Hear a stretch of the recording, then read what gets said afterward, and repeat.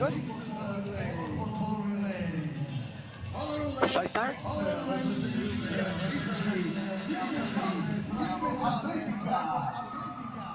one is commentating now. Okay.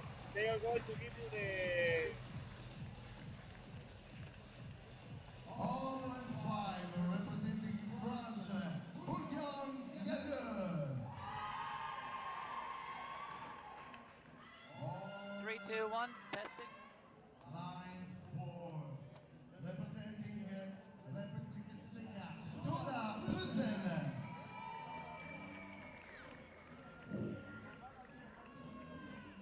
All line 3, representing Estonia, SK Elite Sport.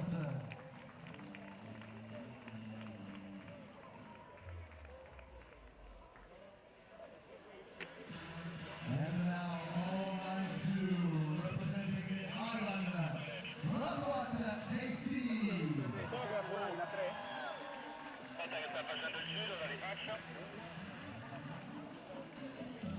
And finally, all line 1, representing Denmark, Sparta Abilik.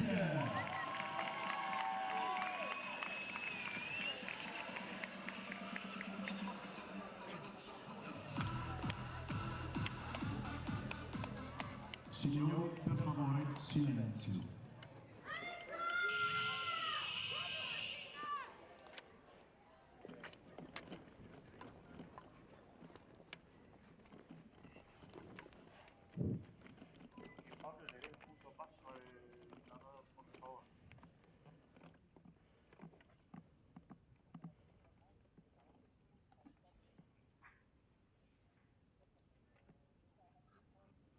Sure, testing 1.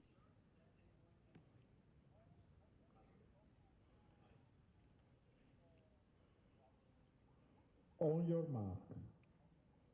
Everyone, and welcome to Rome for the start of the European Athletics DNA Under 20 Clubs competition. And we're straight into action here because the mixed 4x400 meters is on the start line. We'll give you the full explainer later, but from lane 1, it's going to be Sparta Athletic of Denmark. Lane 2, Retoth AC of Ireland. Lane 3, SK Elite Sport of Estonia. Lane 4, AK Skoda Pilsen of Czech Republic. Lane 5, CS Bourgogne Jalot of France. And lane 6, the hosts, Fiamme Gialle Bracco Atletico. So, mixed 4x400 meter relay. And it's not like it is at senior level. You can set up any way you want here. Mixed gender relay. So as we can see there, going off hard in the blue and white. Or that is Czech Republic, Skoda Pilsen there in lane 4. Shot out to an early lead. Also going well on the inside there is Retoth AC of Ireland. But at the moment it is lane 4. That is Skoda Pilsen, the Czech team, the favourites for the overall title here in the first of 2 semi-finals at the DNA Clubs competition. They have gone rocketing through the first 300 meters, appear to have a very good lead at the moment. It is AK Skoda Pilsen with about a 10-12 meter advantage, but as the stagger will unwind, we'll see more of this. Retoth AC look to have handed over there in second place, and then in third it is SK Elite Sport of Estonia. Big gap back then into out in lane 6. That is Fiamme Gialle Bracco Atletica, but we would expect the order to change a lot as the 3 teams out the back at the moment all have boys on the second leg, and it is the ladies leading it the way at the moment. And as it was from the start, AK Skoda Pilsen out in front, but coming under a bit of pressure now from the outside. They've got about a 25 meter advantage over SK Elite Sport, and then the Italians Fiamme Gialle are starting to work their way into it, up into third now. 2 legs left to run, and the order is going to be changing rapidly, but it is still AK Skoda Pilsen leading the way from Retoth AC. It's the Czechs against the Irish at the moment as we come through the halfway mark. Skoda Pilsen out in front, their full team: Michel Pergler, Jan Shemra, Wojciech Czerny and Anna Rikova. And it is all ladies on this leg. 6 women out there at the moment, and it will be all men on the anchor. So I think we have a good idea of how this race has settled down at the moment, and it is still, as it's been from flagfall, the Czech team out front from the Irish. AK Skoda Pilsen ahead of Retoth AC, and speaking to some of the Irish team management yesterday, was very much apparent that the 4x4 mixed was one of their big hopes for victory here. So the way this works, it's going to be 12 points for victory, and I can see that the Ratoath Club are going crazy down there on the sidelines as their athlete overtakes the Czech runner coming into this anchor leg, and she is putting big distance there into them. But it is Fiamme Jale coming through strongly now in third position as they head out on the anchor leg. Ratoath AC with about a 10-meter advantage over AK Skoda Pilsen. And then another 10, 12 meters back to Fiamme Jale, the Italians in third. There was a long, lingering gap then of about 50 meters back to the next athlete. So it's going to be these three for the top three positions. And today it is about all those top three positions in the team event, because the top three from this 6-team semi-final will advance to tomorrow afternoon's A final. Ratoath AC are hanging on out there. AK Skoda Pilsen, though, coming in second. And look at Fiamme Jale in third. The hosts inspired here, the Italians. Can they run down Ratoath for the win? It doesn't look like they will. It's going to be an Irish victory here to start off proceedings. Ratoath AC bringing it home strong. They take the victory in the mixed 4x400 meter relay. Fiamme Jale in second, and it is AK Skoda Pilsen in third.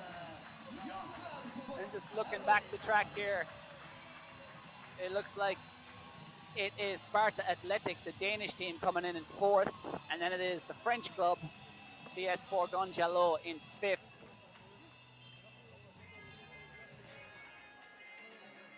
So what a thrilling 4x400 meters there to open up the action. And a well-justified group hug there from Ratoath AC.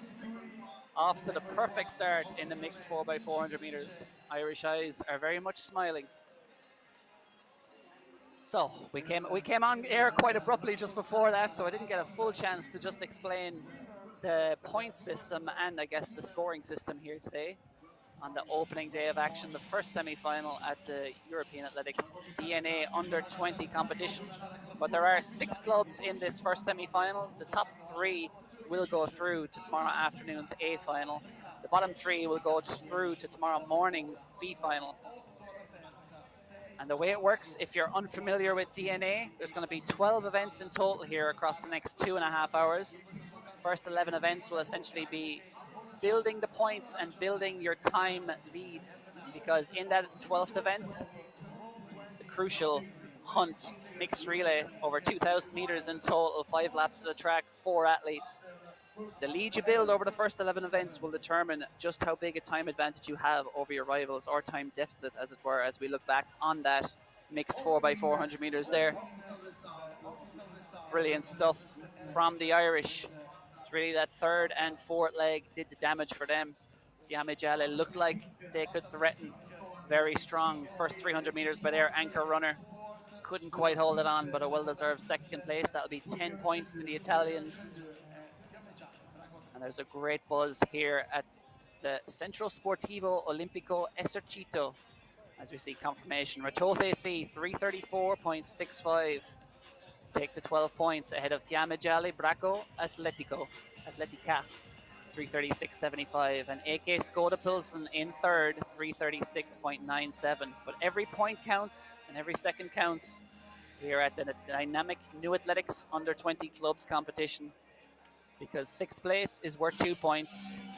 And it does matter, by the way, if you do finish, because if you register no mark in a field event, or if you drop the baton or fail to finish in one of the running events, you get 0 points for your team. And each of those points, each of those single points is worth 1/3 of a second when it comes down to the determining hunt relay at the end of the day.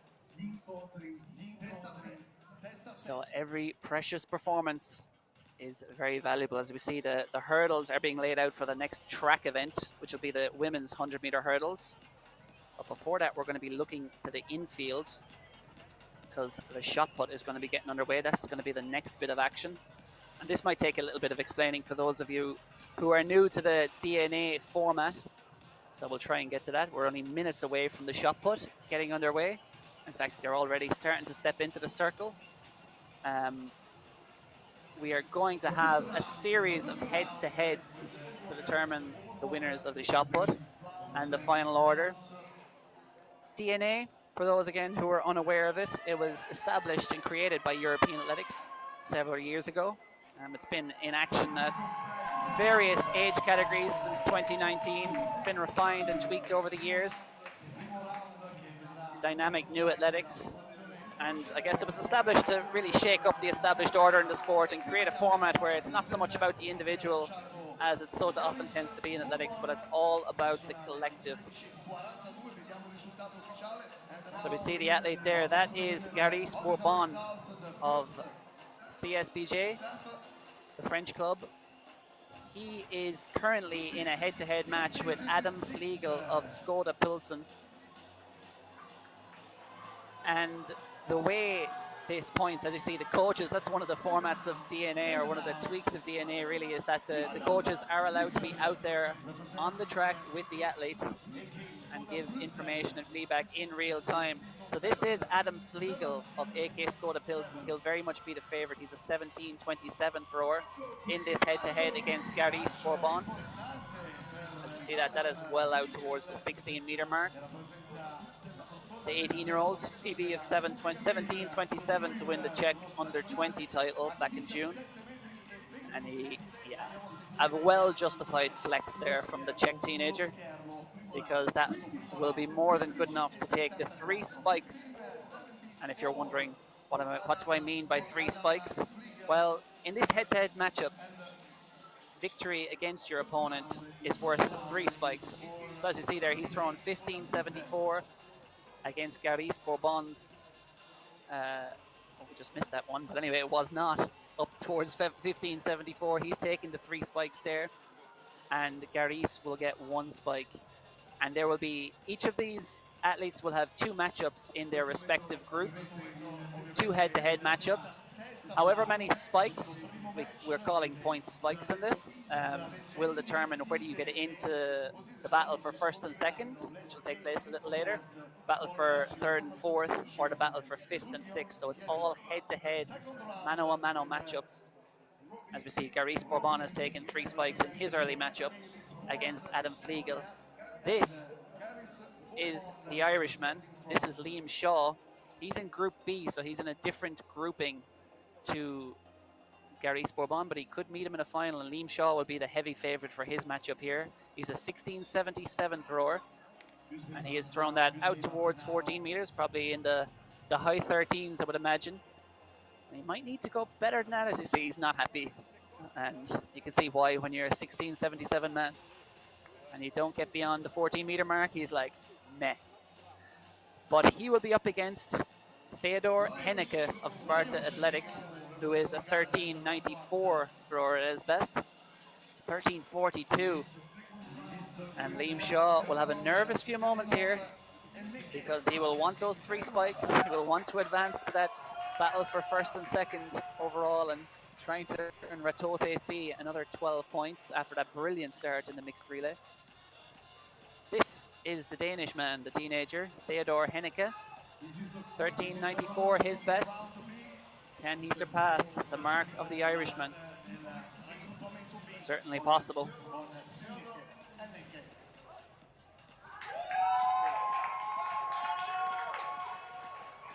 As we see, he looks to have done it.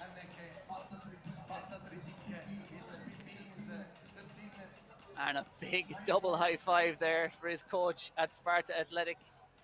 A brilliant throw by Theodor Hennecke. We'll wait for the confirmation of that mark. But yeah, 14.35, he has done it, an outright personal best. What a way to start the competition. And the cheers go up from the Danes here in the stands beside me. I'm sure you can hear some of them coming through, but there's a great buzz in the stands here as all the clubs get behind their teammates. He is off to a great start. That will be 3 spikes in his head-to-head, and giving him a big leg up on the way towards perhaps one of the A final, or the B final as we call it, a little later on. So we'll give you those points tallies as we get them, but Theodor Hennecke will have 3 spikes, Liam Shaw will have 1, Adam Flegel will have 3 spikes for Skoda Pilsen, and Garis Bourbon will have 1. So it can take a bit of getting used to the DNA format when you're used to the traditional mode of athletics, but that's really all about the purpose, I suppose, of DNA athletics. It's reshaping the way athletics is done. It's not just about 6 throws and the longest throw wins. It's all about performing under pressure against one specific opponent. Essentially boxing, except in shot putting. Coming into the shot put circle at the moment, this is Adam Flegel. So already got those 3 spikes. We would expect him to possibly take another 3 here. That is a huge throw. Lands down at basically on the 16-meter line. And this head-to-head, he will be up against Robbie Mickey, multi-eventer from SK Elite Sport. And another handshake with his coach. And the Skoda Pilsen athlete is off to a great start. I would expect that will be good enough to secure another 3 spikes to carry him through into the battle for first and second against the winner of Group B. So 16 meters, and his opponent in this duel from SK Elite Sport in Estonia is Robbie Mick. He has a best of 12.55. He's a multi-eventer, and that is well short of even his best. But when you're up against a man who's thrown over 16 meters, it was a battle he was never really going to win. But he will have chances to compete for those points. And as we said, every place counts hugely. Every individual athlete in these things, even if they beat the athlete closest to them, whether it's for 5th or 6th place, those 2 points could make all the difference when it comes to the hunt, because it could be worth close to a second. 2 points equates to 2/3 of a second, which is probably a 6 or 7 meter worth of track you'll be gaining for your team. So every centimeter could count in this shot put competition when it comes down to the crunch relay that will determine who goes through to tomorrow's A final.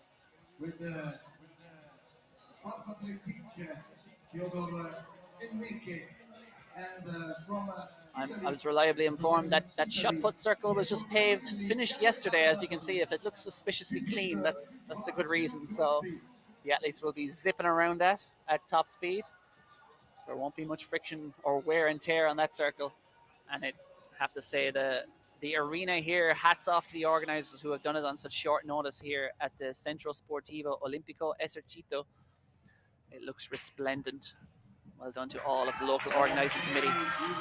So we're going back to Group B, and this is the second round of throwing in Group B. Theodor Henneke has already taken 3 points. What can he do here? We would expect him to do similar here, out towards down around the 14-meter mark. He is up against Pietro Camilli of the hosts Fiamme Gialle, Bracco Atletico.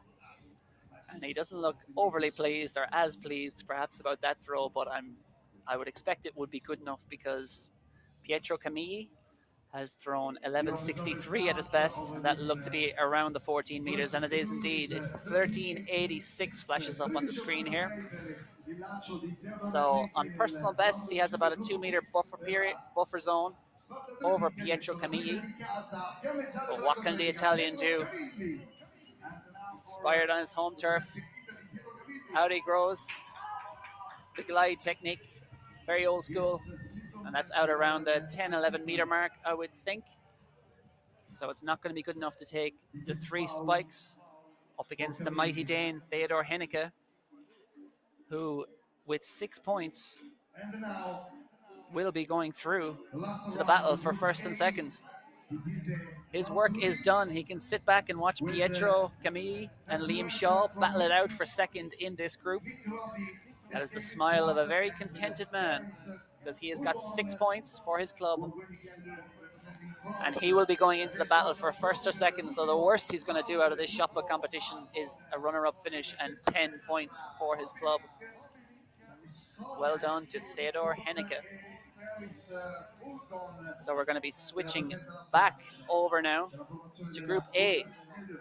And the final matchup in Group A is going to be Robbie Mick of SK Elite Sport and Gary Bourbon of Morgan Jalot. As we see, this is Robbie Mick. The spin technique is quite low throw there. Not much height, and it very nearly falls out of the circle, but manages to hold it together. No, he has fouled, I believe. And that is a big blunder by him. Just lost control there as he was spinning around that circle. Now representing As I said, that is France, a brand new Romania, circle, so perhaps Garis speeds are moving Bourbon. around it might be a This little. And season now this is one of these passes interesting situations because Gary Bourbon now just has to throw a meter, has to throw anything. Just hit it in the grass and he wins this matchup. of Garis Bourbon. Gary Bourbon, I'm sure he'll give it a good effort anyway.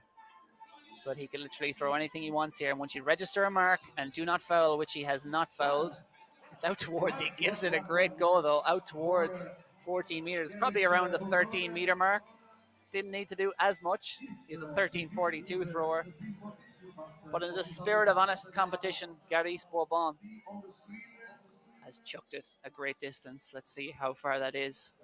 Doesn't really matter ultimately how far it is because he's going to be getting himself 3 spikes. 12.65 Gary Bourbon has thrown. So as we see, given he's beaten Robbie Mika, he will take 3 spikes from that. And now the last round And we're heading back over to Group B for the final round of Group B. And it will be Petro Camilli of Fiamme Gialle Bracco versus Liam Shaw of Ratoath AC. Again, we would expect that Liam Shaw has the edge here as a 16.77 thrower, but he was way below his best in that first battle.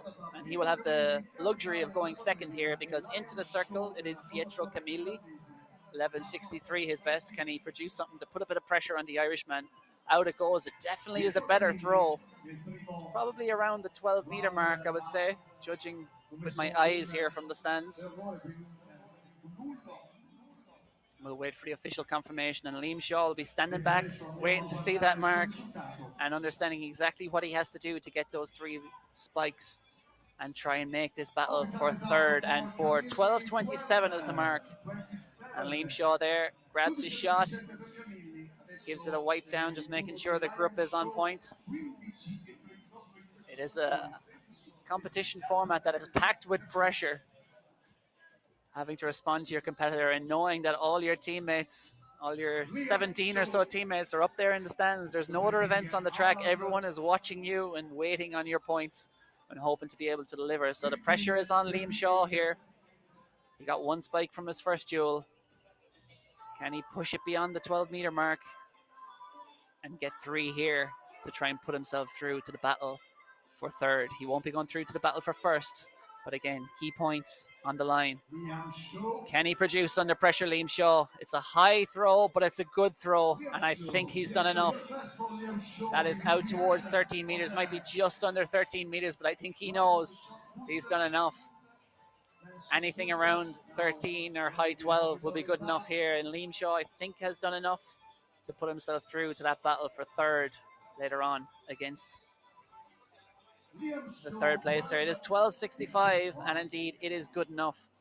He has won his matchup with Pietro Camilli, and he will be going through to fight for third place and 8 points in that duel later on. Well done to Liam Shaw. So now that's both group stages complete. Now it's going to be through to the final stages.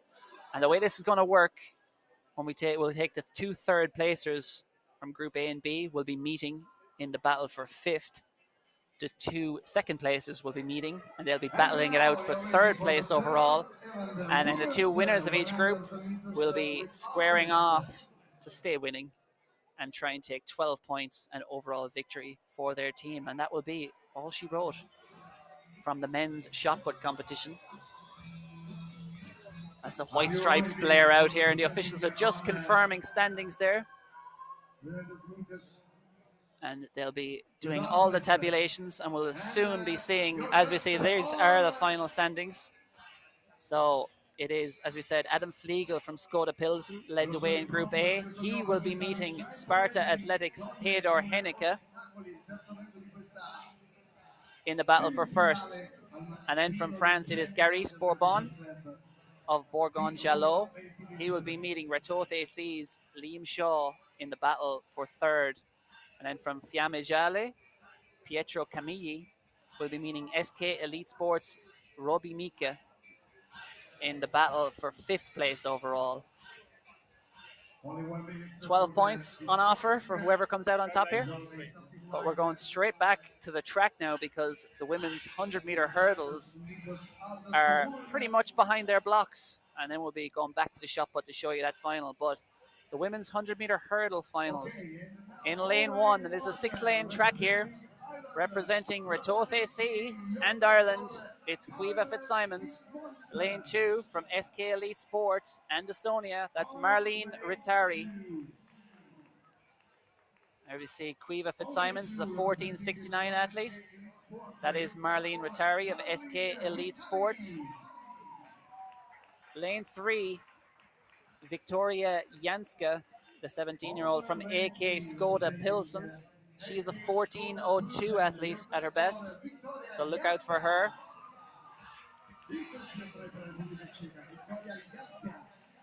But there are quicker athletes in here, and one of those from France, from Bourgogne-Jalot, this is Marianne Bossel. 1394 is her best, and the face paint has been out in force in the French camp this morning. Good to see the athletes wearing the colours, but this is the favourite, the big favourite. This is Celeste Polginotti. She is a star, 17 years old. She has run 13:36. She was 4th in the European Under-20 final this year. She ran her PB in that final. And this is Betty Ramsgaard Jensen of Sparta Athletic in Denmark, 14:05, her best. So we would expect, barring accident, that lane 5 in Celeste Polzanetti of Fiammeggiale Bracco Atletica is the overwhelming favourite here.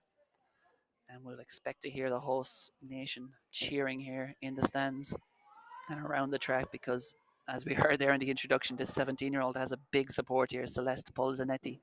Look out for her in lane 5, and then we would expect it could be very close between lanes 3, 4, and 6, perhaps. But there should be little between these athletes. Barely a breath of wind here in the stadium. The favourite, lane 5, Celeste Polzanetti.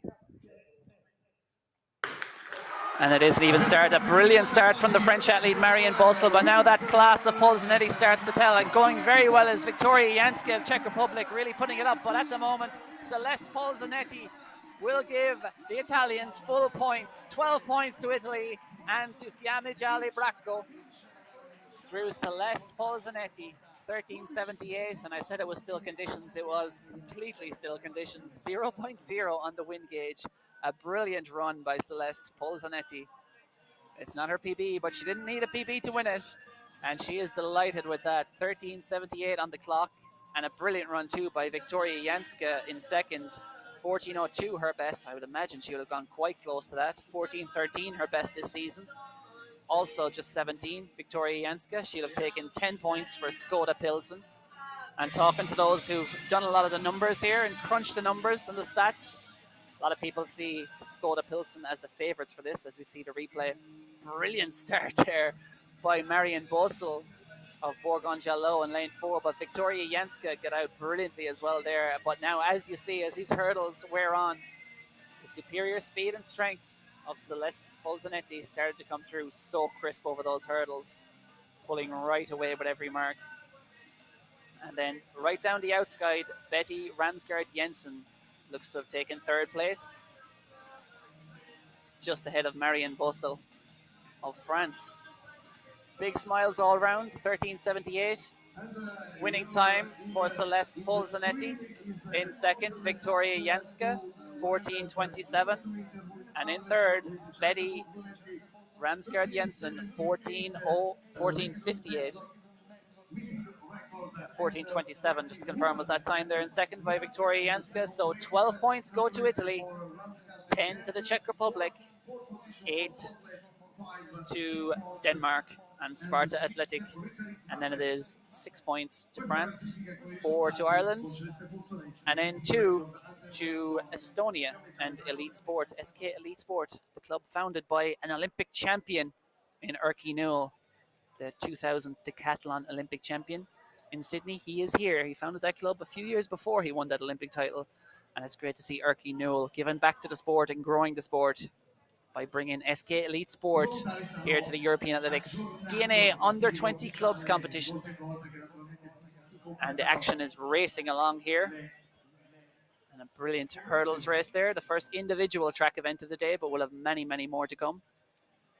Next up on track, it will be the men's sprint hurdles, and all the workers there, as you can see, are quite busy moving those marks and moving those hurdles significantly up in height as the lads get ready to take on the high hurdles.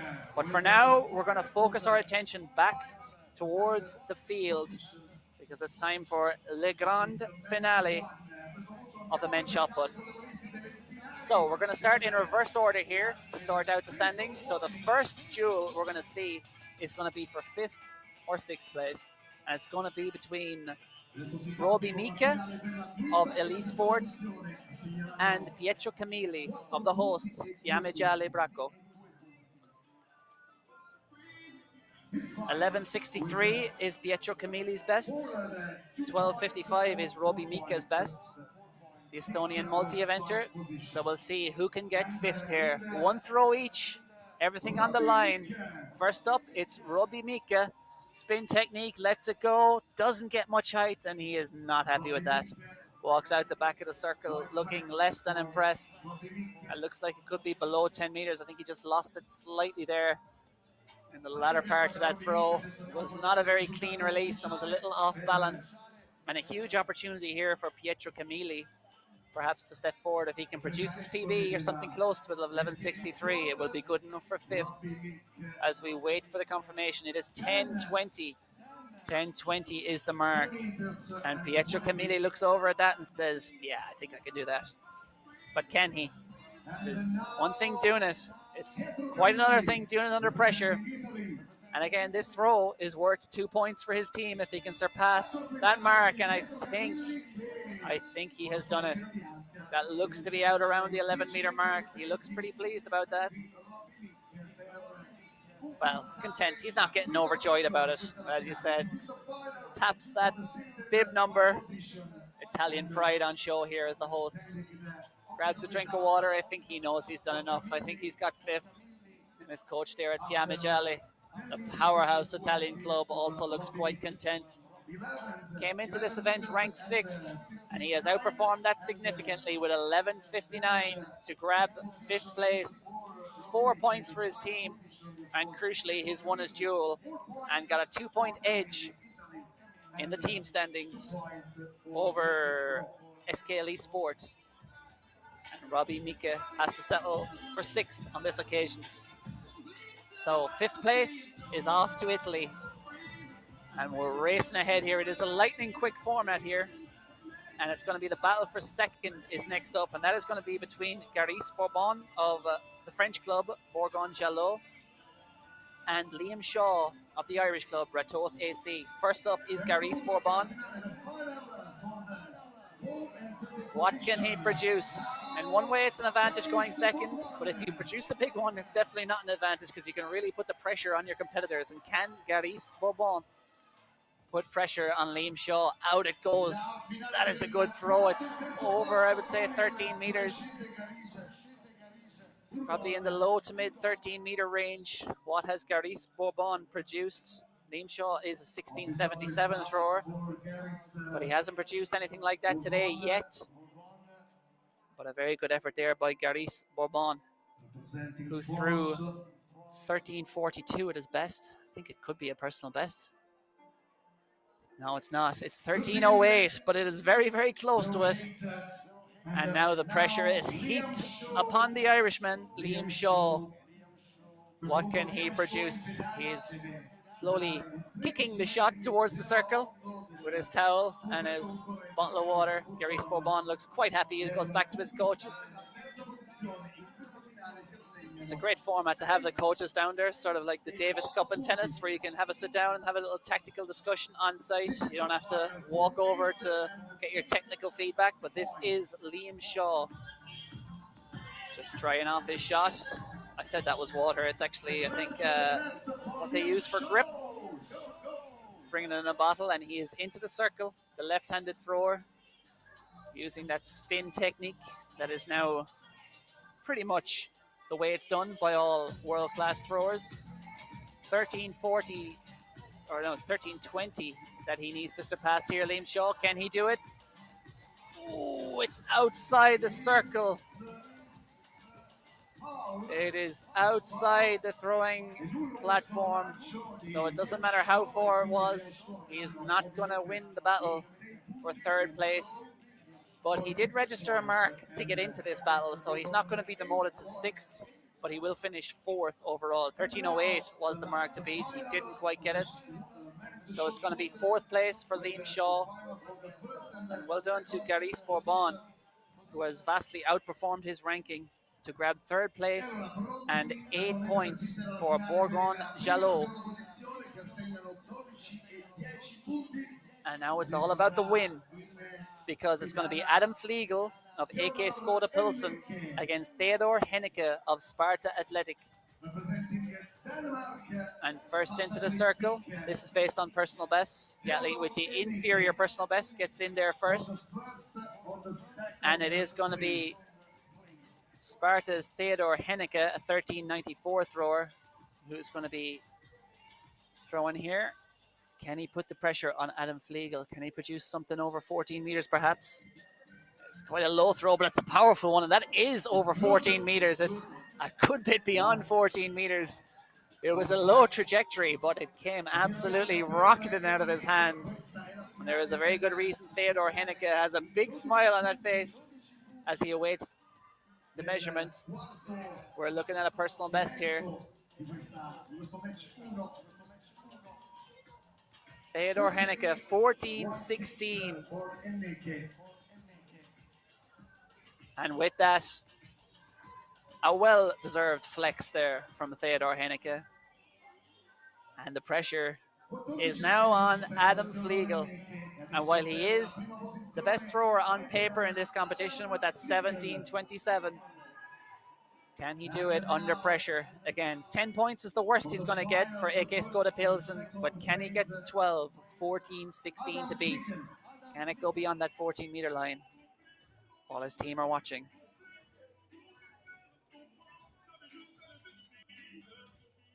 And Flegel lets it fly. That is up towards 16 meters. It's in the high 15s, I would suggest. And punches the air, and the dust comes blowing off that in a cloud off his hand, and he is delighted.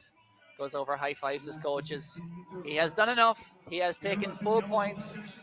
Gets the white flag. No issues there. Adam Flegel takes 12 points for AK Skoda Pilsen. We'll await the official confirmation, but there's no doubt it's beyond 14.16. 15.54 it is for Adam Flegel. Good to see the face paint has been out in the Czech ranks this morning as well. Adam Flegel wearing his country's colours with pride on the international stage and performing with pride. He has taken victory against 5 other men. He has won all of his duels coming in, and he has won the final. Brilliant throw there. Just falling short of that 16-meter line, which he's been well beyond in the past, but it's a very different format here, and it's not so much about your overall distance. It's just about beating your competitor. So at times, as we saw with Liam Shaw, it can pay off to just put a safe throw out there and make sure you don't foul. And perhaps that was what Adam Flegel did there, because he does go on to take maximum points for his club and indeed country. Well done to Adam Flegel. So we'll try and update these standings as we get them, because we are now 3 events in. We've had the mixed relay, we have had the women's 100-meter hurdles, and that was the conclusion of the men's shot put. As we see there, that was the summary of the group stages.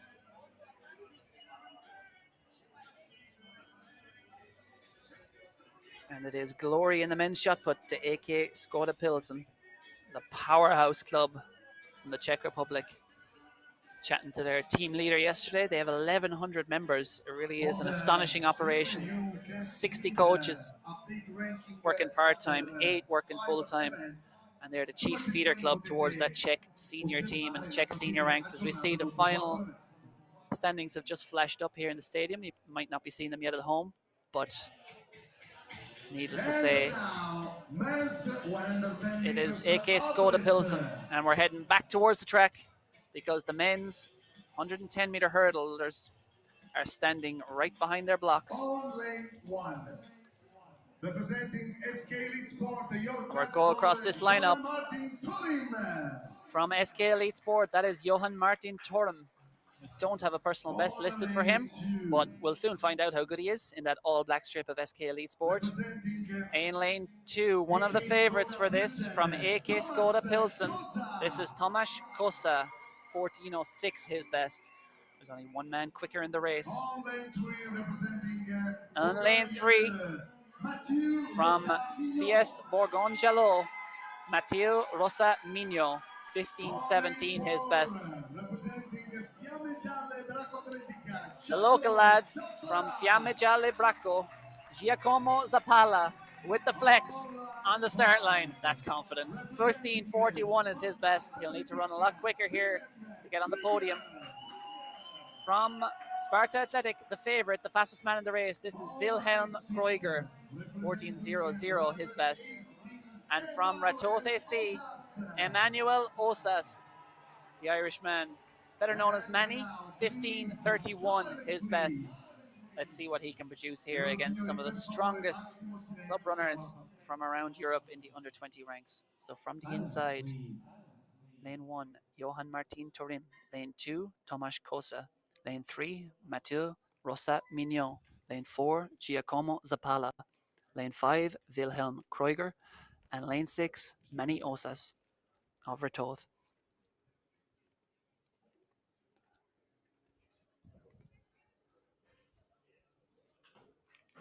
The lanes to watch, we think, are lanes 2 and 5, Tomasz Kosa and Wilhelm Kreuger from Skoda Pilsen and Sparta Athletic, respectively. It's a clean start, and it is a great start from Kosa there on the inside, but the class of Wilhelm Kreuger is starting to tell. These two are pulling away right now, and it is Kreuger who is running such a crisp race right now, going well at Osas of Ratoth in third too, but it is Kreuger to the line, punches the air, 14:10 on the clock, pulls clear of Tomasz Kosa. He takes second for Skoda Pilsen, and back in third it was Emmanuel Osas of Ratoth AC. Those are the top three. We will sort out the full standings in a moment. But a crisp, clean, powerful run there from the Danish lad. Fastest in the race before this. Fastest on the track. When it came down to it, he takes 12 points for Sparta Athletic. Hugely impressive performance. Just off his personal best as well. 14:10 in pretty much still conditions. And it is early in the morning here.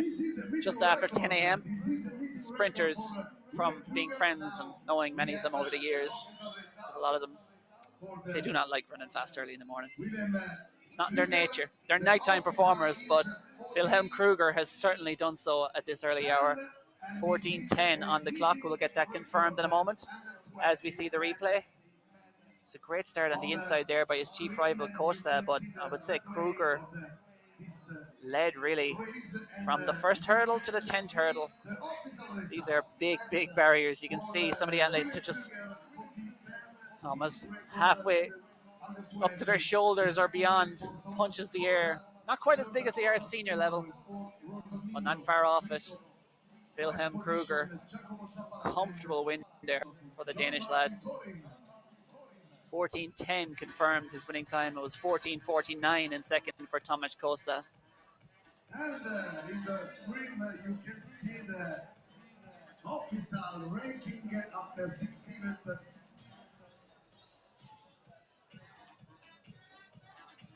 There is a meeting record, a DNA record for Wilhelm Kreuger, that 14:10, Tomasz Kosa in second. And there are the current standings with Skoda Pilsen, as we suspected, shooting out to an early lead, 30 points. Fiamme Gialle Bracco, 26 points. Sparta Athletic in third, but it is very close between all of them. And remember, top three go through, and Ratoth AC will certainly be hopeful of getting into those top three standings. Ratoth were 9th last year, but they feel they have a stronger team this year. But as their team leader said, so do the other teams. But we'll see if they can get into those top three positions as we race along here towards the hunt. And remember, all these events count, but they don't count nearly as much as the hunt will. But it's all about the collective, building your advantage and contributing towards the stagger or the deficit or the lead your team will have in that final 5-lap hunt relay. It is a thrilling format the way it's run. It'll be fascinating to watch it play out because while And on paper we might expect Skoda they're Pils head-to-head to with pull away over these coming events and build themselves a nice Katerina lead for the hunt. representing AK Even if Skoda that is the Plzen. case, the battle for those second and third positions could be very, very close as we look back towards the field because it is time for the women's long jump. It's full for Erika Giorgia Saraceni. This is the round of one. And we are in Group A, round one of the women's long jump. And this is Erika Giorgia Saraceni from Fiamme Gialle Bracco. And we think that was a foul in her first attempt. She is in a matchup against, and indeed, as you can see there, she is in a matchup against Katerina Salchmanova, who now just has to register any mark, and she has jogged up to the board and done all she has to do as she jumps. All she had to do was jump into the sand there, and she would win her matchup and get the 3 spikes for her club, AK Skoda Pils, and keeping them at the top of the standings. And I think someone might be saying, she's wondering, I think someone says it's a foul, and she is asking, why would that be a foul? Okay, there's a bit of a discussion going on here, but Katerina Salchmanova is not looking best pleased, or is the team coach, about why that might have been a foul. So 2 no marks. Now this could be very interesting because if you get no mark, you get 0 spikes from your duel. And these are good jumpers. Salchmanova is a 602 jumper at her best. Saraceni is a 598 jumper, which for an 18 and a 17-year-old is very good jumping. Salchmanova, much better known as a triple jumper. She was the European Youth Olympic Festival champion this year, and she was 4th in the European Under-20 final, was Salchmanova. Sorry, that was Saraceni, who was the triple jumper. Salchmanova is a athlete. She's gone over 5,000 points already.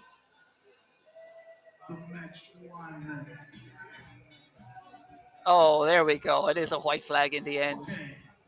So Salchmanova was wondering what the heck was going on there for a while, because she had basically jogged up to the board, been well behind it. I do wonder if it was related to the fact that she kind of walked back through the sand a bit after her jump. And of course, measurement takes place from furthest point back in the sand that you make. Perhaps the way she exited the pit was not to the judges' liking, but in the end, that red flag has turned very much to white, and the track referee is over there explaining the situation. Either way, it looks like she's eventually been given a white flag, which will mean that Erika Giorgia Saraceni, due to her foul, will have registered 0 spikes for Fiamme Gialle Bracco. But Katerina Salchmanova will have registered 3. So 435, Salchmanova, and to be honest, that is exactly what I would have done in the same situations. Had a good look at that board and made sure to register a jump, because if she jumped 1 meter there, she was also going to get those 3 spikes. She just had to register a mark, and that is the big advantage of going second, and perhaps the danger of going first when you're up against a good jumper like Salchmanova, as Saraceni was. She felt she had to put a big one out there, and that mark has led to 0 spikes for Fiamme Gialle Bracco.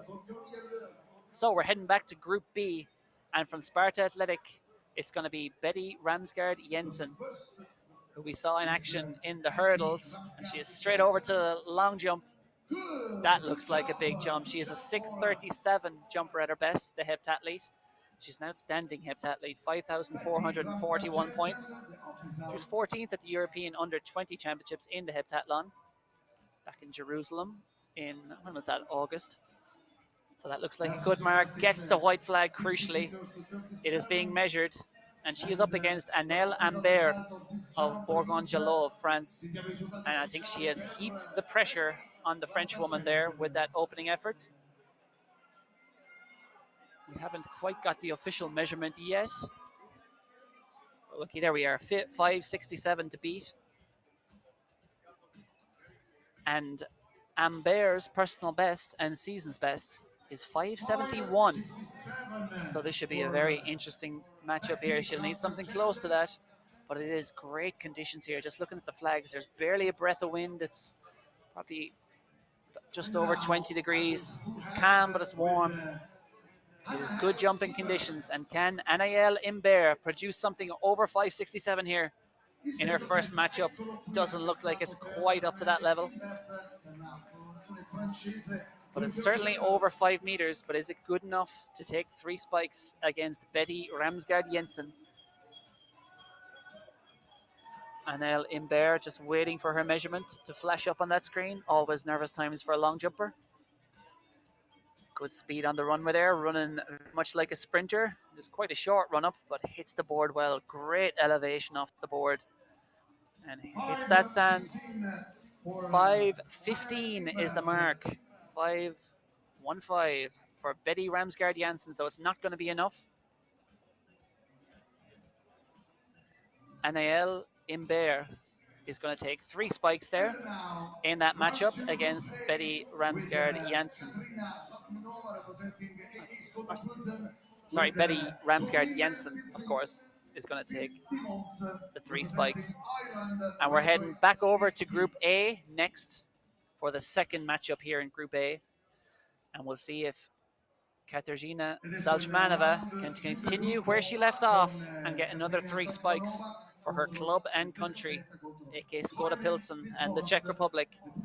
She is up against, in the second matchup, Caoimhe Fitzsimons of Ratoath AC. That is Salchmanova back on the runway. Again, jogged up and jumped a little over 4 meters last time. Now she's got to go out and put out a big one, take a few risks. Hits the board well, goes well beyond 5 meters. Looks in around the 550 mark. Well, gets the white flag crucially. And given Caoimhe Fitzsimons, her opponent in this matchup, is a 547 jumper, she knew she had to go and do something like that. But it is the smart, prudent play, perhaps, not to take too many risks on that board in that format. It's not quite like it is in usual athletics. This is dynamic new athletics. And we see the reaction from Caoimhe Fitzsimons there. She's waiting to see what she has to do. 534 is the mark from Salchmanova. It's doable. Caoimhe Fitzsimons has jumped it this year. Caoimhe Fitzsimons in her first matchup. Will it be 3 spikes? Will it be 1 spike? And remember, if she fouls, it is 0 spikes. 534 is the mark to beat. Katarzyna Salchmanova has laid down the gauntlet. 534 to beat. Caoimhe Fitzsimons on the runway for Ratoath AC and Ireland. The club from the village in County Meath. Here she is. And off she goes. Good speed on the runway. Hits the board well. Good elevation. Just moves off to her right there. By the way she landed, she seemed just a little off balance, you'd imagine. But we'll see how big that is. 534 is the mark to beat. Let's see if she can surpass it. Oh, it's a foul.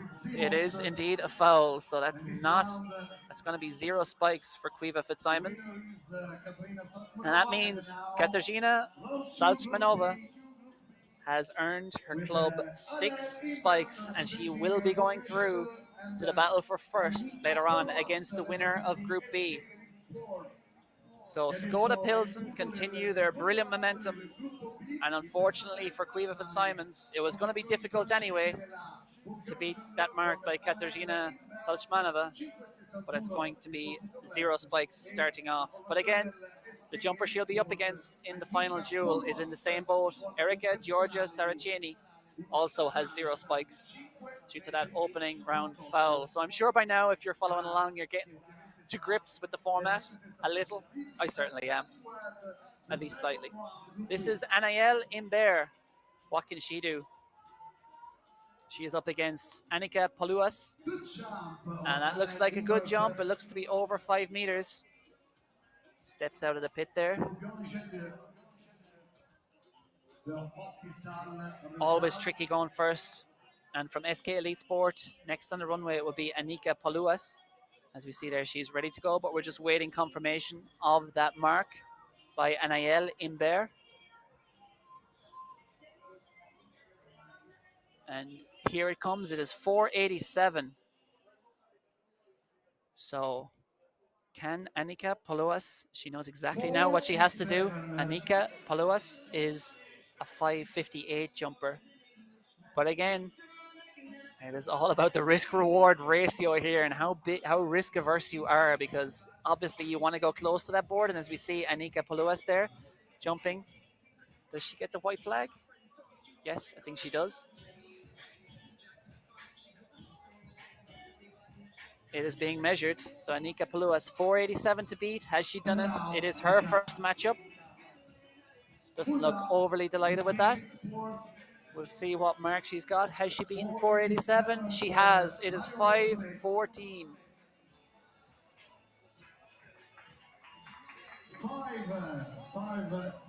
So Anika Paluas has taken 3 spikes from her first matchup. And she will be facing down Betty Ramsgaard Jensen in the third duel in Group B. But we're heading back over to Group A, because next up it is the 2 athletes who fouled in the first round. This is Erika Georgia Saraceni, the outstanding triple jumper, European Youth Olympic Festival champion, 4th just off the medals at the European Under-20 final in the triple jump. She's a 13.42 jumper, but now it's all about the long jump. But first up, the mark to beat will be laid down by Quiva Fitzsimons. See there, does she get the white flag? She does get the white flag, and that will be a huge relief for Quiva Fitzsimons. It's a long way from Ireland to Rome, and she'll be very proud that she has laid down a mark, and it will now be down for Erika Georgia Saraceni to try and beat that. Let's see what that mark is. She looks back. You could see her as she was on the run up there, just taking a good look down at that board. It is 504 for Quiva Fitzsimons. And Erika Georgia Saraceni has 504 to beat. Saraceni is a 598 jumper at her best in the long jump. 574 this year, but she's much better known as a triple jumper. As I said, 1342 at the age of 17. She is a name to watch, not just in the junior ranks, but at senior level, as we see her up to the board. She gets the white flag crucially, and I think that might be enough. 504 is the mark to beat for Saraceni. Has she done it? She will want to get those 3 points. A jumper of her caliber will not want to be in a battle for 5th. The best she can do right now is a battle for 3rd, given Salchmanova has already got the 6 spikes. But can Saraceni get 3? I think she can. 535 is the mark for Saraceni, and she has indeed taken 3 spikes. She will be going through into the battle for 3rd place overall. I'm sure she'll want to be in that battle for 1st, but after an error on her first jump, while she was trying to put a big one out there against Salchmanova, she has made amends in the 2nd round. And now we're heading back over to Group B. And it is the final matchup between Annika Paluas of SK Elite Sport and Betty Ramsgaard Jensen of Sparta Athletic.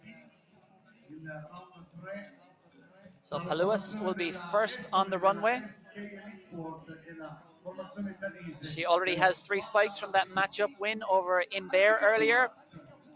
Looks a good mark, looks beyond 5 meters again. She jumped 5:14 in the last round. And Paluas looks to have done it again. She's got the white flag, it is being measured. And remember, Ramsgaard Jensen is a 6:37 jumper. She jumped 5:67 in her previous battle, her previous matchup here against Anaël Imbert. Let's see what Paluas has produced. It is 5:17. So a good, strong jump there by Paluas has put the pressure on Ramsgaard Jensen, who's had a busy 20 minutes here. Pressure is on. Ramsgaard Jensen from Sparta Athletic. Again, a 6:37 jumper at her best. The heptathlete. Danish under-20 record holder with that 6:37 as she runs down. Hits it well, and you can see why she's a Danish under-20 record holder. She absolutely springs off that board. It's out towards 6 meters. It's in the high 5 meters. Gets the white flag. It will be measured, and I strongly suspect it's enough to have taken another 3 spikes and to put her to the top of the standings in Group B. Brilliant stuff from Betty Ramsgaard Jensen. 578. 578. Outstanding stuff from Betty Ramsgaard Jensen. So she will top the standings in Group B and go through and take on Katarzyna Salchmanova of AK Skoda Pilsen in the battle for first overall. But we're going to look back towards the track right now for the time being, because the women's 800 meters is next up on track.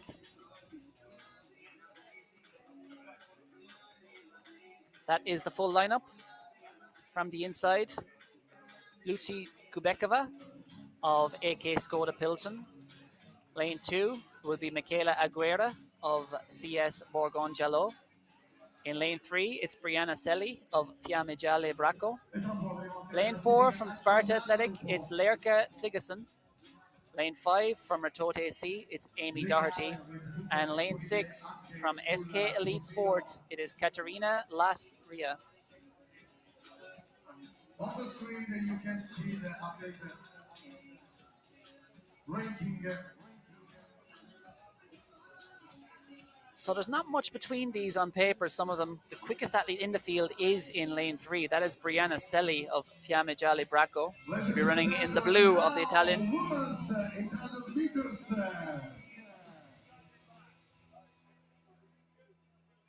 And we'll do the full lineup from outside to in. This is Ria Katerina Las.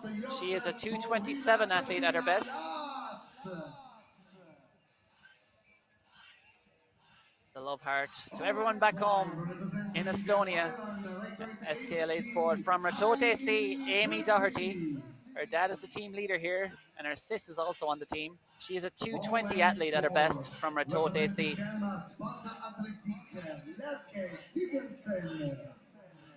Lerka Thigeson from Sparta Athletic in Denmark. 2:12 is her best. And the quickest athlete in the field, at least on paper, at least in the past, but can she be the quickest in the present? This is Brianna Selli of Fiamme Gialle Bracco. 2:07 is her best. From Club Sportif Borgon Jallo, the French face paint, again out in force for Michaela Aguera. 2:10 is her best for 800 meters. And on the inside, from the Czech powerhouse under 20 club, AK Skoda Pilsen, this is Lucy Kubecheva, a 2:09 athlete at her best. So the inside 3 lanes are the quickest 3 athletes. And the quickest of all coming into this is Brianna Selli in lane 3 in the blue of Fiamme Gialle Bracco. 2:07 at her best. But there may be very little in this. And remember, it's not just about those podium positions, because every point down to 6th place is worth, or every place worth down to 6th place is worth a few points. So it's going to be crucial for all these athletes to give their best. And whether it's a battle for 5th or a battle for 1st, it all counts, and it will all build and convert into a time advantage when it comes to that hunt relay later on. So it's a steady enough pace, and I think Brianna Selli is just taking a cautious approach there. She is not really interested, as you can see, in taking the lead. She is just floating up on the outside, and she's leaving it to Michaela Aguera of Borgon Jallo to take out the lead. And this is going to be a stalking, patient race here by Brianna Selli. Perhaps with that personal best, she knows she has the speed. She must be quite confident in her speed, because if she didn't have a good finishing kick, you would expect her to hit the front early and try and impose, I guess, her ability on the rest of the field over the overall distance, because the way this is going, it's going to turn into a 300 or 400. But now we see Selli start to move to the front, just eases to the front there, ahead of, that is Kubecheva in second, alongside Aguera. They're the 3 quickest on paper. The only 3 in this field to have gone 2:10 or quicker. It is 70 seconds. For athletes of this caliber, that's a bit pedestrian. For an athlete who's run 2:07, as Selli has, and now we start to see her apply the pressure, and it is Aguera in second and Kubecheva in third. But trying to go with them, that is Lerka Thigeson in the sky blue of Sparta Athletic, and these 4 have pulled clear. It is Ratote AC's Amy Doherty then back in 5th, and it is Ria Katerina Las of SK Elite Sport. She looks like she's headed for 6th, but Selli is putting the pressure on for the Italians here. She has struck. That was a huge injection of pace over that third 200-meter section. She is pulling clear of Figeson of Sparta Athletic. Looks to be hanging on for second at the moment. Can she raise something effort? She looks to be maybe closing down on Selly. Can we see a grandstand finale here? Because the favourite is doing the business at the moment. Brianna Selly of Fiamma Jale. She's holding on, but she is being hunted down all the time by Lerka Figeson of Denmark. But it looks like Brianna Selly is going to do enough. 2:14 on the clock. She comes across. Full points to the Italians. Lerka Figeson takes second. And then it was the French athlete Michaela Aguera in third. Back in fourth, it was Luci Kubecheva of Skoda Pilsen. The pressure was on, and she obliged. Brianna Selly takes victory. And that was a huge negative split. Having gone through in 70 seconds, she came back in about 63. Ratcheted up the pace. 2 thumbs up to the camera. I'm sure there'll be many, not just watching here, but lots of friends and family watching back home. And Brianna Selly has done the business for Fiamma Jale. 12 points to the Italians. Shakes hands with all her competitors, and you can see the pain there. Luci Kubecheva, I'm sure, left it all out there. We'll get a quick replay. Brianna Selly didn't have too much interest in doing it from the front. Sensibly, really. She obviously knew she had the edge over this field and was the favourite, but said, I'm not going to be the pacemaker for the rest of you. And just sensibly stayed out of trouble there on the outside through that opening 300 metres. And then assumed control, assumed command. And really, I think it was more of a positional move at that point. Didn't really apply much pressure. But it was just as she came off that bend into that back straight, she really just shifted through the gears. And no one else could live with it. But a brilliant run by Lerka Figeson in second. There was a more even pace there. I'm sure she'd have gone very close or broken her PB of 2:12 because she was running a 2:07 athlete there right to the line. Lerka Figeson will take 10 points for Sparta Athletic in second. And a big high five from the volunteers there. I'm sure she knows a lot of the volunteers here. All the local athletes. One big community pulling together to put on this event, and I have to say the welcome has been brilliant from everyone. Confirmation that Brianna Selly takes victory in 2:14. And with that 80s pop tune beating out jump, it's time to look back to the long jump runway because we're about to have the finales. This is the final for the 5 and the 6 position in the women's long jump. And first up, it's going to be a head-to-head to decide who gets 5th and 6th. It's going to be between Quiva Fitzsimons and Marion and Annika Paluas, I think it is, we're going to have against Quiva Fitzsimons. This is Quiva Fitzsimons. Off she goes. Fault to open, but then a brilliant jump, and that is a huge jump. Quiva Fitzsimons just produced 5:47 is her best. Gets the white flag. Quiva Fitzsimons has put the pressure on here. This is the battle for 5th. She is no doubt good enough to contest, but that opening foul cost her. And she awaits the measurement. Quiva Fitzsimons, it is 5:09 she has put down. 5:09. So it is Inael, or it is Marion Bossel who is going up against her. Mario Bosley, and now Mario Bosley for the 5 or 6 place. So we had a women's long jump. Marion Bossel. What can she produce here? 5:09 to beat. Oh, that's very close. It is a white flag for Marion Bossel. Has she done enough? It looks like it's going to be very close here. In this battle for 5th place, has Marion Bossel beaten Quiva Fitzsimons? Difference between 4 points for your team and 2 points for your team. 5:17, she has done it by 8 centimeters. So, by 8 centimeters, Marion Bossel has done enough, and she will take 5th place and 4 points for CS Bourgogne-Jalot. And now this is to determine third and fourth position. It is Annika Paluas of SK Elite Sport. That is her on the runway, and she is going to be going up against Erika Giorgia Saraceni of Italy. Off she goes, Annika Paluas. Great elevation off the board. It's over 5 meters, but how far over 5 meters is it? 5:35 is what Erika Giorgia Saraceni jumped, but that doesn't count right now. But that's what she jumped in the group stages. It's just a guideline on what she might have to surpass. But of course, Saraceni also fouled her opening attempt. But Saraceni will have the edge here in terms of knowing exactly what she has to do to get third place. Because Annika Paluas has jumped. What has she jumped? We're still waiting. It is a white flag. This is just confirming they had a good think about that, whether it was a white flag or not. I think there was extensive studying of the board there. But it's being measured. That's what the delay was for. She was right on the board, so Annika Paluas has gone to the edge with the board. Let's see what she has done. It's 5:18. 5:18 is the mark to beat. And as we said, Saraceni in that second round of the group stage jumped 5:35, but fouled her opening attempt.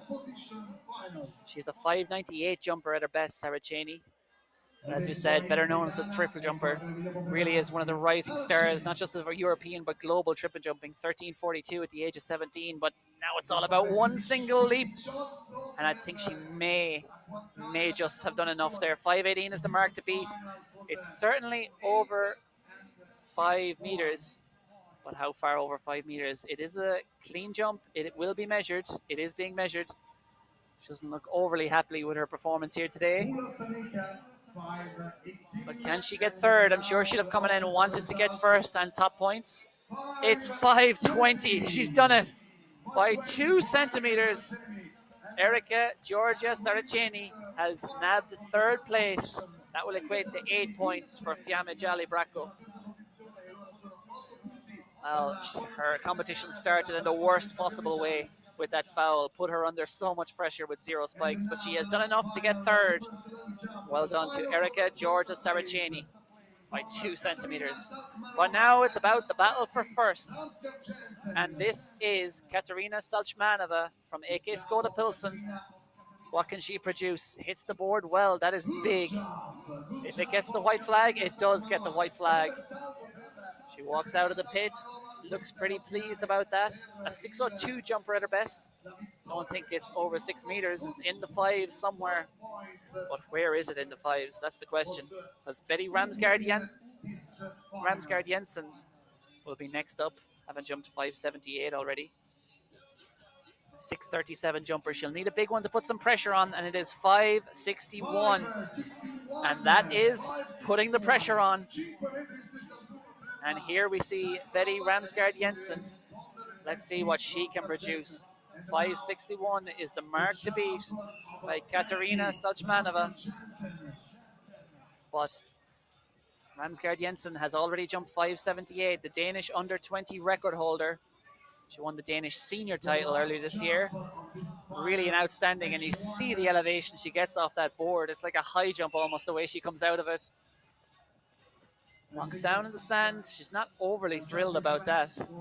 I think it's beyond 5:50, but I don't know if it's enough to beat the 5:61 by Katarzyna Salchmanova.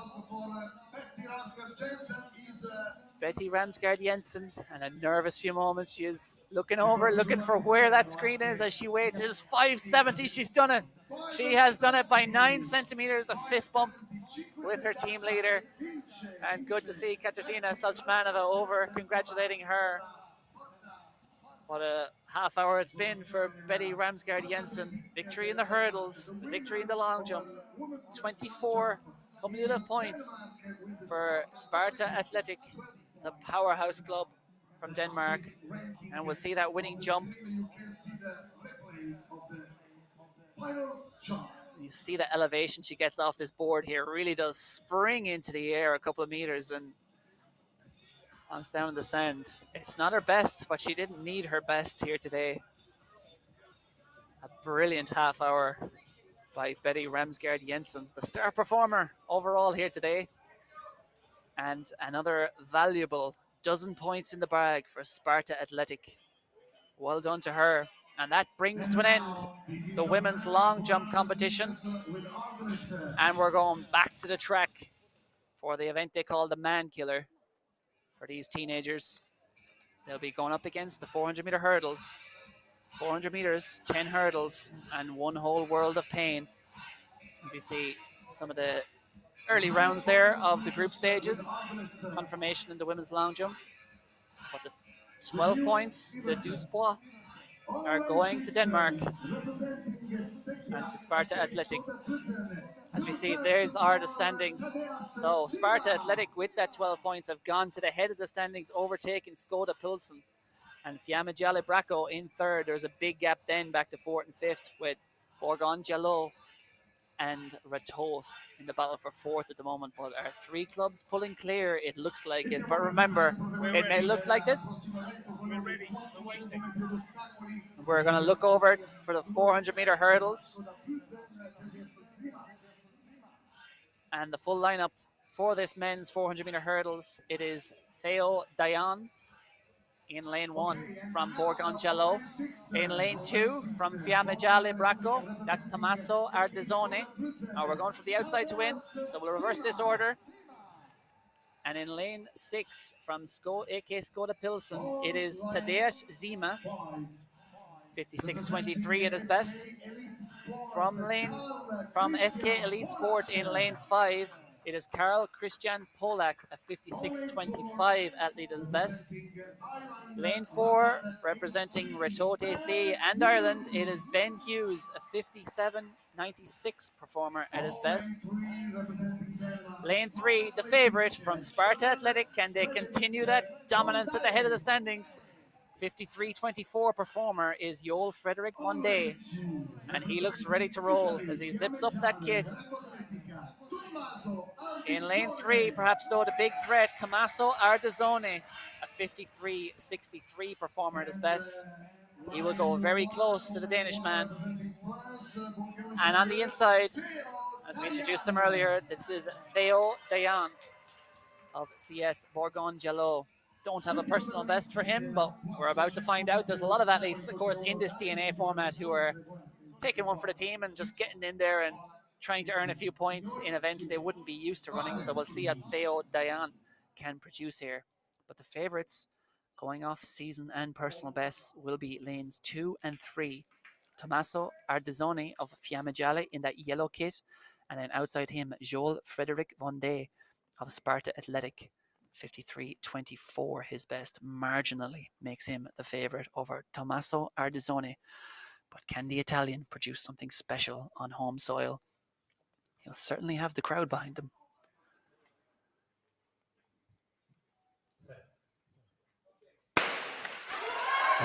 Clean start, and away they go. There's a huge difference in stature between lanes 2 and 3, but there's very little difference between them when it comes to personal bests, and it looks like at the moment Joel Frederick Von Day has gone out hard. He is building that lead over Tommaso Ardezzone, and the Danish man is continuing the dominance of Sparta Athletics, at least through this opening 150, 200 meters. He leads right now, but going well on the outside there from AK Skoda Pilsen. That is Tadeusz Zima, but it is Von Day in lane 3 at the moment. But now look for Ardezzone to come back into it. There's very little between them on personal best, but it is Von Day who turns for home. We have a faller on the outside. That is Zima. If he can get up and finish, that's going to be worth points for his team, but he is down. But up front, it is Von Day hanging on to this lead, but here comes Ardezzone from the clouds. He takes victory for the Italians, 55.02. Devastation on the face of Von Day. He cannot believe he got beat. He led all 10 hurdles and he got his pocket picked down the last 50 by the youngster Tommaso Ardezzone, born in 2007. He is trying to console Joel Frederick Von Day, who looks a bit inconsolable at the moment, because for about 380 meters of that 400, Joel Frederick Von Day, I think, thought he was headed for 12 points and keeping Sparta Athletic at the top of the standings. But Tommaso Ardezzoni, the youngster, came with an absolute flourish over that last 50. It's a steal victory. We say steal, really he earned it. Brilliant performance by Tommaso Ardezzoni. You see there, he is the youngest athlete by far in this field, Tommaso Ardezzoni. But he produced the goods when it mattered. As you see, Joe Frederick Vonday really had the edge at this point. Just having to stutter a little with that stride length. But he still had about a 6-7 meter advantage there turning for home. But you can see at this point of the race, he looks right, but the danger was coming from his left. And he just got that last hurdle wrong. It put him off balance. He looked to the right again. And as you see, he saw the danger all too late. He tried to respond, but by then, it was all too late because this young man from Fiamma Gialle Bracco, Tommaso Ardezzoni, is the champion. Youngest athlete in the field and the fastest, at least today. Did it when it mattered. Fiamma Gialle Bracco, that is a valuable 12 points for them in the team standings. Well done to Tommaso Ardezzoni. So we'll see what that does. 55.02 was his time, 14 hundredths of a second ahead of Joel Frederick Vonday. And then back in third from Elite Sport, it was Karl Christian Polak. Crucial 8 points for them. Theo Dayan, 58.42 for fourth. Ben Hughes in fifth with 59.22. And well done too to Tadeusz Zima. I said during the race, he was down, he looked hurt, fell at that. I think it was the 8th hurdle Tadeusz Zima went down at, but got up, finished, and earned a valuable 2 points for his team, because if you don't finish a track event, it is 0 points. So well done to Tadeusz Zima. And Sparta Athletic maintained their lead at the head of the standings, 58 points, just 2 points ahead of Skoda Pilsen. So, next up on track, we're going back to the field, and it is high jump time. It is time for the men's high jump. And this is, again, a very interesting format because it's all about the head-to-heads. And if you're new to DNA Athletics, what happens here is the format is essentially the same as the long jump, where you go up against one athlete in the group stages. You have 2 group matches. The spikes or the points you earn determine which duel you get into in the final stages, whether it's the dueling for first, third, or fifth. But the catch, much unlike the long jump, you have to nominate the height in secret from your competitor. As you see there, the Irish athlete Emmanuel Osas from Rotode C, he is turning that board away from his rival, Pavel Fronak, in this first duel, because you have to put the bar where you want it. Your competitor unaware, they will reveal the heights they jump, and then it's about who gets the clearance. If they nominate the same height, they get to go again. And so it's kind of based on your best, but also your rival's personal best, where you want to set that height. Fronek is a 198 jumper. Osas is a 193 jumper. What would you do in this situation? 180 something perhaps? 182 for Osas and 187, okay, for Fronek. So very interesting. So if we get 2 clearances here, Fronek will take full points. 187, 182. So even if Osas goes clear, he can't come again and say, no, I want to jump 190 now as a 198 jumper. He has to settle for what he jumped. And I think, it is the end of the season. We're here in mid-September. A lot of athletes are jumping and running on tired legs. So perhaps if you see them go a bit down from their personal best, it's no surprise. Many athletes may even have taken their end of season break and gone off on holidays and come back to participate in this competition, for all we know. So Emmanuel Osas is a 193 jumper. He has set the bar at 182. And again, it's about putting that bar at a height that you feel confident of clearing.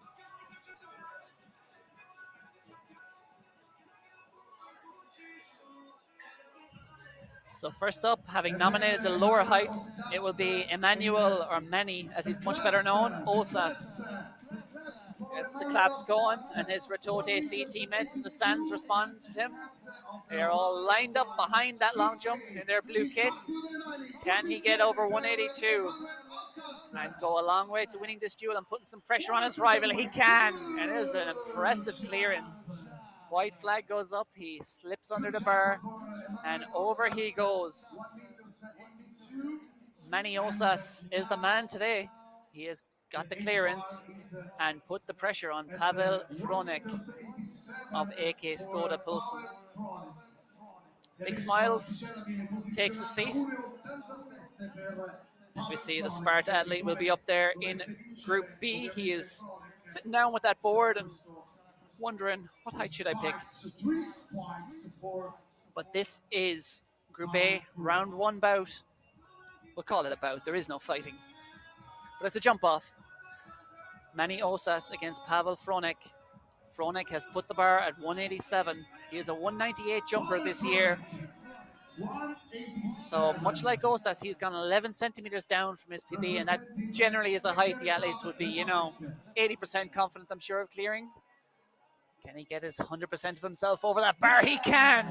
Fronek has done it.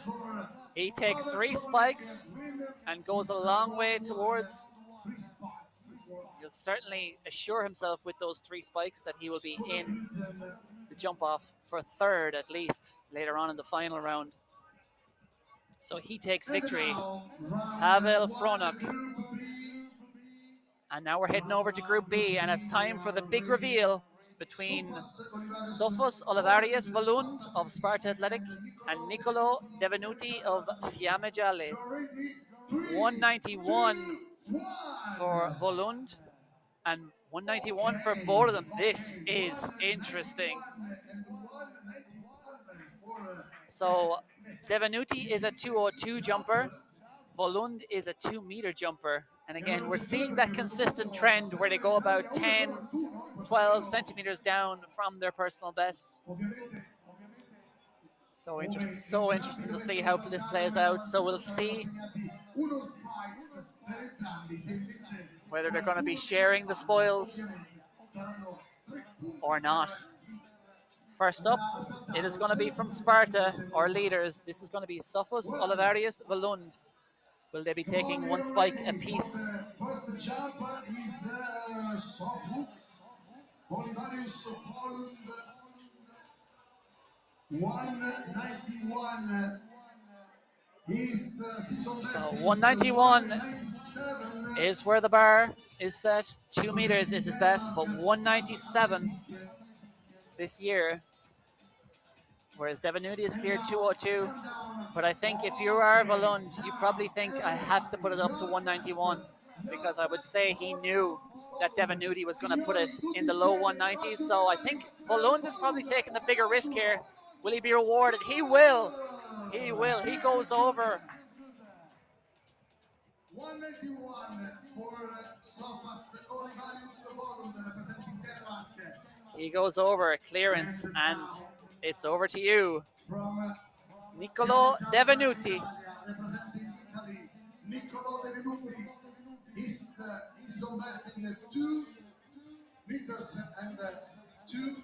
So Nicolo Devenuti, 191. Can he follow where Sofos Olivarius Volund has led and sail over 191? Gets the claps going, and it's good to see the rival clubs behind him there are encouraging him. Can Devenuti continue the great form for Fiamme Gialle? Oh, he is so easily over that. Very easy.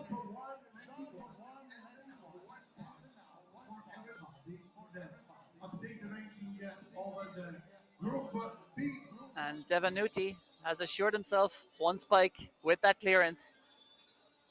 Well done to Devenuti. And now, round 2, Group A. So we're going back over now to round 2 in Group A. Representing Ireland, Robert E.C. and Harry Richard Jagger representing Historia And Escape next Elite up, Sports. it's going to be Manny They Osas now right in the top of the table against with Harry the Richard doublet Jager with his of SK Elite the Sport. nation, Jager is the back by far the position better jumper of the overall with a round 208 two personal best, but rugby. he's jumped 198 this year. There is Jager. Let's see what The he puts invite, down. ora stanno He's schiantando taking a la sneaky look misura there over e at non vogliono Osas, saltare, possibly trying to ovviamente see non what conoscono he la has done. misura del loro avversario.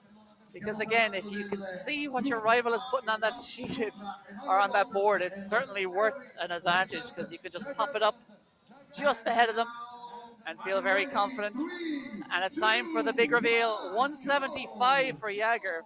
Osas puts it at 180. 180 and 175. Interesting. Emanuele Osas, 180 So quite and surprising there by Jagger Jager to just put it at 175. 175. Allora, round two fra Emanuele But Osas remember, Osas che cleared scelto 182 in misura the di last round, 1,80 and he has per dropped it questo now to round 180. two aveva scelto 1,82 in If he precedenza, quindi attenzione anche a questi cambi, mentre He Harry took Richard one spike Jagger from the last ha round, scelto una Osas, misura di outjumped by Pavel Fronek, but he 1,75. now has the opportunity to get three if he can outjump Jager, because he has set the bar slightly higher. But as a result of those heights being put in, it will be Jager who has to jump first. That's the trade-off of putting in the lower heights. You have to step up first and allow your competitor to see what exactly you have to do. So Harry Richard Jager, his first duel here against Manny Osas, gets the claps going. And indeed, Retoth AC, despite being rivals here to SK Elite Sport, they're all gathered there behind Manny Osas there, clapping him along, and Jager goes over. A brilliant clearance. An impressive clearance by Jager. Looks like he's just limping a bit, and perhaps that would explain, if so, why he put the bar just at a more moderate height, given a man who's already jumped over well over 2 meters. Has a quick chat with his coach there. But now it's down to Manny Osas of Retoth to try and clear 180. In the first round, Osas He's is already cleared 182, so he just lost has to repeat the trick, round. and he will earn himself 3 spikes, which added to that 1 spike from his earlier duel will certainly see him go through to at least the third battle for third later on. The claps, il battito delle mani, signori. So Manny Osas gets the claps going. His Retoth teammates are all lined up behind him. There's about 20 of them there. He's just going through these final process, imagining himself getting over this bar. Does it turn to reality? It does. And he was over that with room to spare. Manny Osas takes the 3 spikes and he heads on into the duel, at least for third. We'll see what happens in the final duel between Jager and Fronek. Now, the next round is round 2, Group B. Nicolo Devenuti, Fiamme Gialle, Matteo So Angeletta. we're back straight over to Group B, and it's time for the big reveal between Nicolo Devenuti and Matteo Angeletti. So Devenuti puts 165 and Angeletta puts 190. 1 meter and 65. Nicolo Devenuti, 1 meter and. Sorry, I had that the other way around. Wrong way around. It was, of course, Devenuti who puts 190 and Angeletta who puts 165. So a big difference here. And I'm sure Devenuti, he is a 202 jumper, but when he saw that 165, he probably thought, damn, maybe I should have put 180. Because he has set an unnecessarily high bar for himself here, as it is. But he wasn't to know that Angeletta was going to write 165 on that bar, because Angeletta is a 190 jumper. So he might have been expecting a 180 or 185 to be written down. But first step, Angeletta coasts over 165. And I think Angeletta, up against a superior jumper here, at least on personal best, may have just said, I'm going to put the bar somewhere I can be assured of a clearance and take my point. And maybe if Devenuti has set the bar too high, he can capitalize and take 3 spikes. But the pressure is now on Devenuti. This is no easy feat. A 202 jumper has set the bar at 190. Avrà 3 spikes And we e have seen quindi these missed. He's got the backwards baseball cap on. Looks cool as a cucumber as he awaits that bar to be set to 190. Cleared 191 in the first round. He took a spike. Can he take 3 spikes here?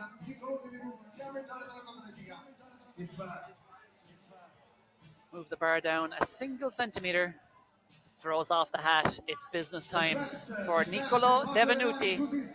Gets the claps going. Up he comes to the bar. Not a single bother. Devenuti soars clear at 190. He takes 3 spikes ahead of Matteo Angeletta. And Niccolò Devenuti takes 3. So we'll await the final group before we know exactly who's fighting it out for first, who's fighting it out for third, and who's fighting it out for fifth. But back over to Group A, and we're heading to the final matchup here between Harry Richard Jager of Elite Sport and Pavel Fronek of Skoda Pilsen. Okay, we have not seen exactly what they've put on the board, but we'll find out very quickly. So, because it'll come up on that screen, and we'll let you know. Let's see who's first up. So, it looks like it's going to be Jager up first.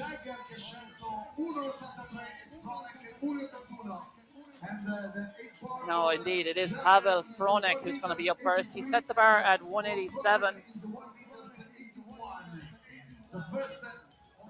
So, there we go. 175 for Jager and 187 for Fronek. So Fronek is first up here, and he has hit that bar and knocked it. Ouch, he had the height for sure, but I think it was just his legs. His body was over it, but just slightly positioned off where he wanted to be, probably as he went over that center of gravity. And he has handed a huge opportunity to Harry Richard Jager. Can Harry Richard Jager go clear and earn himself and Adidas Club 3 spikes to improve his chances for these final matchups? Big opportunity here for Harry Richard Jager. He has psyched himself up for this. It's quite a short run up. Can he get over 175? He can. He has done it. Once again, as he did in the previous duel, clears 175. It was close, but he got there. And well done to him. Punches the air. He's delighted with that. So he takes 3 spikes. That'll do his cause a lot of good. And here we go, the final duel in Group B. It is 170 for Matteo Angeletti. 1 meters 17 and then Supas Olivanus Volume 1 meters 85. So Angeletta 170, and then it is Sofos Olivarius Volund 185. Angeletta already has gone over 165 and it looked comfortable, so he set the bar a little bit higher, literally and metaphorically, for himself here in this matchup. And Sofos Olivarius Volund, having cleared 191 in that opening effort, I think he knew coming into this duel something more moderate would be required to outjump Matteo Angeletta, and indeed it has proven. But obviously, if you set the bar too low and you go clear, you can risk losing. So he hasn't done it too low, but he's put it at 185. But big chance here for Angeletta to put some pressure on and try and clear 170 for the French teenager. 190 is his best. As we said, he's already been over 165 in that previous head-to-head. Matteo Angeletta. It's a very Italian name for the man representing the French club. And he soars clear. His jump is good. Over 175, Matteo Angeletta. Brilliant clearance.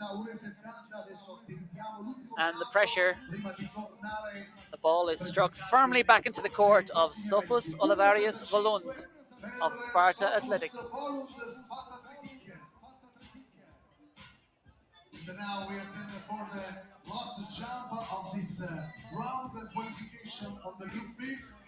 Is for Sofos Bolund representing Denmark. The bar is being put up 15 centimeters, but Matteo Angeletta can sit back at least for a moment because his work is done. Of course, the beauty of the DNA format is that every jumper has the same amount of jumps, whether you're first or last. It's not like in the, I suppose, traditional athletics format. You will always have a chance, and you will be scrapping for places and points in your own head-to-heads. And even if you're in 6th place, coming out of these group, or in 3rd place in these group standings, you'll be dueling against the 3rd placer from the other group for the overall 5th place. And it will all count for so much when it comes down to that hunt relay. So we're awaiting this final jump by Sofos Olivarius. He is standing back there, and I think we're just seeing some calibration issues amongst some of the judges here, so we have a slight delay in the program. I can see a circle of judges just gathered around one of the uprights beside the high jump mat. And I think one of them is just rocking a bit, and I think they're just having a little bit of trouble adjusting it at the moment. One of them is up to the right height, they're just doing the other one. What it means for Sofos Olivarius is a bit of a nervous wait, but let's be honest, he doesn't stare as he takes a seat on the track behind Matteo Angeletta. Bolund is very much calmness personified there. I think right has been corrected. Yes. I think for some reason one of the uprights was not adjusting properly, but it does look like that judge is now maybe not. Let's not tempt fate here. They're still making some adjustments here. And a few judges have headed off across the track, which makes me think they might be going to retrieve another upright for that high jump bar, because I think what's happened here is one of the uprights, the bar, is stuck at the previous height of 170, and the judges are trying some things to adjust it, but it's not quite working at the moment. So I think some of them may have gone off to get a replacement upright, so we'll have a slight delay in the program here. We may be going back towards the sprint, because I can see that the women's 100-meter runners are indeed behind their blocks. So we're going to crack on before we complete that high jump, which we'll come back to, the group stages. The full lineup for the women's 100 meters. On the inside, lane 1 from Italy, Ilaria Pastena. Lane 2 from Denmark, Amaya Kruste Jorgensen. Lane 3 from Ireland, Katie Doherty. Lane 4 from Estonia, Marie Randala. Lane 5 from Czech Republic, Agnieszka Karmikova. And lane 6 from France, Pauline Salé.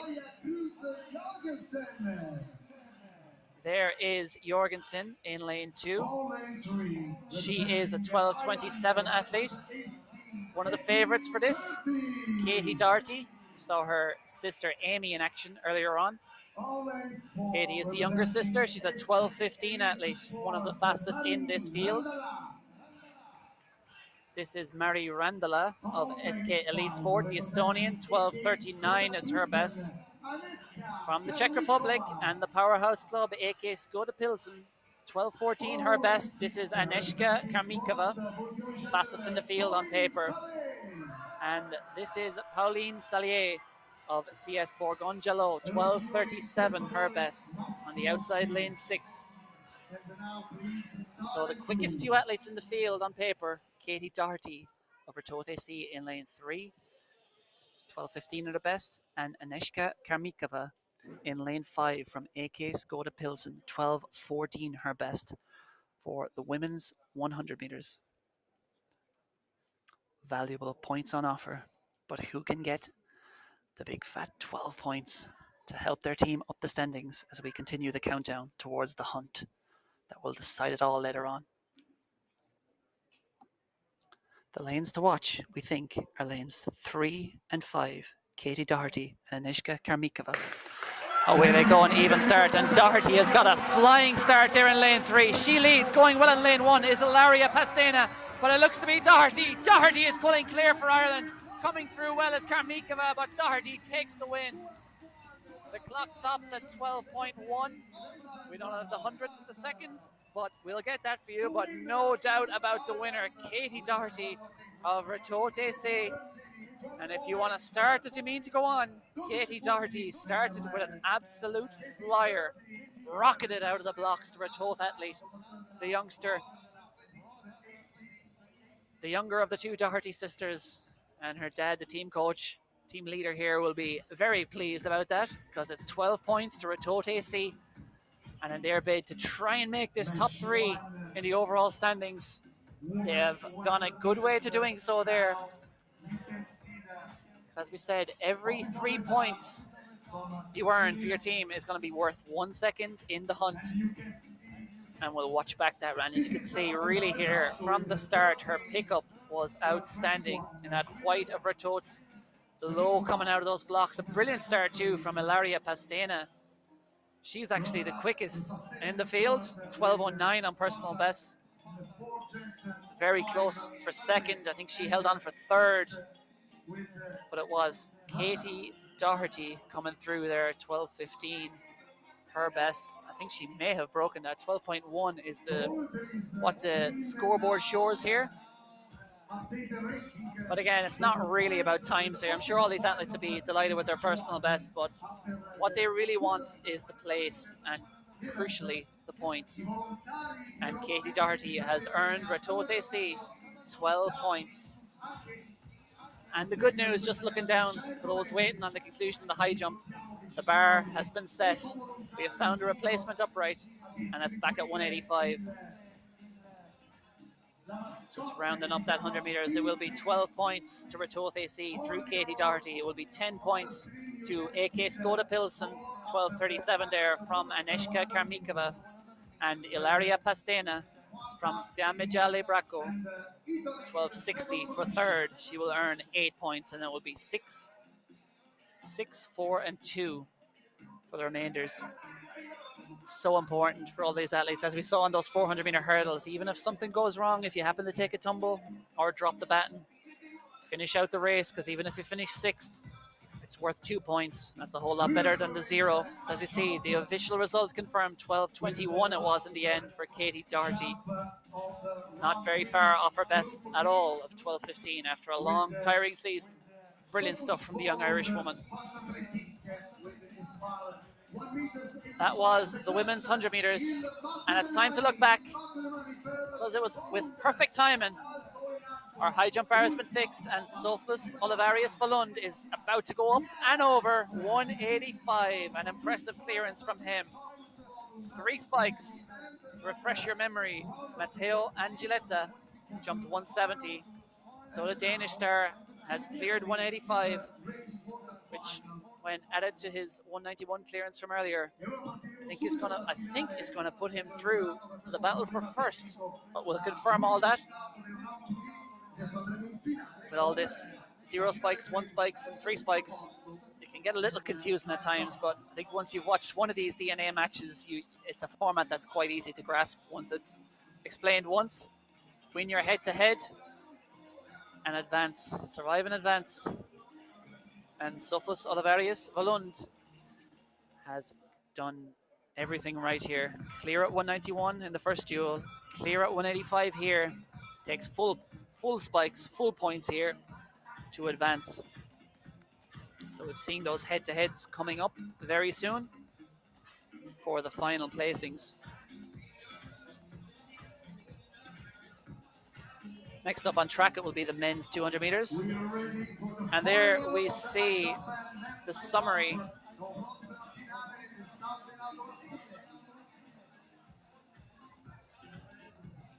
of the group stages. I think they were incorrect because one of the groups was missing any points. But we'll sort out all these matchups very quickly. The judges will be doing their sums there and working out just who is against each other in that battle for fifth, who's against each other in that battle for third, and who's against each other in the battle for first. So the first duel is going to be for fifth and sixth. I can see the athletes are just walking out here. It looks like Manny Osas of, yes it is,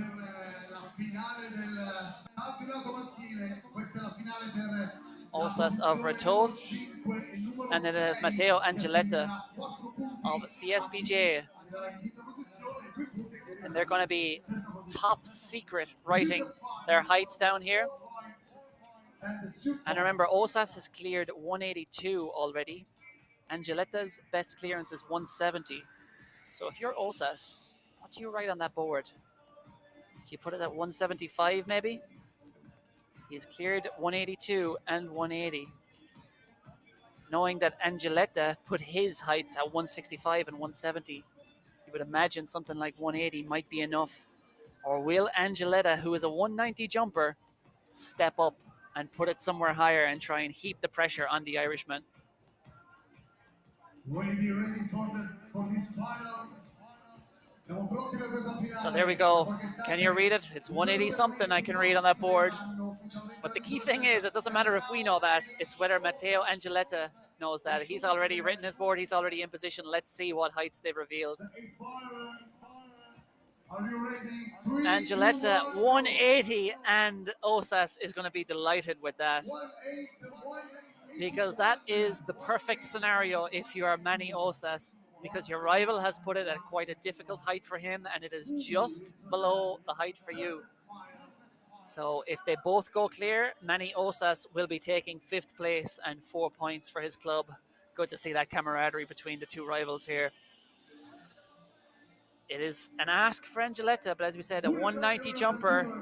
He is definitely capable of 180, but he set the bar quite low earlier on for him, an athlete of his caliber anyway, 165 and 170. But now the bar is going right up to 180 for the CS Bourgogne Jalot athlete, Matteo Angeletta, 180. And 181 is not going to be easy for Manny Osas. So if Angeletta can go clear here, that will heap the pressure on the Irishman. Approaches the bar, spring heeled. It's a good effort, but it's not enough. It's not enough. He almost had that height, but just a few centimeters short. I think if it was 178 or 177, he might have gone clear. But now a huge opportunity for Manny Osas. And now the next jump is 181. And remember, Manny Osas has already jumped 182 and 180. Can he go over 181? He has split the difference here in his final effort. He has jumped 193. All is ready for the jump of Let's see Emmanuel Osas. if he can do this, because this is worth 2 points, this clearance. The difference between 5th and 6th place. Can Manny Osas do this? 1 m 81. He looked like he very much had this height comfortably on his opening 2 efforts. And his clubmates are all behind him there, giving him a big rhythmic clap as he gets ready to take on this 181 bar to take 5th place. Manny Osas, he is comfortably over that. So confirmation, Manny Osas has taken 5th ahead of Matteo Angeletta, who will have to settle for 6th. 4 points to Retote C, 2 points to Bourgogne Jalot. And next up, it's going to be the clash for 3rd and 4th, separating those positions. And the big reveal. And the athletes are out there already, I think, writing. One of them has already written it. Okay, you're ready. 3, 2, 1, go. There we go. It is 192 for Fronek, and then 187 for the Sparta athlete. 192 and 187. Oh, sorry, the Sparta athlete. So that's Harry Richard Jager. So, Pavel Fronek has set the bar at 192. For Harry Richard Jagger. And Harry Richard Jager has put it at 187. Jager has already cleared 175 twice, but he is a 208 jumper at his best. But he is obviously jumping below his best at the moment. Best of 198 this year. But if he can jump 187 here, it's a big step up from 175, but he'll heap the pressure on, and he doesn't. He doesn't, and he has presented a big opportunity here to Pavel Fronek. We're in third place for Pavel Fronek. The AK Skoda Pulsen athlete. Now the next is Sofus Volund with 1 meters 90. A reminder that Fronek already jumped 187. He's a 198 jumper at his best. He jumped 187 in his first matchup, and he failed at 187 in his second matchup. Can he go clear here at 192? Oh, he gives it. That is devastating. He had the height. He gave it the biggest rattle I've ever seen for a bar to stay on for at least a few seconds. But in the end, it just came off those stanchions. Didn't quite get there. And he was asking what happened there with the upright bar. But either way, it's going to be recorded as a failure. But I think Pavel Fronek will take third place overall. In the end, he's just going over to have a chat, and we'll be sorting that out. But it will now be back down to the final matchup, which will be between Niccolò Devenuti of Fiamme Gialle. This is the men's high jump final round. And I'm just getting a bit lost here in my status as we see the managers are just going over there, team management, discussing with the judges what exactly is going to happen next. Maybe a protest. Will he get to go again, I think? I think we're going to get another attempt. D&A Rome 2023. This is the match one of day one, the semi-final number one.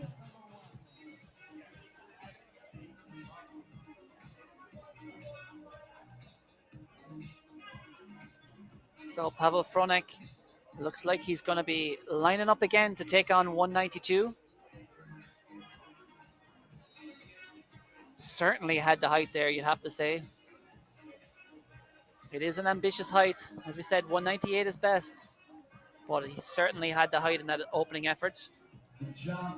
Jumped 187 in his opening jump here and looked comfortable over it. Can he get over 192? This time he's got it. He certainly gave it a good clatter. But as much as that bar was rocking, this time it was not going anywhere. So Pavel Fronek confirmed third placer. He beats Harry Richard Jager. Final for first and second position, 193, 195. And Sofus Olivarius Volund sets the bar at 193 for Sparta Athletic. And Niccolò Devenuti puts it at 195. Nella finale per la prima posizione nel salto in alto uomini 1,93 per Pavel Fronek, la misura scelta. So Niccolò Devenuti will attempt 195 after our Sparta athlete Sofus Olivarius Volund jumps 193. Ready for the First up, Sofus Olivarius Volund, and this is for all the marbles for 12 points as opposed to 10, whoever finishes runner-up. A huge points tally for your team, and the pressure falls on the shoulders of Denmark's Sofus Olivarius Volund to try to clear 193. He's been over 185 already. In fact, he's been over 191 to open this competition. So I think he'll feel confident the way he cleared 191, that 193 is there. But is it? It's not. It is not. And he lies back and says, oh, darn it. And with that, the ball is struck back across the net and into the hands, or onto the proverbial racket, of Niccolò Devenuti. 195 the bar goes up to, where he has set it. Niccolò Devenuti has already jumped to 191 in his opening duel. He jumped 190 in his second duel. He has a season's best and a personal best of 202. He kept that cap on earlier and then threw it off just as he was about to jump.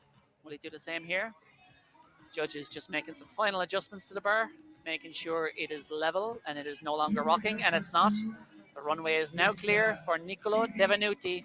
And once again, much like Sha'Carri Richardson did earlier on this year at the US Champs, she threw off the wig. Niccolò Devenuti has thrown off the hat, gets the clap going. It's business time for the Fiamma Jolly man. Up he comes to the bar, 195 for the win. Off it comes. He is not successful.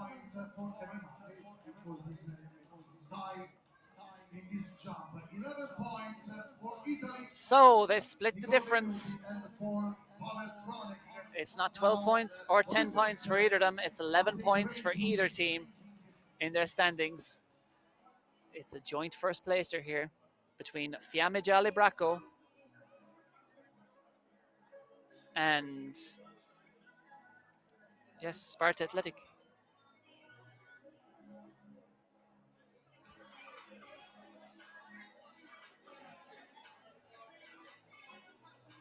So we'll confirm the overall standings and indeed the points tallies from that high jump in a moment. And we'll see how that has shaken things up in the standings.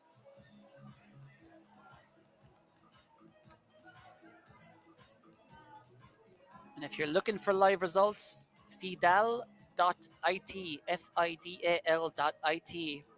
fidal.it/resultati. You will find a link in there for Dynamic New Athletics. And keep following European Athletics on social media and DNA on social media for all the updates you need. But the live results will be going in there when they're available. You can see the judges there just running some final numbers. Again, it's an untraditional way of doing things. It's an innovative way of doing things, but that's the whole point of Dynamic New Athletics. Shaking up the established order and presenting a format for athletics where it is truly not about the individual, but the collective. But we're going to look back to the track for the moment, because our last individual track event of this session, the athletes are standing. As we see there, Sparta Athletic leading the way, then Fiamme Gialle, and then Skoda Pilsen. 74, 70, and 68. But Ratoath AC not far behind on 56. And remember, that 4-point lead at the top of the standings, if that continues to the hunt, that'll be worth just over a second. So the full lineup for the men's 200 meters will start from the outside. This is Christian Marini of Fiamme Gialle Bracco, 23:06, his best. Lane 5 is Axel Romé of CS Bourgogne Jalot. In lane 4, from the Czech Republic and AK Skoda Pilsen, this is Jonas Fleissig, 22:24, his best. Look out for him to get amongst the podium positions here.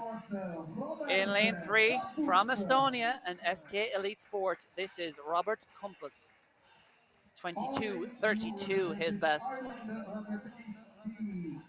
And this is Jesse Osas, the younger brother of Manny Osas, who we saw earlier from Ratoath AC, a 22:42 athlete, and the Irish under-20 100-meter record holder, 10:51 he's run.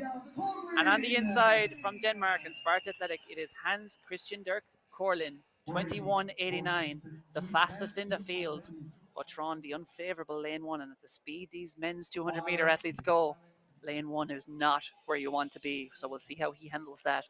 But look out too for the rising star of Irish athletics there in lane 2. That is Jesse Osas. As I mentioned, 10:51 earlier this year. He's not a 200-meter specialist, so this will feel a long way for him, but he's been under 7 seconds indoors over 60 meters and the fastest ever Irish under 20 at 100 meters with that 10:51. Ran in the European Youth Olympic Festival, but the favourite, at least on personal best, should be Hans Christian Dirk Korlin in lane 1. We've seen some upsets here already today. Looks to be an even start. Osas going well in lane 2 at the moment, and Korlin coming up in lane 1. But it's very even. Also going well from France, Axel Romay out there in lane 5, and Christian Marini on the outside. It is very even here. Osas leads coming down the home straight. But can the Irishman hang on? It looks like it's going to be Osas. Celebrates very early. But it's not in vain because Jesse Osas has done the business. 12 points to Ireland. Hans Christian Dirk Korlin was coming home like a freight train in lane 1. 21:99 on the clock into a headwind. That is a big personal best for young Jesse Osas, the 17-year-old Irishman. Cool as a cucumber, blows a kiss to the camera. 12 points to Ratoath AC. And he is suitably spent. That's how you know a 60-meter runner and a 100-meter specialist is running the 200 meters when they're on the track. Lactic flooding the legs, pain throughout his body, completely out of breath. But crucially, it hurts a lot less when you've won. 12 points to Ratoath AC and to Ireland. And having been down in 4th place, Ratoath AC before that on 56 points, that is going to boost them up to 68 and a whole lot closer to those podium positions. Jesse Osas, really one of the rising stars. A lot of people getting very excited about his talent. There's a lot of sprint talent and overall talent coming up in Ireland at the moment, and this young man is one of them. You can see there as he gets to 150, he is out of his comfort zone, and Korlin was coming back on the inside. But look at his early celebration. He knew he had it. Usain Bolt-esque. If you want to feel old, Jesse Osas was born in 2006, just 2 years before Usain Bolt did that celebration at the Beijing Olympics. But perhaps he was watching as a toddler, certainly watching it back on YouTube ever since. 21:98, a whopping personal best there for Jesse Osas. 22:42, his best before this. As I said, he's more of a 100-meter specialist, and a great run too by Hans Christian Korlin in second. 21:89, his best, so he's not far off bat. And a PB on the outside in third for Christian Marini, 23:06, his former best. So the scoring, Sparta Athletic, 84, lead the standings. It is as it was before. Ratoath in 4th place, but drawing a lot closer after that 12 points by Jesse Osas.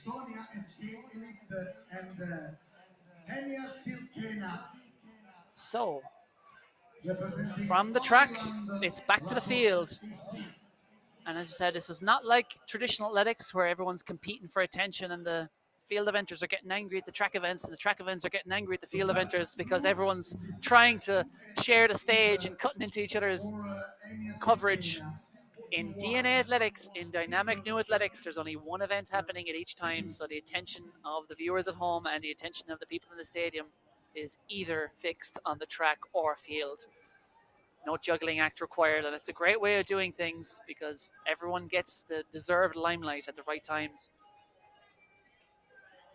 And next up, it's going to be the women's javelin. And we're counting down towards that hunt at the close of play.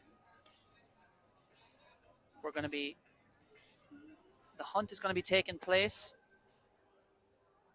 not long from now, only about 10 minutes, but we see the women's javelin coming up, and we'll be all wrapped up here by midday local time. And then remember that the second semi-final is going to be coming up from 12:30 local time. Be right back here on the European Athletics Facebook or YouTube pages. And remember, be sure to share the love. And whether you're watching from one of the assembled clubs or countries and you think someone might be interested in it, share that across social media. And let's show everyone a new way of doing athletics here at DNA. We've seen some brilliant head-to-head combat here today.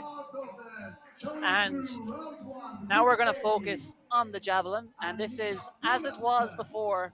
I guess the long jump perhaps is the best guide to go off here because it's going to be head-to-head matchups. This is Group A, and this is Anika Paluas of SK Elite Sport, who sends it out close to 40 meters, but I think just shy of 40 meters.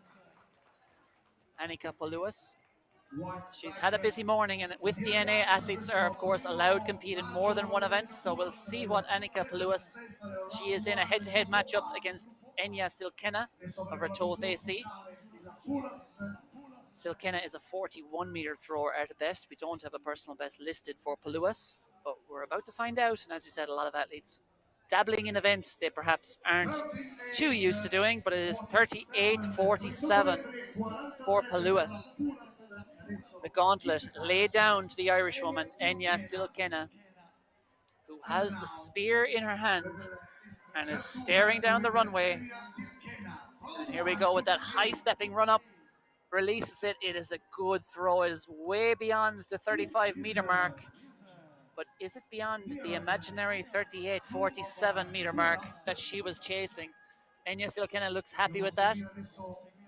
Not much wind here in the stadium. Javelin throwers do like a headwind, much like a plane taking off. It just, with the angle they release it, it helps that javelin to go a little bit further when you have a headwind.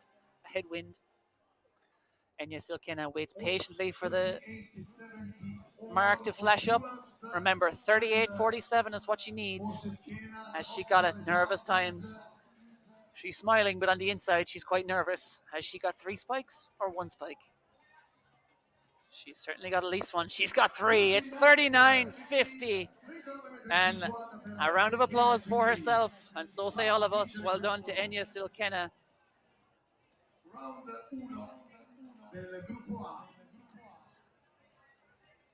And one of the team leaders there with Ireland. Delighted to see that. Big smiles all round, and Ratoath are shooting up the standings here. And we're heading over to Group B because the first matchup here is going to be between Shaina Fink of CS Borgon Jalot and Magdalena Helmiarova of AK Skoda Pilsen. Helmiarova is the superior thrower by some distance. She's thrown 48 meters, which is really impressive javelin throwing for a teenage woman. But this is Shaina Fink. First up, her PB listed at 28 meters, so we wouldn't expect her to come out on top of this, and perhaps wise just to do a safe throw. You see that there, that is a very safe throw from her. She stayed well away from that portal, and she has fouled it. She has in fact fouled it. And that, unfortunately for her, will be worth 0 spikes.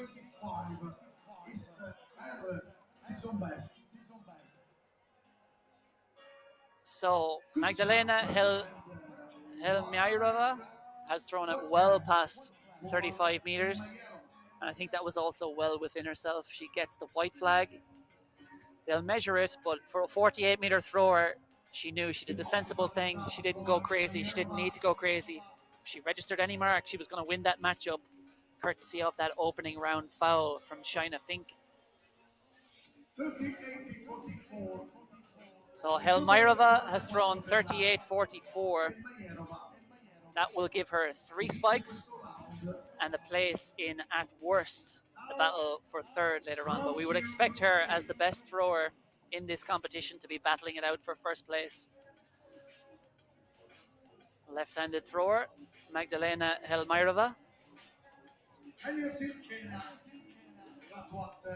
And we're going back over to Group A because Enya Silkena, who is riding the high of that first round victory against Anika Paluas, will be paired up against Kamila Urup Kolstrup of Sparta Athletic.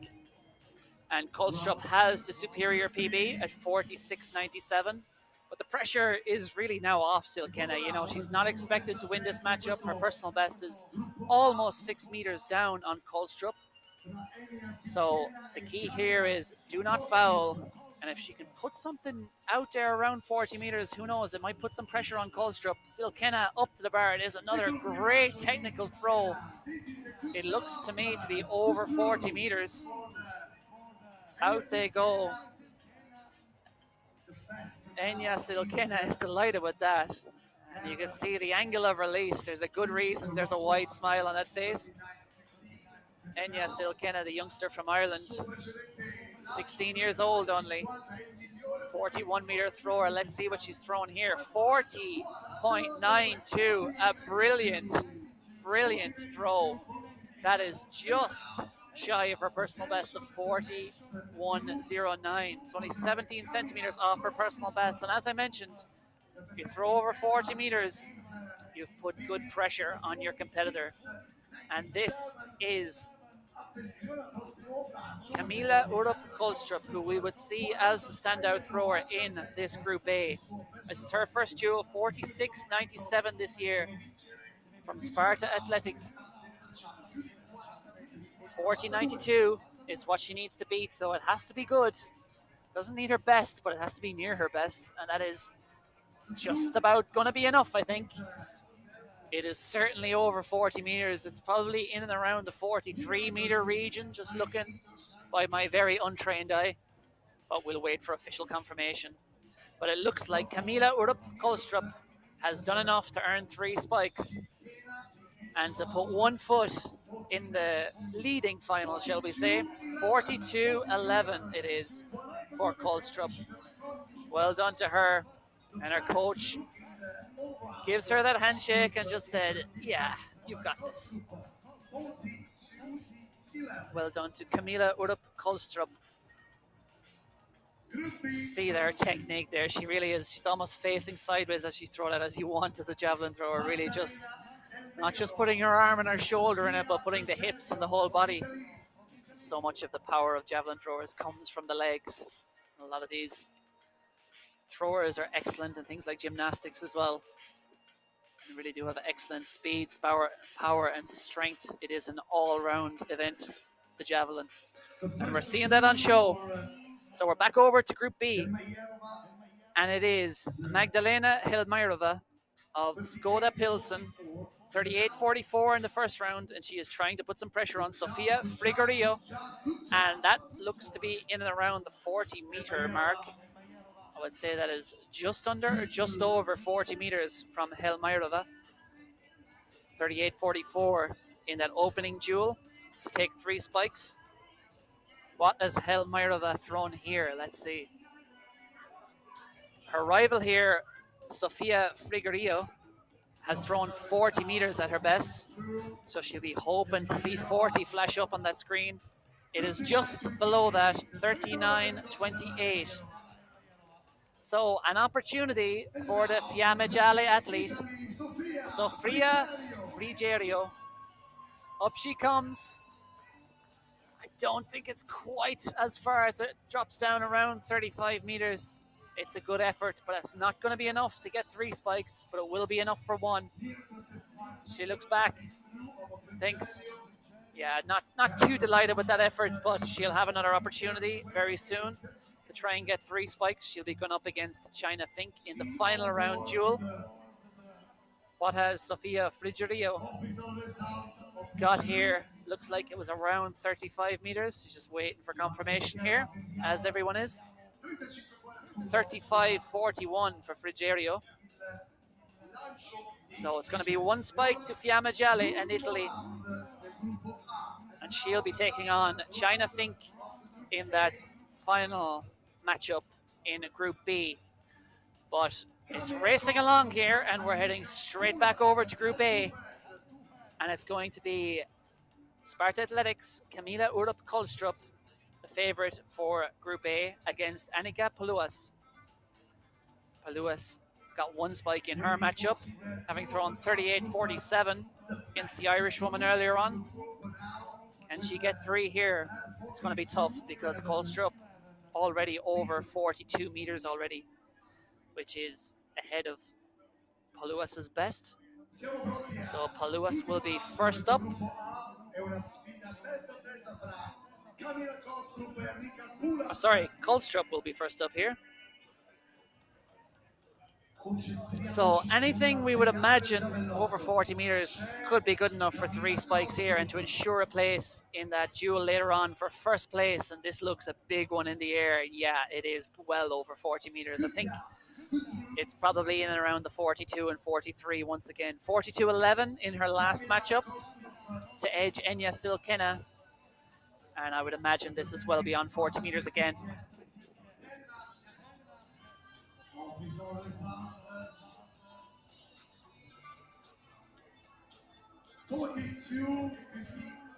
It is 42-52 for Camila Urup Kolstrup. And the 60-second timer starts. And Annika Paluas of SK Elite Sport in Estonia is on the runway. Here we go. What can she produce? 38.47 in her opening duel. Great height on that. Comes down. That is a big one. That looks to be over 40 meters, and I would suspect that might be a personal best for Paluas.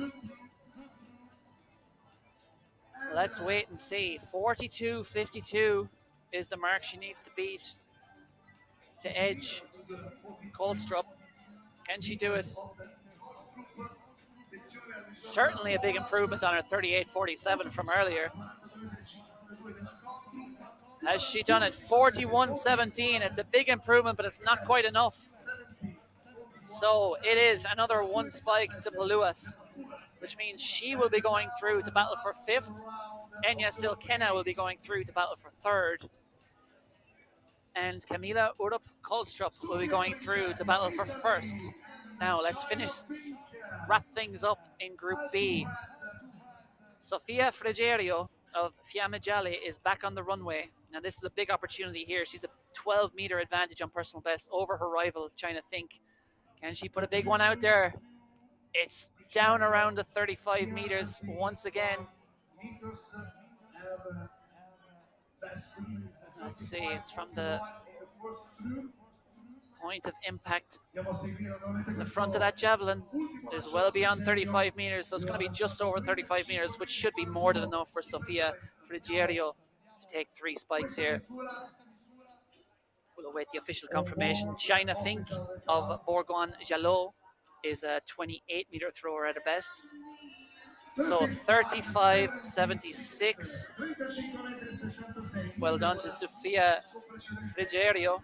That should be enough for the Italian to advance, to take 3 spikes and advance to the battle for 3rd place overall. But can China Think produce something miraculous here in her final throw? 35.76 is what she has to beat. Away it goes. Javelin turns upwards in the sky. It wasn't the elevation she wanted, it wasn't the angle probably she wanted. And that is a red flag. Wrong is another foul. So unfortunately for China Think, that is a 2nd foul. So I think that will be 0 points for CS Bourgoin-Jalot, unfortunately there, with the javelin landing, I guess, with the wrong side of the javelin. Back of the javelin hit the grass first there. So a disappointing day for China Think so far.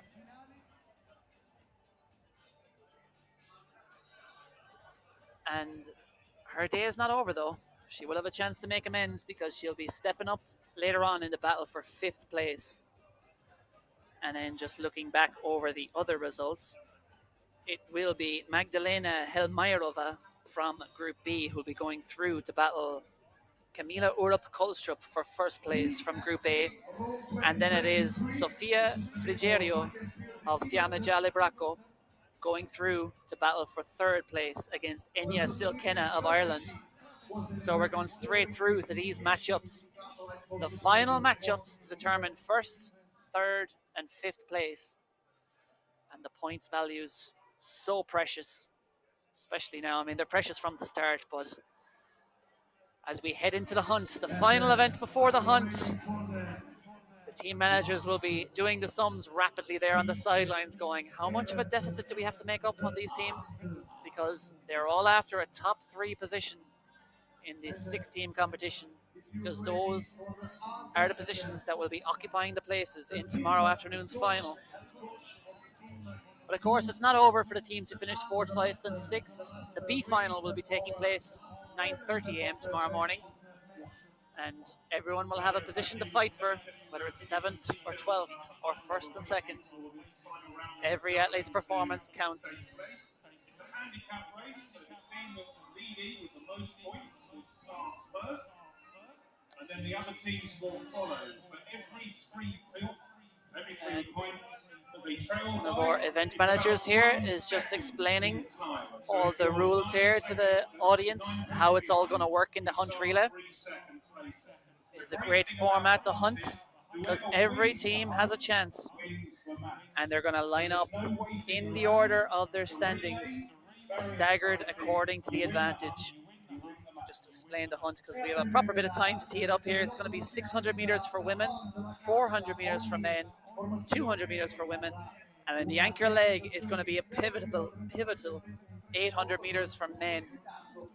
And the teams are going to set off in lanes like an 800-meter start around the first bend, and then they're going to break. And it's not like the decathlon or heptathlon where we're going to have to calculate points. They're going to set off according to the lead they have built based on the points, based on the Gunderson method, adding up those time difference, converting them to time. Each 3 points is going to be worth a 1 second advantage over your rivals. And there'll be a green light will flash up on a number of scoreboards that have been set up by the start here, and that will be each athlete's cue to get on your way. And then the idea is, of course, that you hunt down the athletes ahead of you, and whoever crosses the line first in the hunt will be your champions. And of course, we'll be looking out for that 2nd and 3rd place finishers as well to see who will join them in tomorrow's A final.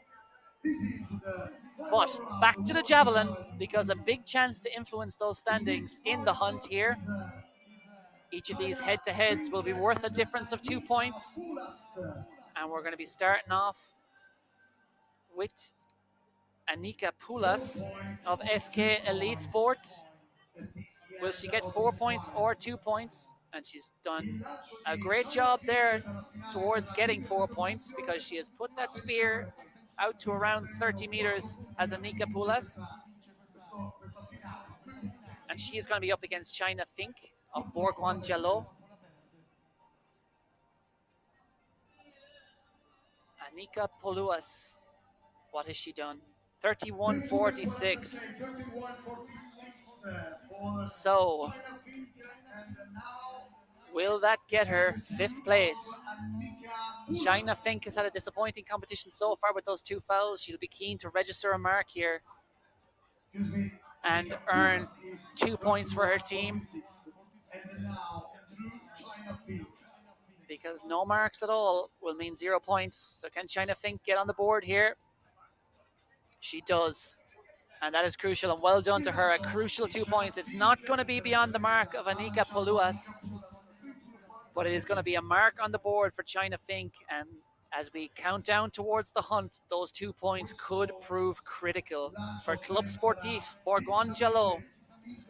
And our coach gives her a well done. They had a discussion after the previous attempts about what was going wrong and why that spear was coming down the wrong direction there as it was landing, perhaps just getting caught a little by the wind. She made the necessary adjustments and got things right. And you see the first sign of a smile there in China Fink. She's happy with that, and she has served a key purpose for her team here. 23.78. Well done to China Fink. And a crucial 2 points for Bourgoin Jalot, with 4 going to SK Elite Sport. China Fink, it is 4 points for Poulas and 2 points for China Fink. Now, the next final is a final for the 34th position from Sofia Frigerio and Enya Sikena. So, the battle for 3rd. This will be between Sofia Frigerio of Fiammeggiale Bracco. 35.41 she threw in her first effort, and then 35.76. What can she put out here now? Looks to be down around just shy of those marks. It looks to be around 33 meters or so, judging off my eye from the distant grandstand here. We'll wait for official confirmation. Well done to the Italian, the Fiammeggiale Bracco. 35.41. She's a 40-meter thrower at the best. But she's put that out there, and the mark is set for Enya Silkena of Ratot to beat. 33:10 is the mark for Frigerio. Now, Silkena has gone well beyond that already, but can she do it under pressure? This is the biggest pressure throw of the day for her. Enya Silkena, she's a 41-meter thrower at her best, 39 in the opening round, 40.92 in the second round. But now it's the final, and this could earn her third place if she can go beyond 33:10, and she's gone way beyond it. Comes down roughly around the 40-meter mark, perhaps just under 40 meters. Enya Silkena, but she gets the white flag, it's enough, and she puts the arm in the sky, perhaps says there's a little bit too much height on that. And the Ratot AC athletes, our coaches, big thumbs up from the coach, 2 thumbs up from Silkena. She awaits 39.62, and that is a great day's work for Silkena. Third place and another 8 points in the bag for Ratot AC. Well done to Enya Silkena.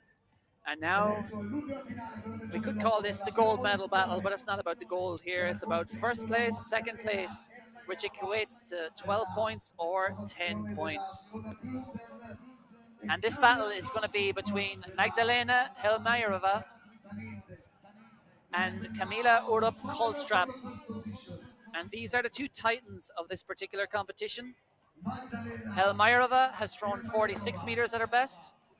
Kolstrup has thrown 46 meters at her best, with about half a meter between them. Kolstrup has the edge. But first up, it is going to be Helmajerova. Puts it way out there, looks to be beyond 40 meters.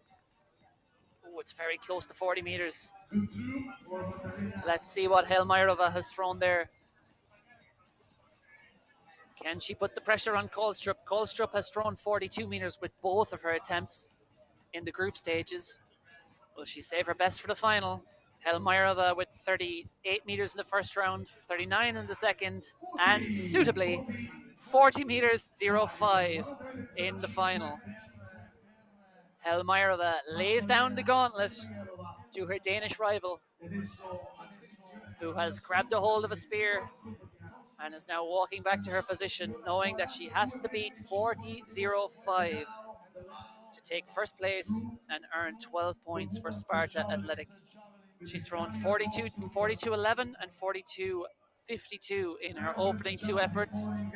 A repeat of those will be plenty for Kamila Urup Kolstrup to take 12 points here in the last throw of the women's javelin. It's a big throw. It's going to go way beyond it. It's not only beyond 40, it's way beyond 45. I think we've seen a 46-meter throw there, which will be very close to the personal best of Kamila Urup Kolstrup. Big hug from her coach. White flag, all smiles. A brilliant effort by Kamila Urup Kolstrup. Let's see what the official measurement is. It's going to be close to her personal best, the 46.97. Not far off at 46.67, it's confirmed that. So just 1 foot or 30 centimeters down on her personal best. And at the end of a very long, tiring season, here we are in mid-September. I'm sure she's been thrown for the last 4 months. There are some tears of joy from Kamila Urup Kolstrup, and you can see what it means to her, and her coach is just crouching down with her there and giving her a huge round of applause. Great emotion there. You love to see it. Tears of joy for Kamila Urup Kolstrup. She is absolutely ecstatic with that. Wipes them away. You can see how much this means to these athletes. They travel here as a team, and this is what's special about dynamic new athletics. Gives these athletes who compete for so much of the year purely as individuals a chance to be part of a true team where there is no individual glory whatsoever. It's all about a team effort. And Kamila Urup Kolstrup has taken 12 points, which has set her team up very well for the hunt. And she can now sit back satisfied knowing she has done her part to give her team the best possible position they can be in ahead of this hunt relay, which will determine everything. Anyone who played football growing up will have been playing games on the green where the score could be anything coming up to closing time, shall we say, or when darkness falls, and then you say, right, last goal wins. And when it comes to the hunt relay, this is very much last event wins because it is all on the line. A team that's in sixth, if you run fast enough, could shoot to the head of the standings. So looking at the standings, it is Sparta Athletic on 103 points. Skoda Pilsen are on 96. Fiamme Gialle are on 94 points. Ratoth in fourth. They are on 76 points. CSBJ, Bourgogne Jalor on 54 points. And then SK Elite Sport are on 39 points. So, Sparta Athletic out front on 103 points. There you see the standings. And remember, every point is what 1/3 of a second. So that 7-point lead for Sparta is going to be worth a little over 2 seconds, who in turn will have less than a second over Fiamme Gialle. And then Ratoth in fourth on 76 points. So they're 18 points behind Pilsen, behind AK Skoda Pilsen. So that's going to be 18 points converts to 6 seconds. I was never much good at math. I'm trying. Do my best here. Okay, just to confirm, all the teams, you can now go onto the grass and support your teams in the final race. You can leave the grandstand, make your way to the field of play on the grass to support your teams in the final race. So one race to go, and this is another one of the innovative inventions, I suppose, from the DNA format, is that teams are not just allowed, but they're actively encouraged to get out there on the track. We don't have too many strict, silly rules about the field of play here. It's all about just getting down there on the track as it should be. Well, as long as there's no javelins flying, which thankfully there are no longer any javelins flying around. And all the teams will be getting down there on the track, screaming their support at their teammates for this final 5-lap event.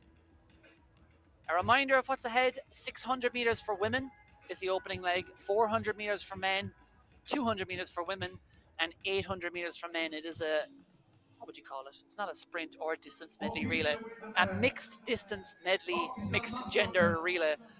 But we prefer to give it the title The Hunt, which is much easier and captures quite well what will happen here. Because Sparta Athletic are going to be going off with a little over a 2-second lead over AK Skoda Pilsen. They will have about a 3-second lead over Fiamme Gialle. They have a 9-second lead over Ratoth.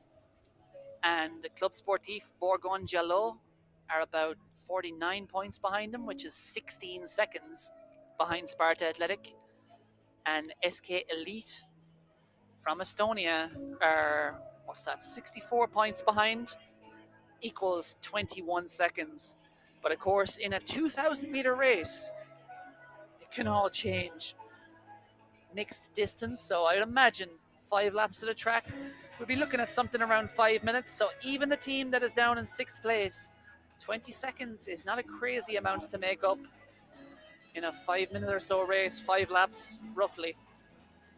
I'm sure some of them will go well under 5 minutes.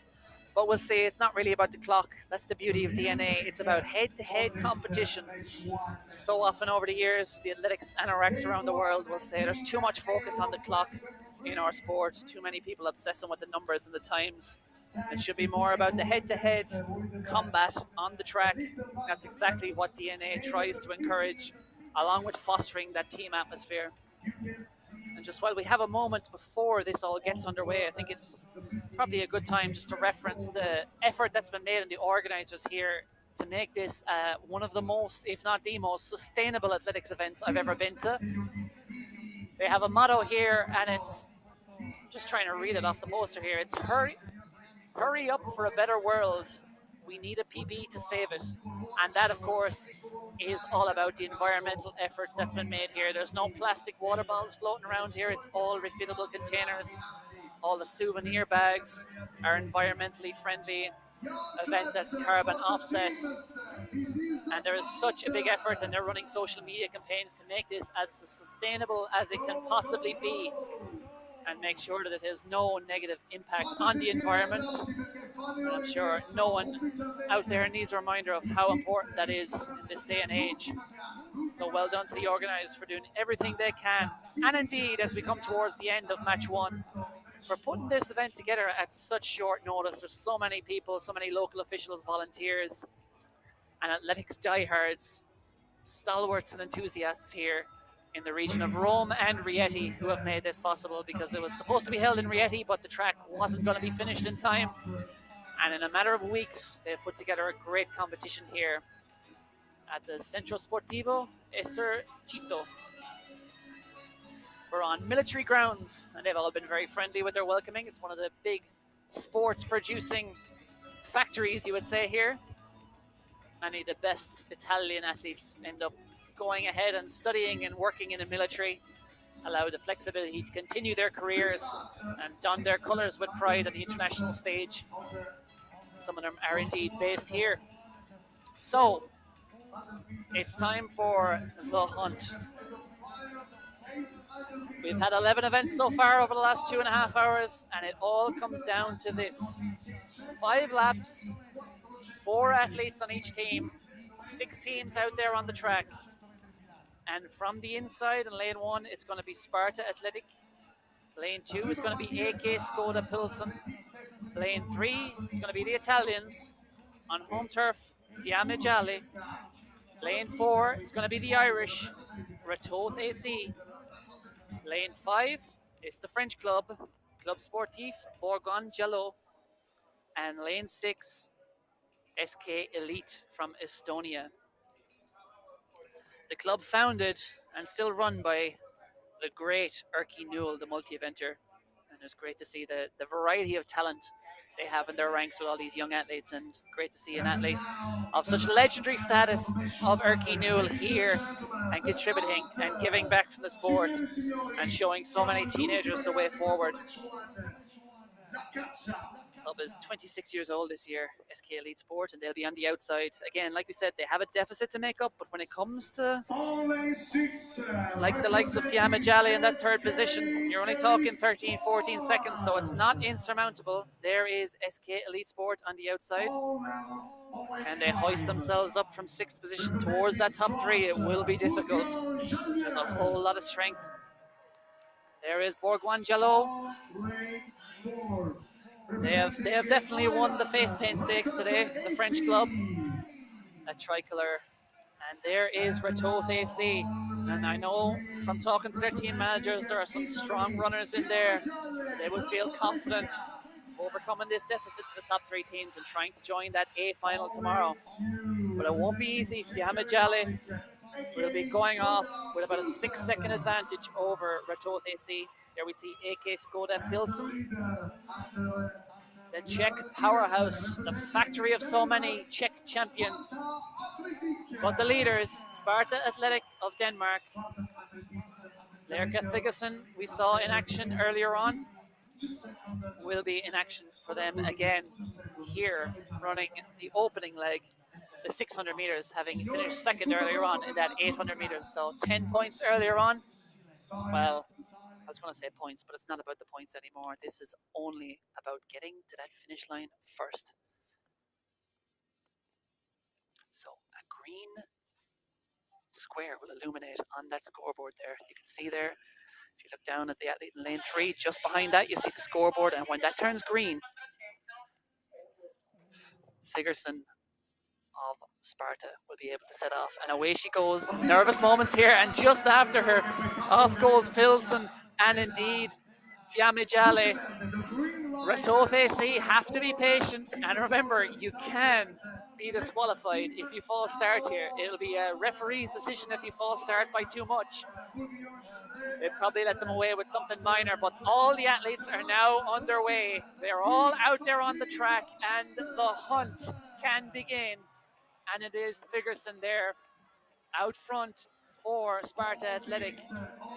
All these athletes are going to want to hold on. We do see these three athletes coming clear, but can Ratoath AC produce something special? Can they get amongst those top three positions? Because that's what it's really going to come down to. So we come through the first lap here, and Thigerson still leads and has set a steady pace, gone through in about 61 seconds. That is fast. And we said she was on course to smash her PB earlier. For a 210 athlete, she has gone out hard here, and I think it makes a lot of sense to try and go out hard, because the athletes are starting off 30, 40 meters behind you. You really don't want to give them any hope and give them that ability to draft on you. But now we see that AK Skoda Pilsen, perhaps the favourite for this title, have assumed command at the front of the standings. They're the favourite for this group. But they are certainly not being led away by Fiamme Jale, because Fiamme Jale are right there as we see the handover. AK Skoda Pilsen. This is going to be a 400-meter leg from men. And Pilsen are in command. Fiamme Jale in second. So our 400-meter hurdler champion there for Fiamme Jale.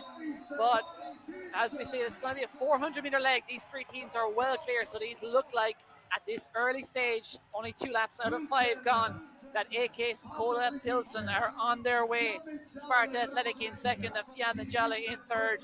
Can Ratoath AC possibly overcome this deficit? It doesn't look like it at the moment. They have about an 80-meter deficit to get up to third, and then there's probably another 70 meters or so back to, that is SK Elite now up to fifth. They have overtaken Club CSBJ for fourth place, or for fifth place. But the handover, this is going to be a 200-meter leg, and it is Sparta Athletic out front now as well. They have assumed command. A key 200-meter leg to set up the positions and perhaps set up the tactics here for this final leg. Holding on there, Sparta Athletic, but Skoda Pilsen are perfectly poised to strike. And in this situation, you might actually prefer to get the baton in second, because when you're in touch like this, you can just sit in, bide your time, and strike when you need to, and only when you need to. But these athletes out front can't mess around too much, because Ratoath AC have the baton back in fourth place, but it is a long deficit to third. Fiamme Jale have about 20 meters to make up on these two leading teams, and it is about 70 meters back to Ratoath AC. I think our three teams going through to the A final will be Sparta Athletic, AK Skoda Pilsen, and Fiamme Jale. But who will take victory in this first semi-final? There is a bit of a chess match playing out here between Sparta and Pilsen, and it is Sparta at the moment gone to the lead, but Pilsen just sitting in, assessing things, and this is allowing Fiamme Jale to start to work their way back into it, and indeed Ratoath, but they have about still 60 meters to make up on these leaders. We see a look around there from the athlete in second, and Sparta just keeping it sensible at the moment. And some of these athletes, if they don't want to fight for victory, might just be content to stay in the top three, and knowing that their place in the A final tomorrow is secure. But let's face it, they'll also want the bragging rights, because they want to go to bed tonight having won the first semi-final and going into tomorrow's A final as the team to beat. And right now the team to beat is the team we predicted earlier on, and the team that looked strongest on paper. It is AK Skoda Pilsen, the Czech under-20 specialist club, the powerhouse, the factory of so much talent in the Czech ranks. It is AK Skoda Pilsen turned for home. The Italians are rising, inspired. Fiamme Jale are up to second. They come through for second. It's going to be AK Skoda Pilsen coasting to victory in the first semi-final. Fiamme Jale finishes second, and then back in third. Looks like he's running well within himself. It is Sparta Athletic, and a brave, brilliant effort by Ratoath AC. They come through in fourth. They're not going to be in the A final this time, but they've come closer again, and they're on course to beat that 9th place finish last year. As we see, there's a great scrap for fifth here as well, as I look back between SK Elite and CSBJ, and it is going to be CSBJ just a round up for all their fans. They came through for fifth position as Gigi D'Agostino blasts over the MC here. L'amour toujours one of the greatest pop songs ever made, and an Italian DJ. And there was very much a party on the track for CSBJ, and they finished fifth, and they look the happiest of all. Look at that, brilliant. That is their anchor runner. He ran past SK Elite on that final leg. He looked at him, he stuck his tongue out, and he smiled.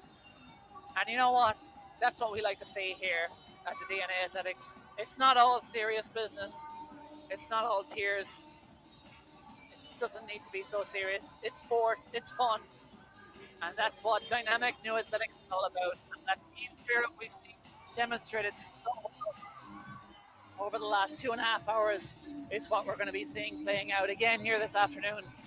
What a 2.5 hours it's been. Please do join us again at 12:30 because we'll be getting the second semi-final underway and another 2.5 hours of dynamic new athletics to look forward to. But from me, Cathal Dennehy, it's goodbye from now. The last 3 teams is the final beat.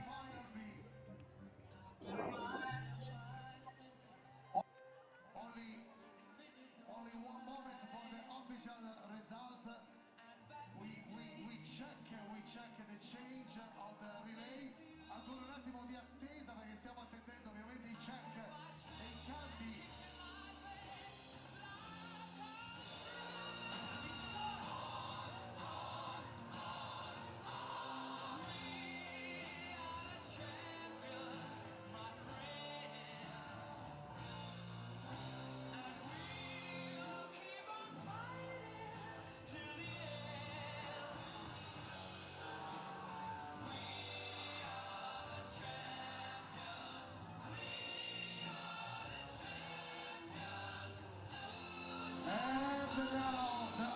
The official result of the match one. The winner is AK Skoda Pilsen.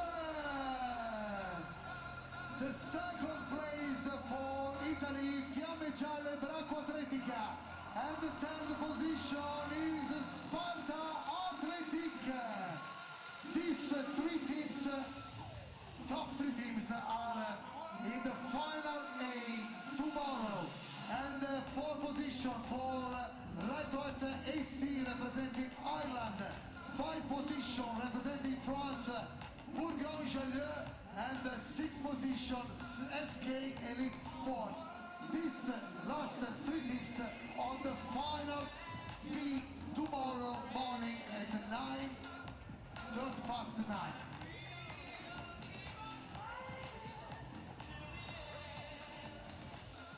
And now the teams on the official screen.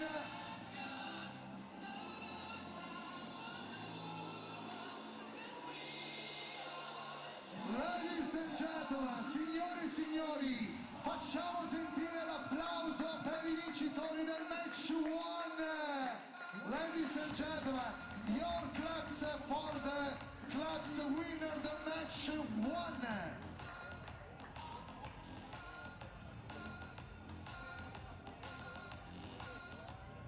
The winner is representing Czechia Republic, AK Skoda Pilsen.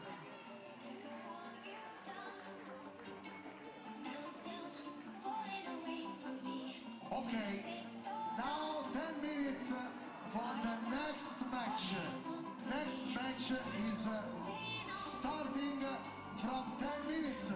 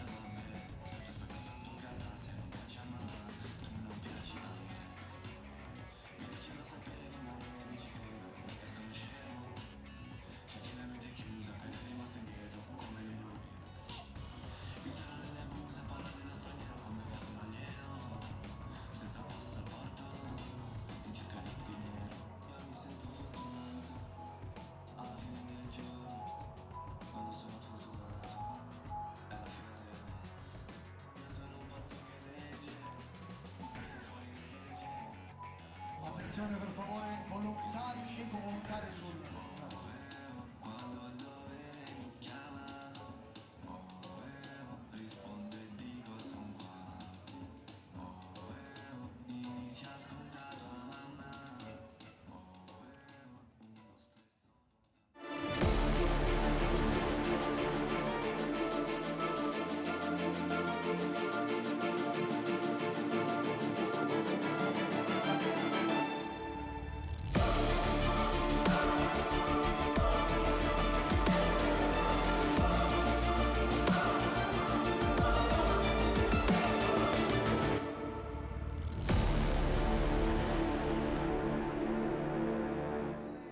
Per un evento di atletica leggera internazionale con l'idea di sostenere il green.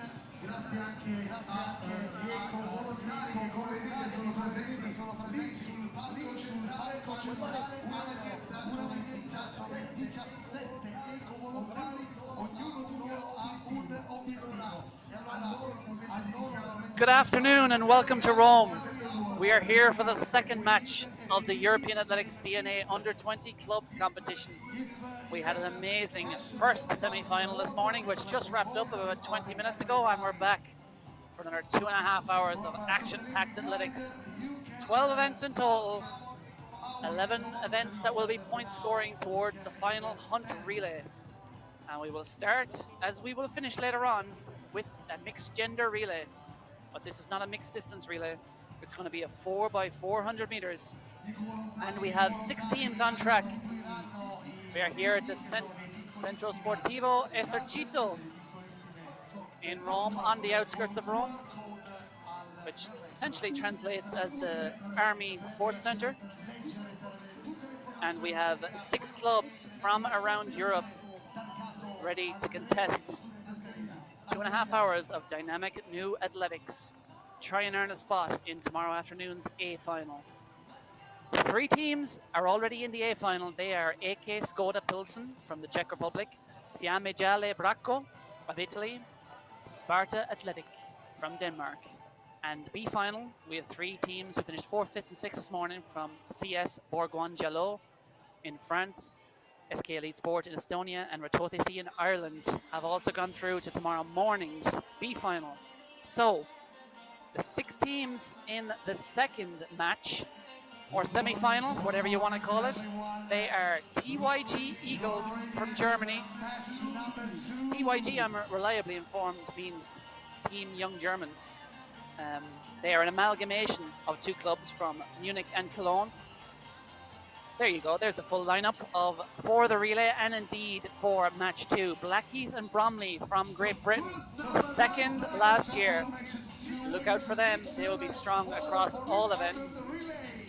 But we'll start from the outside in, given that's the way we're going to be doing the relay lineup. Last year's hosts from Spain, Playas Castellon. They should be strong. I was talking to their team manager yesterday. They said they are definitely bringing back a stronger team.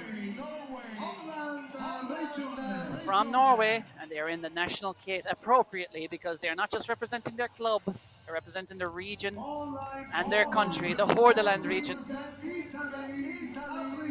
This is a mixed gender relay and you can line up any which way you want. The local club, Atletica Student Andrea Melardi from Rieti. Italians booked their place, the other Italian club booked their place in the final. The Finnish team, let's try to get this right. Jyväskylän Kendhor Hajalat. Team manager said he's going to get a good laugh from when I tried to pronounce that, but he told me you can pronounce it JKU if you want, so maybe I'll stick with JKU. There is Blackheath and Bromley, the British strongest under 20 club. They were second in the DNA final last year, and here are the TYG Eagles, Team Young Germans. Will they be soaring like eagles to victory in the opening 4x400 meters? 12 points on offer for the winner, 10 for second, 8 for third, 6 for fourth, 4 for fifth, and 6th place will earn 2 points. If you fail to finish, you earn absolutely nada for your team. So even if there's dropped battens, even if someone takes a tumble, it's so important, as we saw in match one, that you have to get up and finish and get those 2 points, because in our final hunt relay, every 3 points will convert to 1 second, and it all counts. Every single run, jump, and throw we'll be seeing over the next 2 hours as we count down towards the hunt. But this is the first of 11 events that will get us there and determine those standings. From the inside, lane 1, TYG Eagles from Germany. Lane 2, Blackheath and Bromley from Britain. Lane 3, Huviskalan Kentorhoilat from Finland. Lane 4, from Italy, Atletica Studentesca Andrea Malardi. Lane 5, Hordaland Region from Norway. And lane 6, Playa Castellon from Spain. And we have a recall. Stop the race. Some of the athletes had run a good 100 meters there, certainly 60 meters before they noticed, especially Samuel Moa of Blackheath and Bromley. He was hammering around that first bend, and he was like, ah, shucks, gotta go do that again.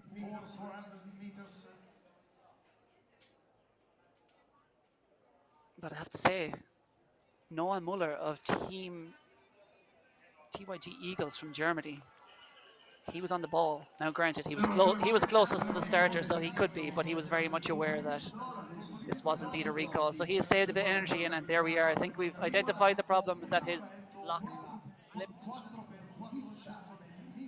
And well done, you have to say, to the starter, and that is obviously why he pulled up.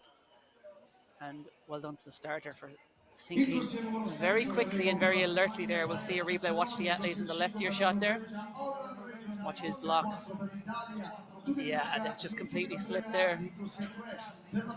And again, he could have run. To be fair to him, he got up and he tried to keep running, but well done to the starter for noticing that, because sometimes that can happen through the fault of the athlete, whether he has just stamped those blocks fully into the track. There are little screws on those blocks, but it's something that you often see even at the highest level of athletics, or sometimes see the blocks will slip. Sometimes it's only an inch or two. Sometimes it is like that, where they completely slip. And it can be a dangerous thing for athletes. And you do need to have full confidence, because a lot of those athletes set those blocks up. I was never a sprinter, I should say. I know absolutely nothing about setting up blocks. But I did it when I was about 12 years old a few times, and they're set up almost perpendicular to the ground. It is a very high angle. They push out that initial pressure, pushing you in the right direction, pushing you forward rather than pushing you up. So generally, if the block slips, what tends to happen is the athlete splats off the track. Thankfully, Noah Muller did not do that this time. So he's done a few trial tests here. As we see, the official is just testing here and tried standing on the blocks. You do often see that. If people are a bit unsure, you can have someone just stand on their blocks. And a reminder, from the inside, lane 1, TYG Eagles from Germany. Lane 2, Blackheath and Bromley from Britain. Lane 3, Huvaskalan Kentohorlat from Finland. Lane 4, Atletica Studentesca Andrea Malardi from Rieti. Lane 5, Hordaland Region from Norway. And lane 6, Playas Castellon from Spain.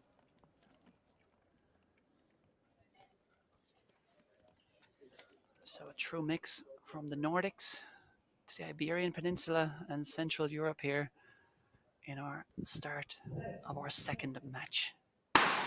They will run in bends for 3 staggers, and we would expect to see the 4 men on these legs, the teams who have put their men on the first legs, rise to the top, but that could of course all change later on. It's so interesting, and I think this is the beauty of the mixed relay, when you see this difference in tactics. Traditionally, teams would tend to put the man on the first leg. It can sometimes be a slightly longer leg, given that changeover, with the second leg often sometimes being a slight bit shorter. At least that's what the athletics people who study the splits of 4x4s often tell me. But going very well on the outside here is Playas Castellon.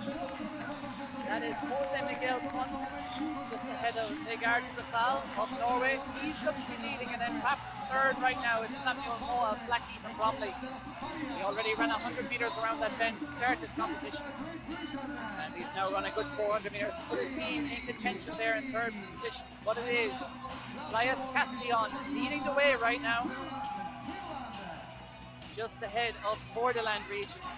And then coming up very strongly on the inside there, that is Elisa Firla of Blackheath and Bromley, and she may get right to the lead here, and she does, sensibly. Puts in that little burst and just says, you know what, I'm not going to run behind anyone around this bend. So it is Blackheath and Bromley out front with P&B on their shirt there, and there's Playas Castellon in second, and Borderland region of Norway in third. And I think we see there, that is Andrea Millardi of Rieti there, flying around the outside. Unsurprisingly, given they put their man on this leg, but it's the Italians to the fore. It's down the road from where they all go to school. Andrea Millardi takes control. It's going to be all women once again on the third leg, and it's going to be all men at the anchor.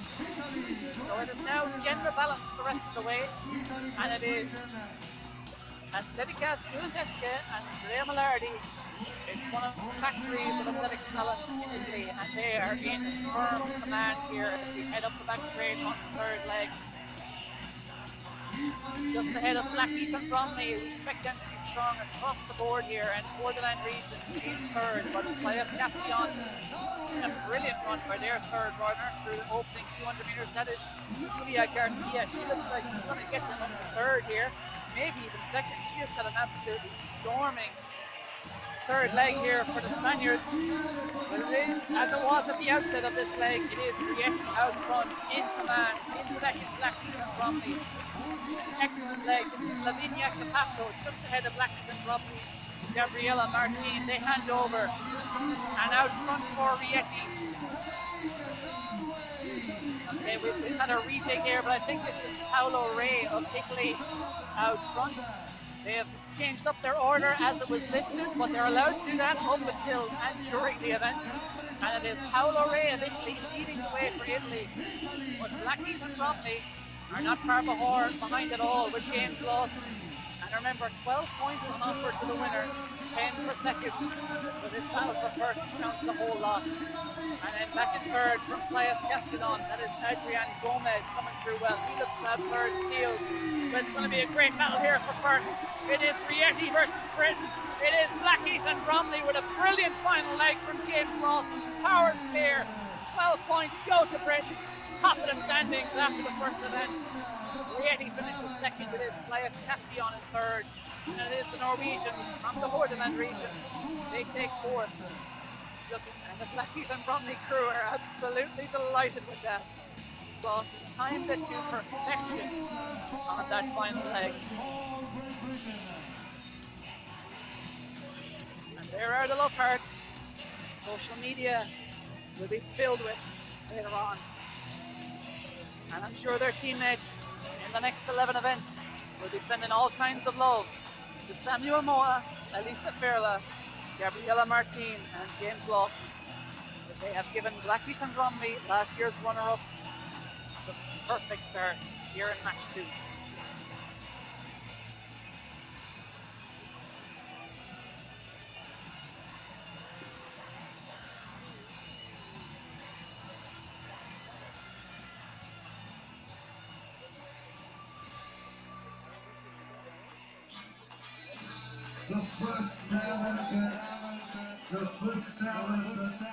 We can see there through that opening leg or so, Blackheath and Bromley were just trailing a little, but this was a brilliant second leg here by Elisa Firla.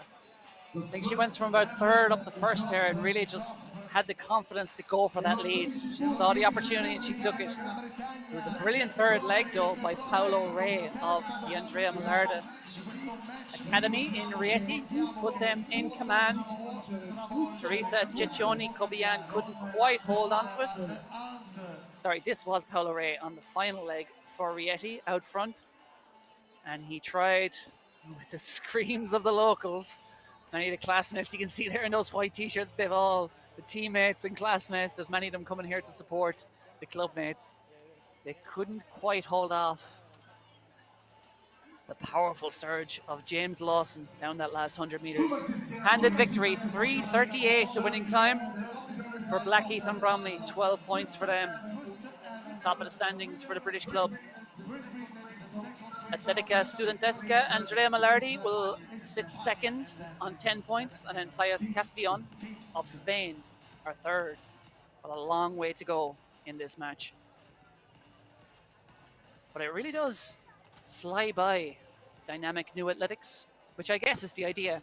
Ladies and gentlemen, ready for the second And it's not like the traditional athletics where you have multiple events going on the track and field at one point. As we see confirmation there of that win for Blackheath and Bromley, 3:38. And given he joined the Rieti athlete with about 70, 80, 90 meters to go, 1.7 seconds there quicker, James Lawson ran the final 100. Brilliant stuff from him. So, from the track to the field, and this is Bryden Duncan of Blackheath and Bromley in the shot put, the opening effort in Group A, round 1. He's up against Javier Cruz of Playas Castellon.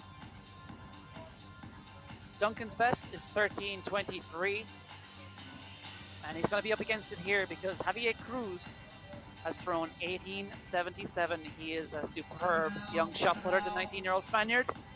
But Duncan has done what he had to do there, which is register a mark and put his name on the board, and he has thrown. I'm still waiting for that to flash up there. Oh, sorry, he has fouled. Take back everything I just said, because that will mean 0 spikes for Bryden Duncan. Now, Javier Cruz just has to register a throw, any throw, and he is through.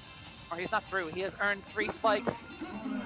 But he does a lot more than just register any throw. He hurls it out to about almost 16 meters. He is an 18:77 thrower. He was competing at the European Under-20 Championships in Jerusalem earlier this year. Knocked out there in qualification.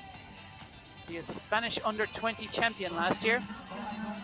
And most importantly, he was the DNA champion last year on home turf in Castellon.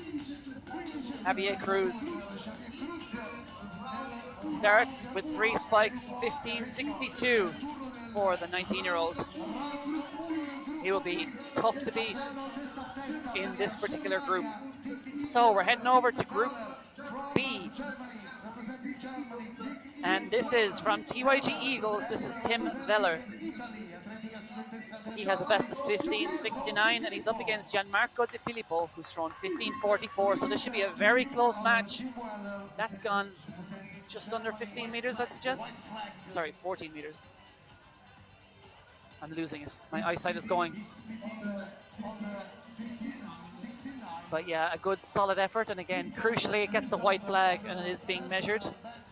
As we saw in match 1, if you foul, it can be truly fatal to your chances. Here in DNA, it really is pivotal to get a mark on the board first and then start worrying about it being a big mark. Let's see what he has thrown. It is 12:88 for Tim Weller. So, Gianmarco Di Filippo of Rieti, what can he respond with? Ooh, it's very similar. I think it might be just shy of that mark. He's a 15:44 thrower at his best. That looks to be in the 12s as well. 12:88 is what he has to beat to surpass Tim Veller of the Team Young Germans Eagles. Let's see if he's done enough. It is 12:45. He's fallen just short. So 3 spikes in the opening match go to Tim Veller of the Team Young German Eagles, who soar ahead with 3 spikes. Well done to Tim. But Gianmarco will have a go in the very next round up against the finish thrower to try and get 3 spikes in the bag. But we're heading back to Group A. And this is Javier Cruz, who's right back in the circle, having thrown 15:62 in the opening match. He's up against an athlete from Norway who's thrown 11 meters at his best, so you'd imagine anything similar will be plenty. He's gone, and he's done a lot more than that. He's gone well beyond 16 meters for Javier Cruz, which let's not act surprised. He's an 1877 man, but he looks quite content with that, and it's something of a daunting mark for Halvard Martin Melchas to go up against. But like I said, even if you can't win your match, so crucial to put a mark on the board and ensure yourself that one spike. So 1647 that was for Javier Cruz. Well done to him. I think he might be getting some instructions from his coach there about technique. Certainly listening to some audio anyway. This is Havard Martin Melzas. Comes down around the 12-meter mark. His listed PB is 11, so it looks like he's thrown over that. And he looks pretty happy about that.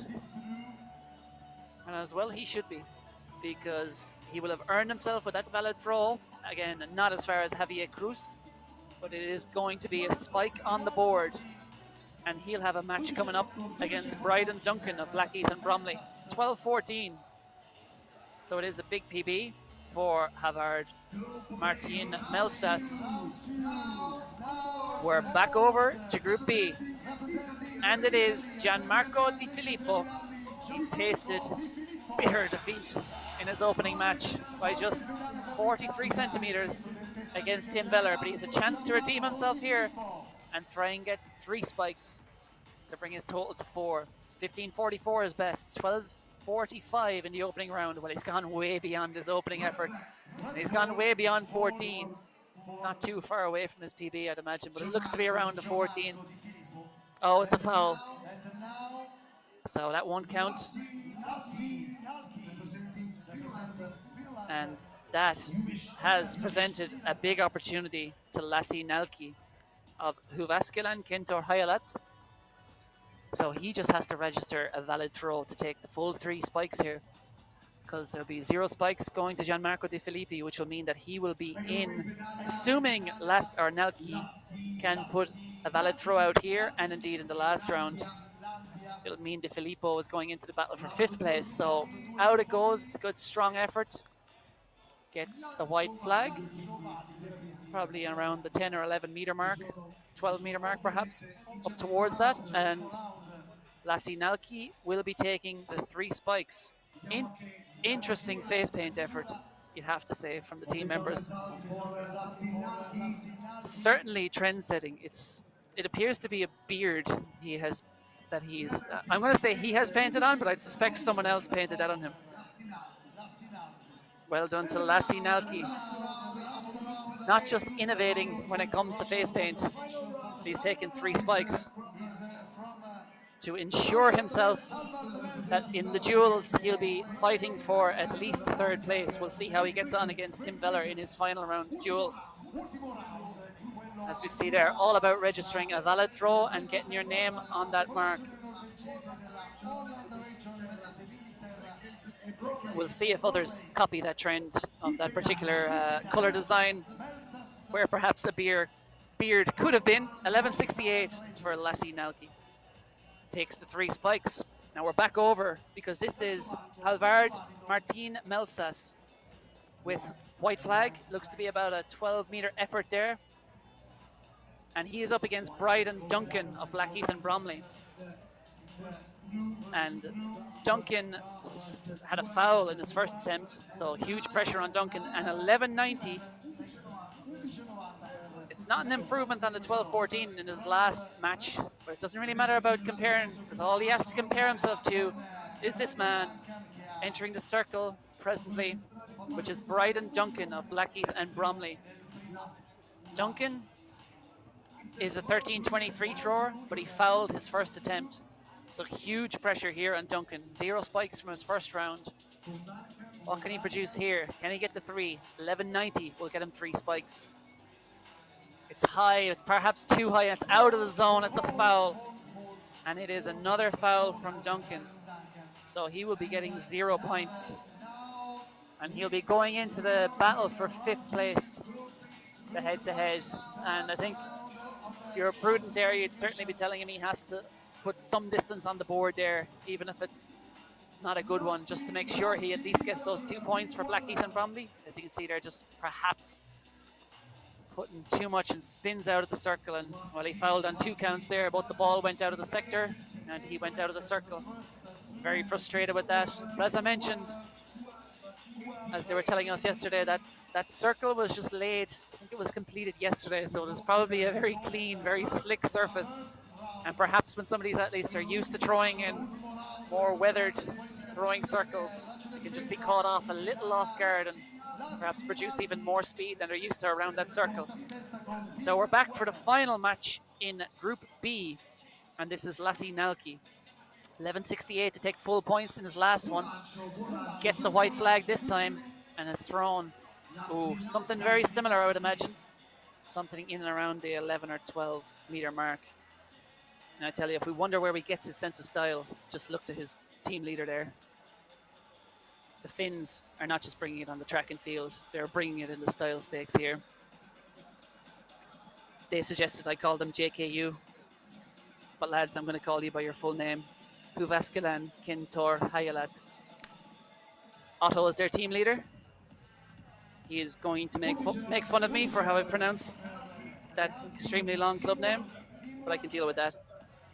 So, from Team Young Germans, Eagles, this is Tim Veller. 3 spikes on the board already. And assuming that white flag, no, it's a foul. It is a foul. So, it would have been enough if it was a valid throw. And the judge just shows him there, your foot was above that rim. Made contact with the front. Can't make contact at the top end of that little wooden sector at the front. And I think he saw it and said, yeah, fair enough. Guilty as charged, or his team manager saw it. Let's get a replay here. It's an unusual technique, static. But I think perhaps the safest technique, but in this situation, it very much didn't pay off. So we see the summary there of Group A from Playas Castellon. 2 wins for Javier Cruz means he is heading into the battle for first. Group B just hasn't been updated just yet, but just looking at it, Lassi Nalki, against all odds, despite coming in ranked 3rd, like I said, the importance of registering throws. When his 2 rivals fouled out, he got on the board both times, and Lassi Nalki is now going to be in a battle for first against Javier Cruz. So well done to the Flying Finn. Brilliant stuff from him. And there'll be some regrets for the other lads, but they'll all have final matches coming up soon. Very soon. But we're going to look back to the track because it is track time for the first individual track event. From Blackheath and Bromley in lane 1, it's going to be Jodie Self. 14.24 is her best. In lane 2 from Finland, Hilma Kuunanen. 14.51 is her best this year. In lane 3 from Atletica Studenteska, Andrea Malardi down the road in Rieti. This is Elena Vergero. She's a 14.24 at her best. Lane 5 from Norway, from the Hordaland region. This is Anna Solheim, 14.65 her best. Moving across from Spain, this is Pau Martinez of Playas Castellon. Quickest athlete in the field on personal best, 13.89 this year, so she will start as favorite. And then in lane 6, representing TYG Eagles, Mia Schmitz, 14.36 her best. But look out for Jodie Self in lane 1 as well. She won the hurdles at the DNA last year in Castellon, setting her PB there on day 1, 14.24. So Jodie Self has very good memories of this event. But the favorite is in lane 5 in the green of Playas Castellon, Pau Martinez, the 19-year-old who ran 13.87 on home turf back in June. I repeated that here, would surely be good enough for victory and 12 points to last year's host club.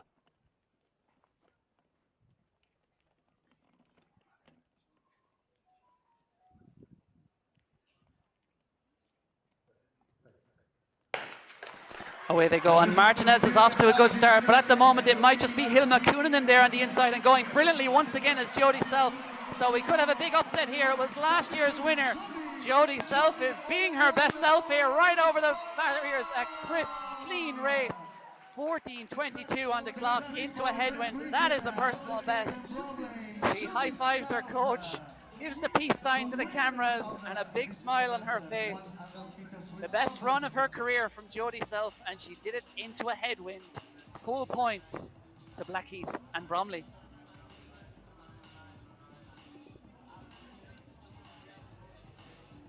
And off she goes up the steps. There's no mix zone here, so she can immediately join her teammates and just hang out and play the supporters role. As we see there, we expected Pau Martinez to feature, but she wasn't really in it. And it was indeed Jody Self just pulling away there. She's only 17, the winner last year. Ran her PB last year on day one of the DNA, and she smacked that 9th hurdle. It would have been even quicker. It certainly would have been in the 14.1s if she hadn't. It was 14:21 official. Pau Martinez came through for second with 14:54. And then it was Mia Schmitz on the outside of TYG Eagles, 14:56.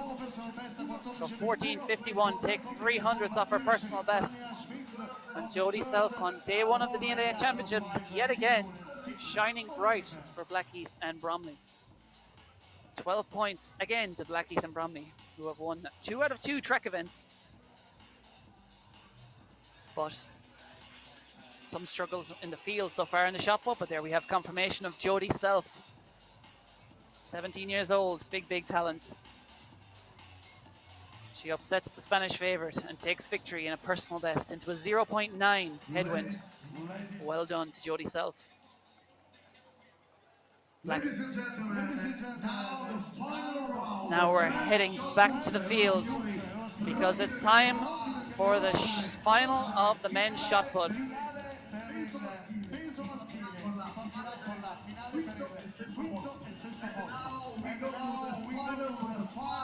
And it is going to be Bryden Duncan of Blackheath and Bromley against Gianmarco Di Filippo of Rieti.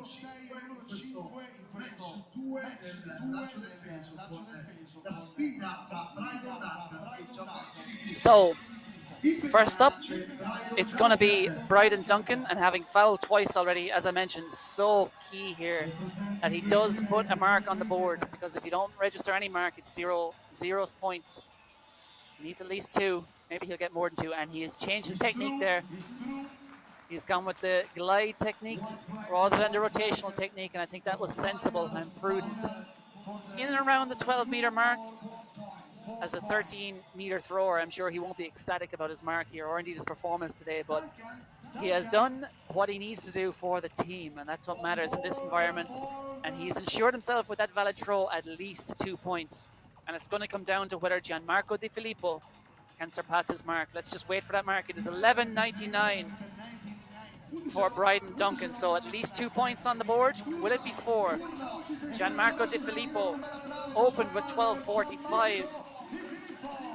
Will he be inspired by the home crowd here to surpass that 11:99? The pressure is on. Goes for the rotational technique, keeps it low, and it's good enough. It's just under 14 meters. Oh, it is a foul though. It is a foul, and he is exasperated as he looks at the judge. The judge just looks away from him and says, "Sorry, buddy, not my fault," as the red flag went in the air. We'll try and get a replay of that for you to see what exactly happened to Gianmarco Di Filippo, but that's a foul for him. He'll finish in 6th place overall, 2 points.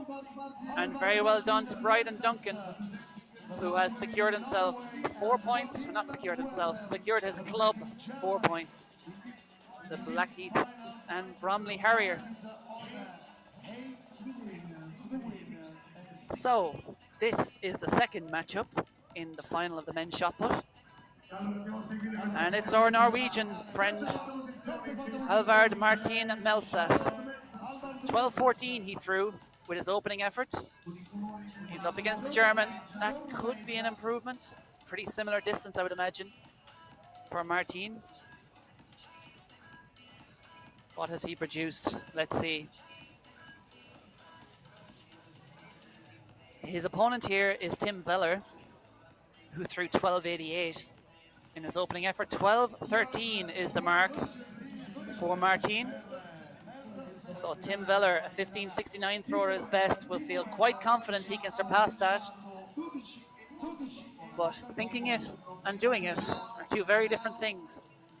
Can Tim Veller of Team Young Germans Eagles produce what he needs to for his team? Again, that static technique, but it's good enough. It looks to be more than good enough. It's just under 14 meters from Tim Veller. Gets the white flag. And I'm sure if he was going to try and break his PB, he might be spinning around that circle or certainly gliding across that circle. But right now, I think he chose the safe option. And he knew he had enough with that technique to surpass Halvard Martin Melsas's 12.13, and he has. It is 13.55 for Tim Veller. And the Germans are flying high. They're going to get third place there. 8 points to Team Young Germans. And now it's time for the A final for the two winners. There we see confirmation of Tim Veller's win. And then there were two. And that is going to be Javier Cruz of Playas Castellon and Lassi Nalki from JKU in Finland. And the overwhelming favorite here is Javier Cruz. But Lassi Nalki has upset two favorites in his group stages. Can he pull off the impossible here? He pulled off the impossible with that face-painted beard. Can he do likewise with the shot as he goes up against Javier Cruz and at least put some pressure on him? Javier Cruz threw over 16 meters already today. Lassi Nalki is very unlikely to be able to produce something like that, but what can he produce? It is about 11-ish meters, but crucially, white flag once again, all about consistency in DNA, and Lassi Nalki has earned at least 10 points for JKU. Let's see what that's confirmed at.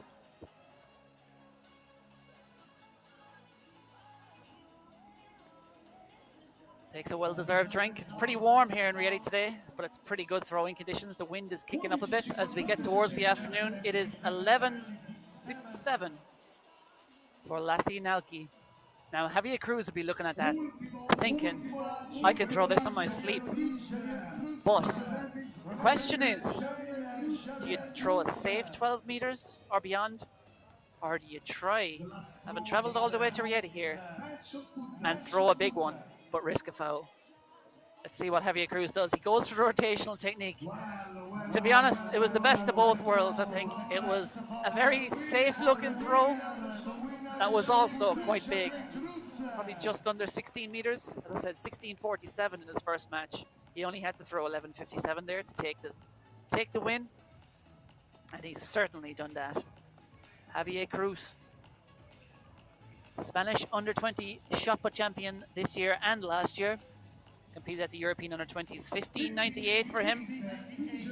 And that's going to be 12 points in the bag for Playas Castellon. One of the great Spanish clubs affiliated with the school there. All the students and athletes coming up. It is an absolutely huge club and produces so much talent. Their colours familiar to anyone who will have watched Spanish nationals over the years.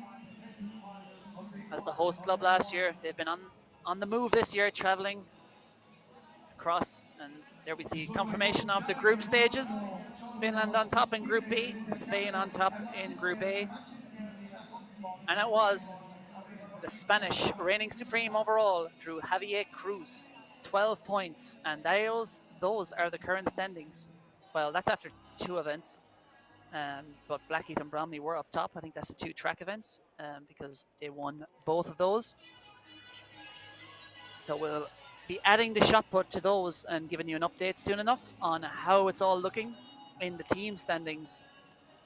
But for now, it's going to be back to the track for the men's 110-meter hurdles. 6 athletes, lots of talent. Ladies and gentlemen, waiting for the next event, the men's 100 meters hurdles. Allora signori, pronti per il prossimo evento, il 110 metri So, Only 6. from the inside, from JKU in Finland, that's Kitonen Vilho. He could be up against it here. His PB of 16.92 is well down on his rivals, but as we said, even if you happen to finish 6th, it matters if you get to the line because the difference in finishing and not finishing is 2 points. This is Emanuele Riccozzi, better known as a multi-eventer. He was a late stand-in for the very gifted Damiano Dentato, who had to withdraw, his classmate in Rieti. This is Oscar Ellingsen of the Hordaland region in Norway. 15.11 is his best. In lane 4, from Playas Castellon, David Vicente, 14.03 his best, so he's the quickest man in the field.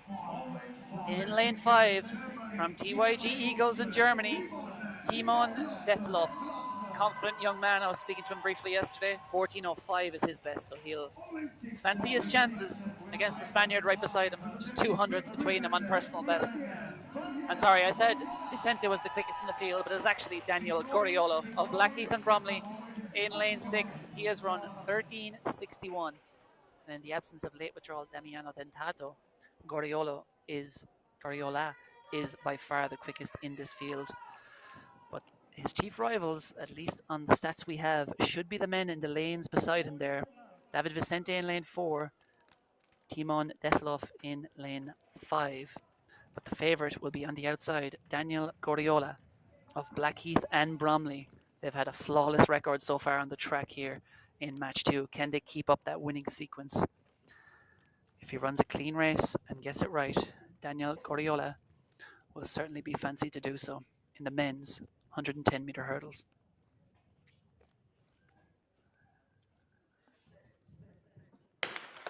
Away they go, clean start, going well on lane 5. There is Tetloff. It's him and Goriola at the moment, very close between them. But Riccozzi on the inside is actually coming through. Riccozzi, the late stand-in, is pulling clear of this field. It is Riccozzi who takes it from Goriola. 13.70 on the clock. Emanuele Riccozzi, Forza Italia. 13.70 into a good headwind. The multi-event star showing his versatility there. Takes 12 points for Rieti. We didn't actually have a personal best listed for Riccozzi, so I guess he caught me a little by surprise there. But a brilliant, brilliant performance. I think he led to the first hurdle and he never let it go. Daniel Goriola had a great effort down the outside from lane 6, but it was a clean, crisp performance by Emanuele Riccozzi. As we see there, definitely led at the first hurdle. Going well there in lane 5 was Timon Detlov as well of Germany. But I think in terms of technique there, it's just so crisp, so efficient over those hurdles.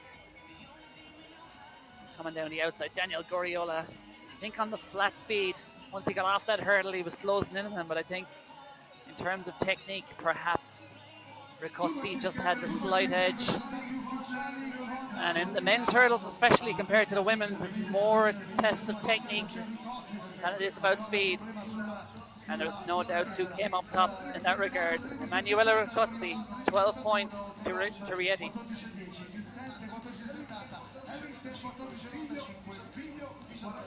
So Blackheath and Bromley's winning streak on the track has come to an end. But I'm sure it will be resumed later on. British club will fancy their chances of coming out on top in this second match, this second semi-final that will determine which 3 teams advance to tomorrow's A final and who is in the B final tomorrow morning, who has to set their alarms that little bit earlier and who gets to lie in. A lot of the teams here are staying at the water park, so I'm sure they've been very professional before now, but once tomorrow's competition is finished, I'm sure they will be water sliding their life away and enjoying all the fun that is presented by this dynamic new athletics under 20 clubs competition. As we saw a brief look at the standings here. I think it is Blackheath and Bromley still atop, and you can see there from the way those flags are blowing in the wind with those beautiful, very Italian trees behind them.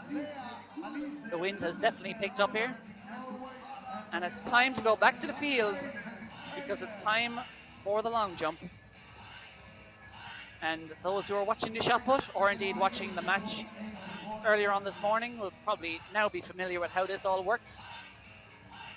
Not traditional athletics by any means, it's all about head-to-heads. And on the runway already from Norway is Lea Elise Gundersen. And we'll get a look at that as soon as possible. Perhaps just doing some of her warm-up jumps. And yeah, they are kind of jumping a bit of a crosswind really as they run down that runway. So in the first matchup in Group A, it's going to be Lea Elise Gundersen of the Hordaland region. There she is, ready to go. A PB of 578. She's up against, from Playas Castellon in Spain, Mara Hernando, whose PB is 578. Both of them have set their seasons and personal bests this summer, 578. So what a great matchup to start. Pick your winner, and indeed that was a valid jump. As we see here from Gundersen's opening effort.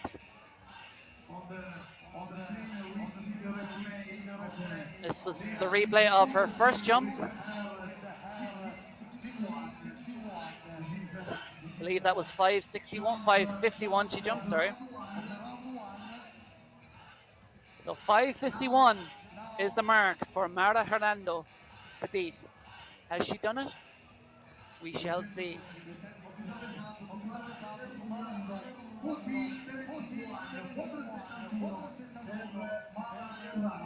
Here is that jump from Mara Hernando. And we were just playing a bit of catch up there, but I can tell you that that jump came down at 471. So Hernando a bit below her best here in her opening effort and has to make way, but it was a valid jump. And she will earn herself 1 spike for that. Gundersen will earn 3 spikes. She takes victory in that first matchup. But Hernando will be on track very quickly against the German jumper for her second match. But we're jumping across to Group B because from Finland it is Pirkko Järvikala who has a best of 556, and this is also very evenly matched against Giada Skilacci. And in fact, we've skipped around the matches here that I was given, but it's going to be Blackheath and Bromley's Daisy Snell. Yes, Daisy Snell going up against Pirkko Järvikala. Daisy Snell is the standout jumper in this entire competition. She's jumped 608. And I mean by that in terms of the match. Of course, she'll be going up against the Danish jumper, Danish record holder, I'm sure, in the final tomorrow, assuming they get there. But a good opening effort there by Daisy Snell. Just turned 16 years old in July. She's one of the youngest athletes competing at this entire championship. Over 200 athletes we have here, and Daisy Snell is a real talent to watch. PB of 608 earlier this year in Cardiff. That was just last month, in fact. She's the English schools champion. And when you have a female jumper jumping 608 at the age of just turned 16, it really bodes well for what might be possible at the future. And she has handled the pressure of this format brilliantly there to put a 567 out there to open proceedings. Pirkko Järvikala, who will now jump for JKU, has a best of 556. So she will need at least an 11 centimeter personal best to surpass the brilliant youngster Daisy Snell. Can she do it? She looks to have a bit of a tailwind at the moment. I think she was just waiting for that to kick up as she takes off down the runway.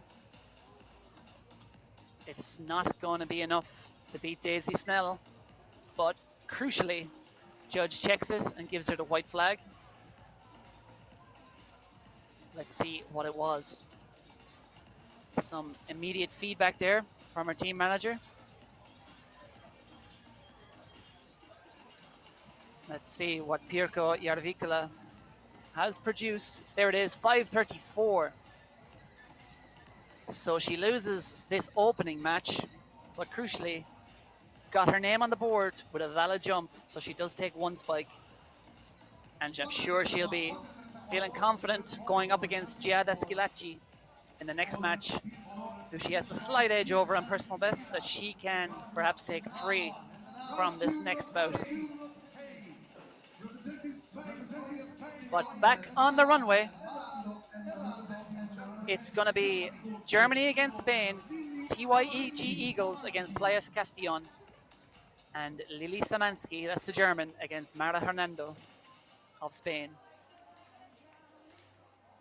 I believe Hernando is indeed first up. Hernando below her best on her opening effort. 471 she jumped, registering a good safe jump. Her best is 578, so I think she might see her take a bit of more risk now that she's just got that confidence on the runway. She's definitely taking a bigger risk on the board. It is a white flag though, crucially. Let's see what she's got. She looks at it. Okay, she's not visibly delighted with it, but she's not visibly upset at it either. So we should probably stop trying to judge off facial expressions and just wait for the actual distance. But 542 is the best of her rival here, Lili Samansky. Let's see what Hernando has produced. I think it's certainly an improvement on the 471. 528, so it is a big improvement. 50 centimeters below her best, and the gauntlet firmly laid down to Lili Samansky of the TYG Eagles in Germany. Her coach giving her some feedback. She'll have another jump to look forward to very soon. But here is Samansky. 542 is her best, 528 to beat. Has she done it? I don't think so. Looks to have come down below 5 meters. But again, white flag, crucially, will be one spike on the board for Lili Samansky. She goes back. It's great to have the coaches. They don't have to walk anywhere. They can just have an immediate sit down with their coaches. And the way smartphones are these days, they're as good as any high-tech camera. They'll be able to break down that technique in slow-mo, I'm sure, and show exactly what they did right and wrong and where they can improve for the next time. Okay, we're heading back over to Group B. This is Giada Schillaci, who is paired up against Finland's Pirkko Järvikkala. Schillaci has jumped 546 at her best. It's her first jump today. She's got another bout to come against Daisy Snell. We'll see if he can win her second matchup, but here comes Schillaci. Giada Schillaci. She just backs off there on the runway and looks to the side.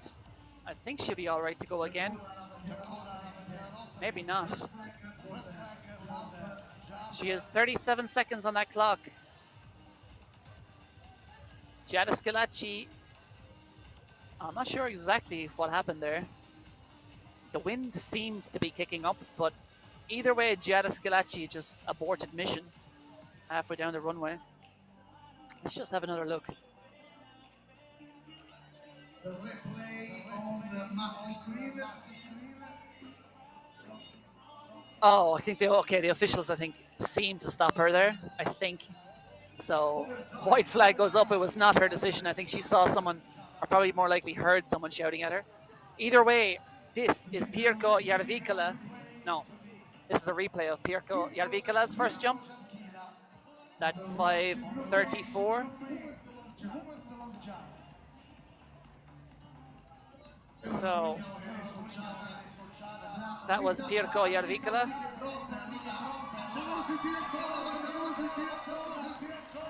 Okay, this is 5.7. That was a jump 570 by Pirkko. And now it will be Giada Schillaci. So they reversed the running order here, I think is what happened. And we'll see how Giada Schillaci can respond to that. Takes off down. No interruptions this time. It looks a good effort. I don't think it's going to be up there with Pirkko Järvikkala's 570. But we'll see if it is an improvement. Or it's not an improvement, it's her first jump. But if it's a valid jump, which it is, it's being measured, it will count and earn her a spike. Don't think it's going to match the 570 by Järvikkala. 512. So it's one spike to Schillaci, 3 spikes to Järvikkala, and Schillaci will be back on track very soon for her final match against Daisy Snell. Here we see, back in Group A, this is Lea Alice Gundersen. So she won her first match against Mara Hernando. She'll be trying to take another 3 spikes here. And there's not much to choose between them. Gunderson jumped 551. But first up, it is going to be the German. This is Lily Szymanski of TYG Eagles. 542, her best, gets the white flag.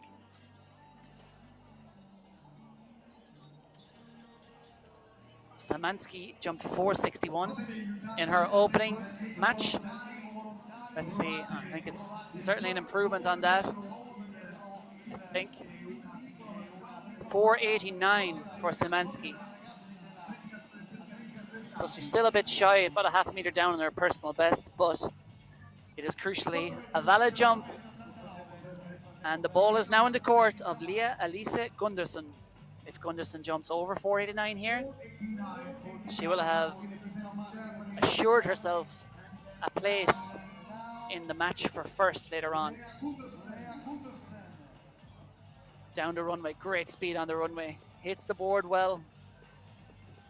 Comes down in the sand. Looks to be well over the 5 meter mark. Judge just waits for her to get out of the pit before giving her the white flag, thankfully. And Gunderson will be waiting on that. I think that is over 489. 551 she jumped earlier to take the 3 spikes.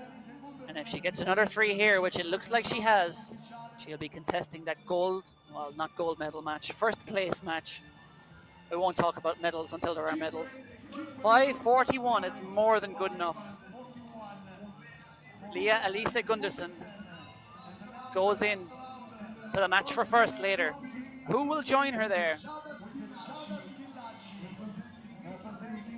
We're about to find out. In this final matchup, it's going to be Giada Scilacci of Rieti against Daisy Snell of Blackheath and Bromley. Snell so impressive with that 567 earlier on.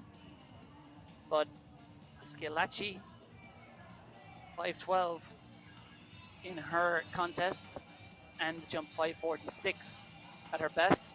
But Snell, you'd have to imagine, is the favorite.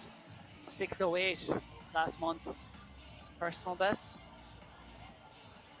And they're going to ensure here it will be Scilacci first up on the runway. I think she just realized that and was realized that the clock was ticking. It's already at 30 seconds. So Scilacci just jogged down the runway there, got the hair ready, just composed herself. No major rush, although the clock is now at 20 seconds, but she's going to be in good time, even if it's a slightly rushed build-up. Let's hope this is a valid jump for Scilacci. Hits the board, great elevation off it. Walks out of the pit. Gets the white flag. Crucially, Giada Scilacci. What has she produced? She looks back at the mark in the sand. Looks at her coach. Waits for the distance to flash up on the screen. Some quick technical feedback there from our coach. Something, of course, we don't get in traditional athletics. They usually have to walk off to the stands and have a chat across a usual gaping hole in the stands where the photographers tend to stand. But that is a 5:14 effort for Giada Scilacci. And Daisy Snell, I'm sure, will look at that and think, I've got this. But maybe she's not quite that confident. We'll see. Daisy Snell, 16 years old only last month. One of the youngest athletes competing here in Rieti. But one of the most promising for sure. 608 jumper. English schools champion. And if she can jump over 5:14 here, she will go into the match for first place. If she doesn't, it gets a bit more complicated. Could be third place. But we'll see if she keeps things simple for herself and everyone else by surpassing 5:14. Hits the board well. Brilliant elevation off the board there. You really can. That hang technique. White flag for Daisy Snell. And I'm sure she's done enough, and she is smiling. The colours of Blackheath and Bromley painted on her cheek. And Daisy Snell, I'm sure, has done enough there to put herself through to the match for first.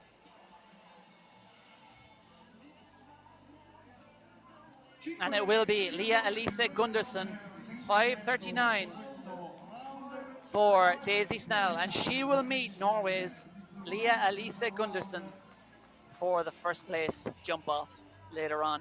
First of all, though, we'll be battling for 5th.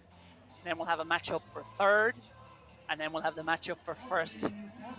Daisy Snell, perhaps the favorite based on what we've seen in the group stages. Really can see that elevation she gets off the board. It really does spring. You just see that natural plyometric ability that she has. Brilliant stuff from Daisy Snell.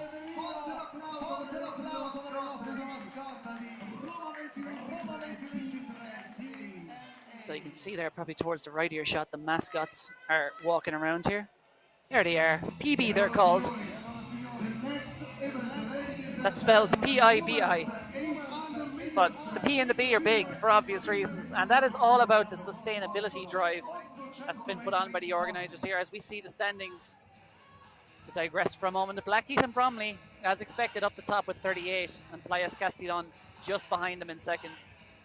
And the reference to that PB is all about the sustainability, because they want people to set their PB when it comes to sustainability and taking care of the environment.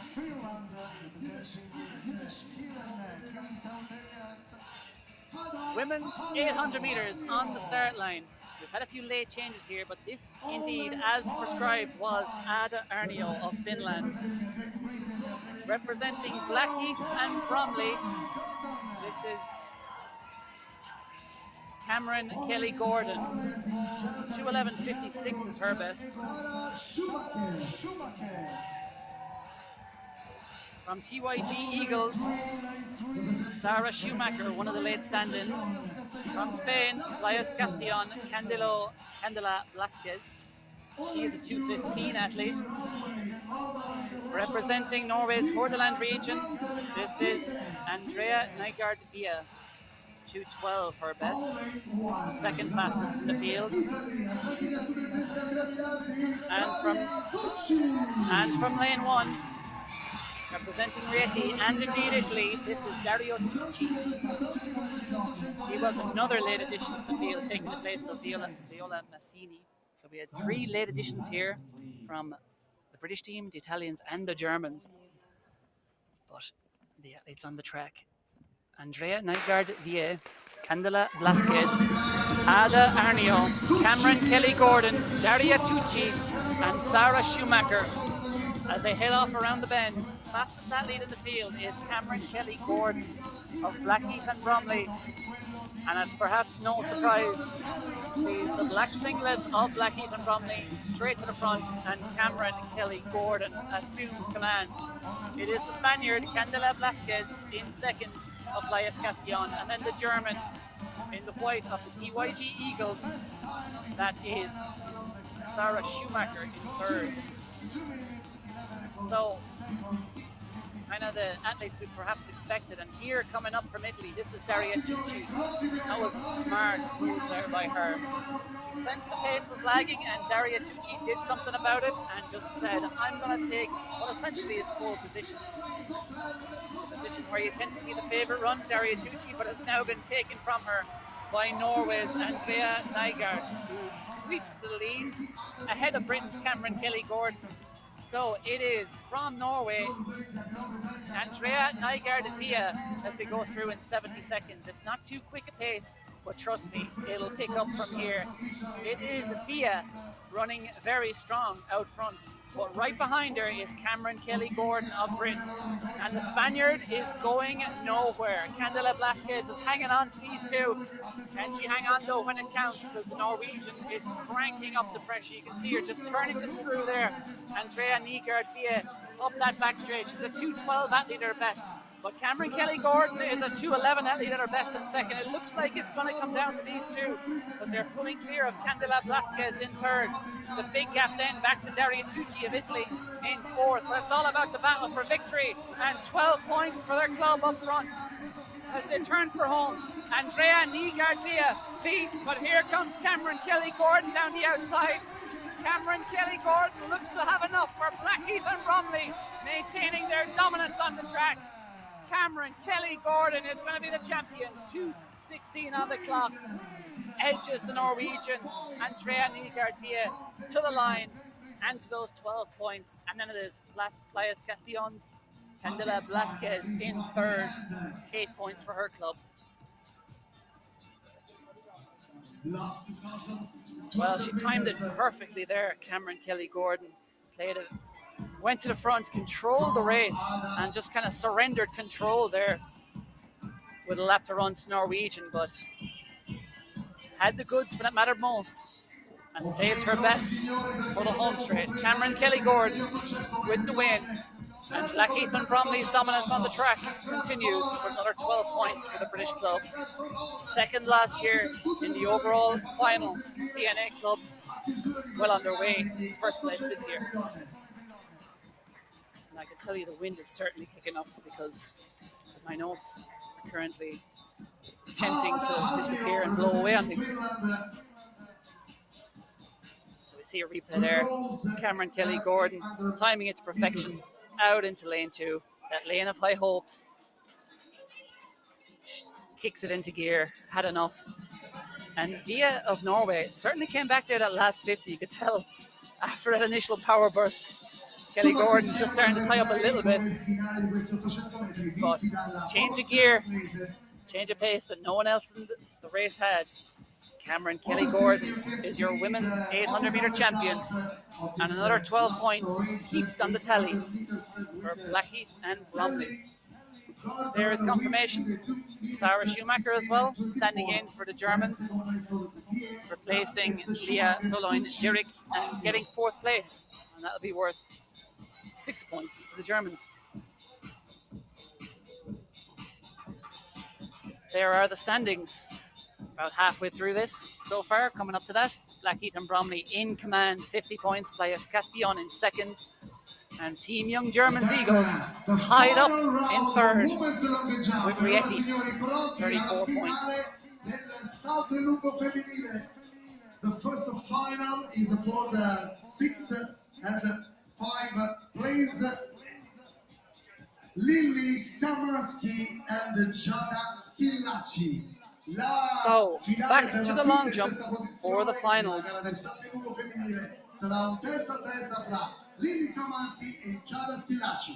So, the battle here is going to be between Lila Samansky, who you're looking at, and Giada Schillaci, which is going to be for 6th place. And we're going to go up the standings. The battle for 5th will be first, then it's the battle for 3rd, then it's the battle for 1st.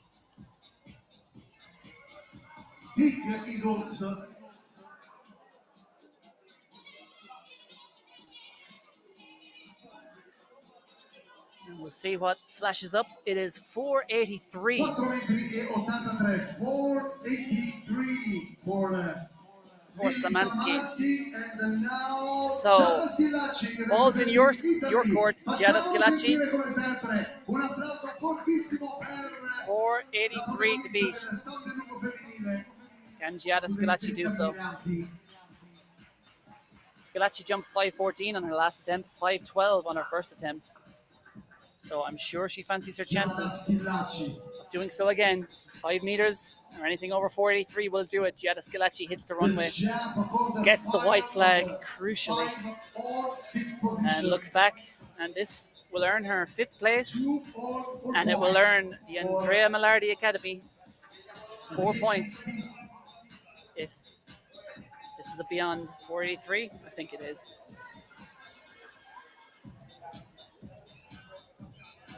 Indeed it is, 497.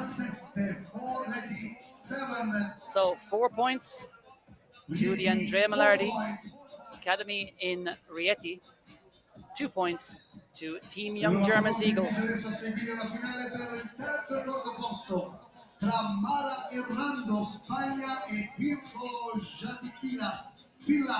Confirmation of that, 497 and 4 points on the way to Rieti. This is the battle for 3rd, and this is Mara Hernando, who's a best of 5:28 so far today. What can she produce here? Hits the board well, great elevation off it. Comes down, it's over 5 meters, I think. Anyway, gets the white flag. What does Mara Hernando produce? Let's see. Still waiting. She looks happy enough with that, as does her coach. In this battle for 3rd against the Finnish jumper, Pirkko Järvikala. 5:26 degli oggetti. for Mara Hernando. Mara Errando. But this is Pirko Jarvikala, who jumped 5:70. And Jarvikala, I'm sure, will be confident of going beyond 5:26. Can she hit that board right? It's tricky in these windy conditions. Gets very good elevation off it.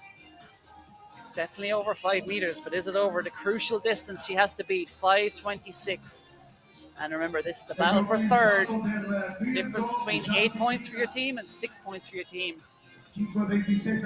And 2 points difference in the hunt will be 2/3 of a second, about 0.66 or so of a second. Has Jarvikala done enough? 5:36 she jumps. She has. By 10 centimeters, Pirko Jarvikala takes third place and earns 8 points for Jyväskylän Kentor Hayalat of Finland. You can write your complaints on a letter about how it's pronounced that. Anyone watching from Finland? There we have confirmation. Pirko Jarvikala takes third place. And then there were two. And those are Leah Elise Gundersen of Norway and, of course, Daisy Snell of Great Britain. And here comes Gundersen, thundering down the runway. Hits the board well and goes way beyond 5 meters. White flag goes in the air. She'll be very relieved to see that, Gundersen. Can she heap some pressure on the young Britain shoulders? As we wait for the confirmation of Gundersen's mark.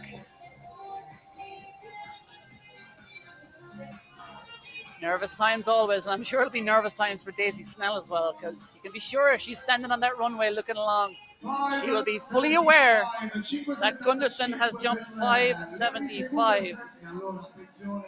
Daisy Snell so far has jumped 5:67 and 5:39.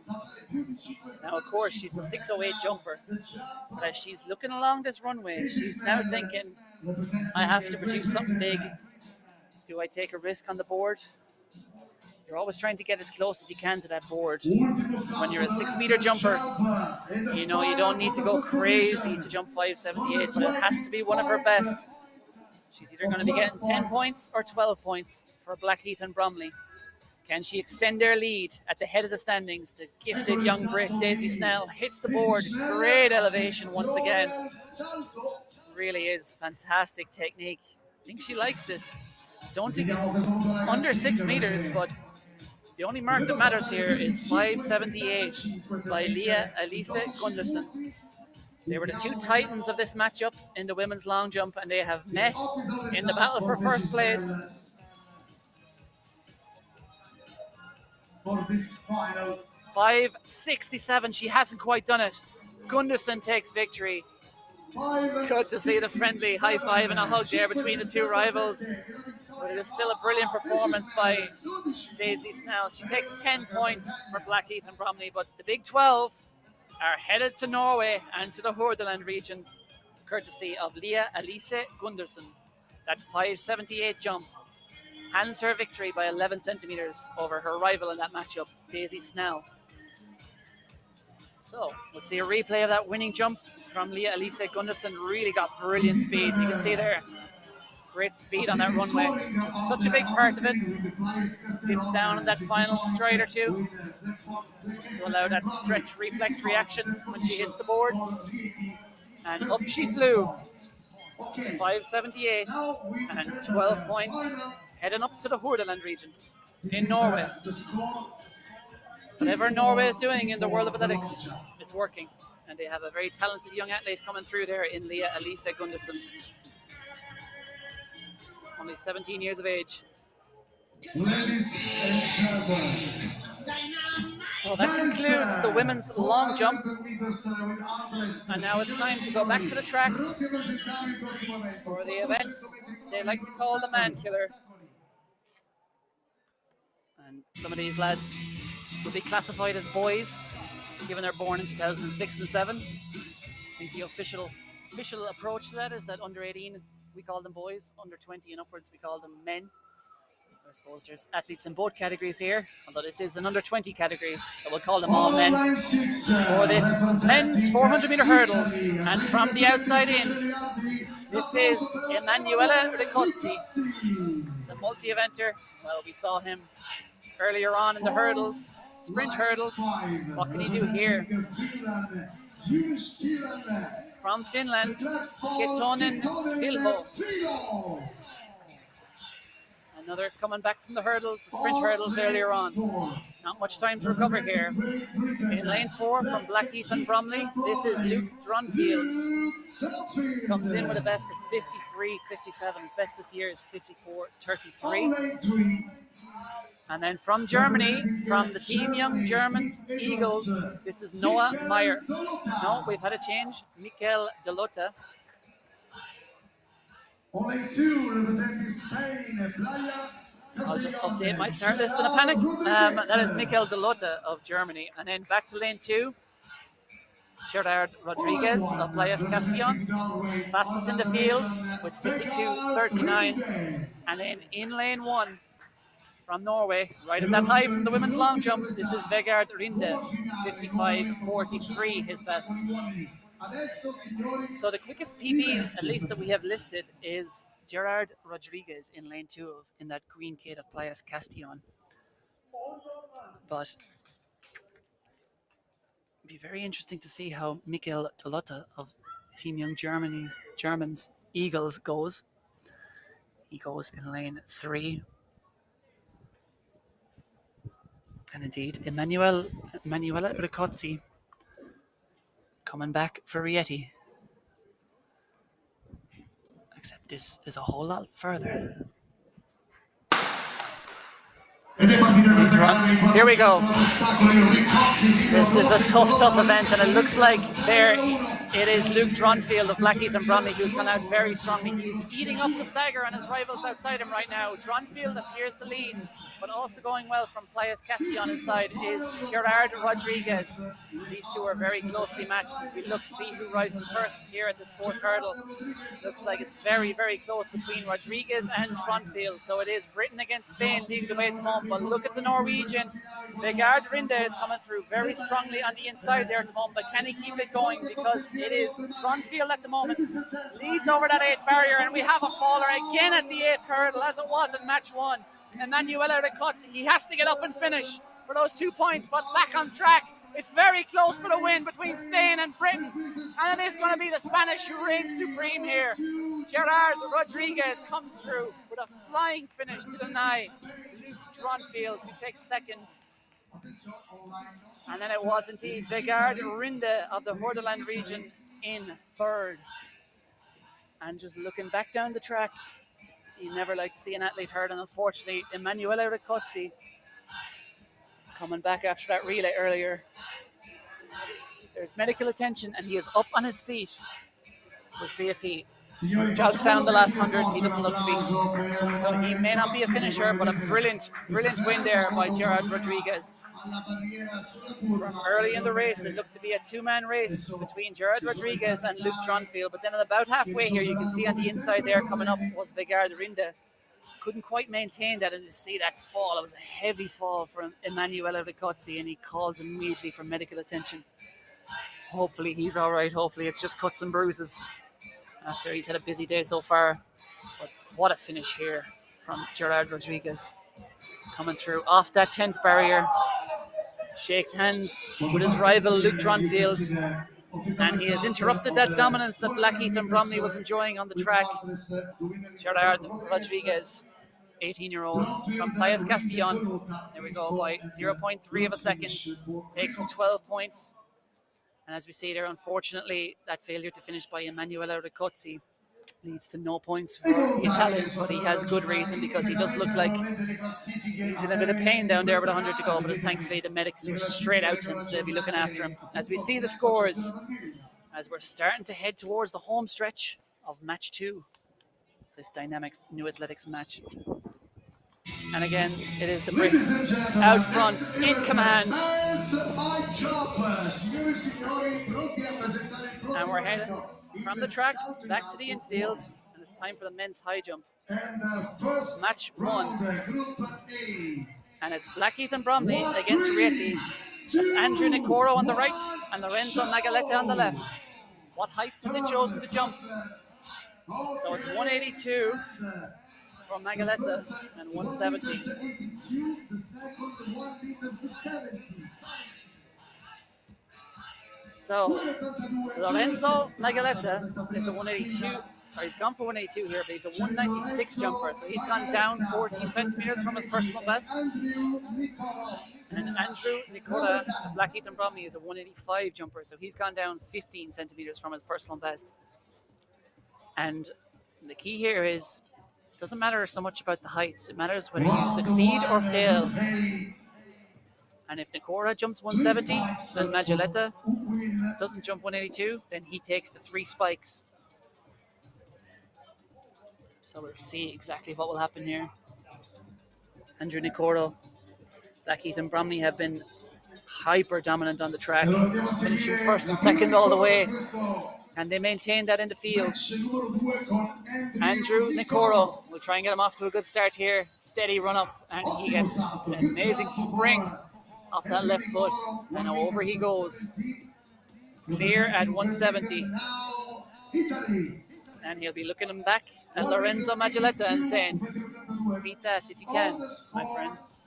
182 is the bar that Lorenzo Magalete will try to clear. Match number 2 after the last race for 100 meters with partners. E adesso signore, attenzione, prepariamoci a guardare la metà del salto in alto, 1,82 m, tutto pronto. Lorenzo Magalete, and the unique rules here of the DNA. If this was a long jump, they might be looking at 170. He has to surpass his rival's mark, but with the high jump, you nail basketball, you call your shot. And he called his shot at 182, and that's what he now has to go over to beat the Briton, Andrew Nicoro. Ha scelto del testa a testa 1,82. Vediamolo su misura. Lorenzo Magalete of Rieti. He is clear with absolute ease. I don't think even his vest hit that bar on the way over, hanging as loose as it is there at the back. The student at Atletica Studentesca, Andrea Melardi. Out the road in Rieti, not far from here. So, 3 spikes there to Lorenzo Magalete. And now we're going to be looking across to Group B. And this is from Norway, Tobias Heldal, and from Germany, Kuhn Schmidt-Goten. Let's see what they've picked. So it is 180 for the Germans, and that is 191 for the Norwegian. They are both 197 jumpers, so it's interesting to see the tactics here.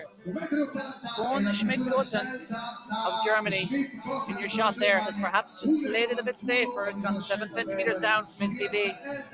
But again, it's all a bit of a chess match, because if you go too high and fail, you give a huge opportunity to your opponents. If you go low and succeed, it can work out. It all depends on what your opponent does. It's an intriguing head-to-head battle. I wonder if there's anyone spying the rivals' boards as they jot them. That's the beauty of it. It's all done in secret. And the net result is that Kuhn Schmidt-Goten now has to go over 180 to at least stand a chance of winning his match against Tobias Heldal of the Norderland region. Here he goes, and he has. Floats clear. And I'd say there was certainly more there. But having gone 17 centimeters down from his best, his rival, Tobias Heldal, has only gone 6 centimeters down. Both 197 jumpers, but Tobias Heldal is now going to be looking at a 191 bar to open his competition. And a lot of these high jumpers, they will have, of course, done warm-up jumps. But when the pressure comes down, it's a different matter. A lot of them like to use those lower heights to build into the competition. Il batto delle So, mani, will facciamo sentire il batto delle Hildal mani, anche live l'altro to regret clap, his ambitious opening height of 191? for Tobias Hildal. Or will there be method in what many might call madness? Tobias Hildal of Hordaland up against 191. And he nails it. Madness? What madness? Guy's a genius. 191, Tobias Hildal soars clear. 3 spikes go to Norway. And he wins a big matchup against a very evenly matched opponent. And we saw the beauty and the unique nature of DNA there playing out. That was regular athletics. They'd be going 190, 192, 194. But this is DNA, and we've mixed it all up. And it proves to be a tactical match, not just a performance match. So, 3 spikes to Tobias Hildal. And we're going back over to Group A. And we'll be having the second matchup, which will be between Britain's Andrew Nicoro and Spain's Christian Villaplana. They are currently busy writing their predicted heights or requested heights as we see confirmation of that first matchup in Group B. There's a good bit of quick review being done there on the phone of the Norwegian team leader.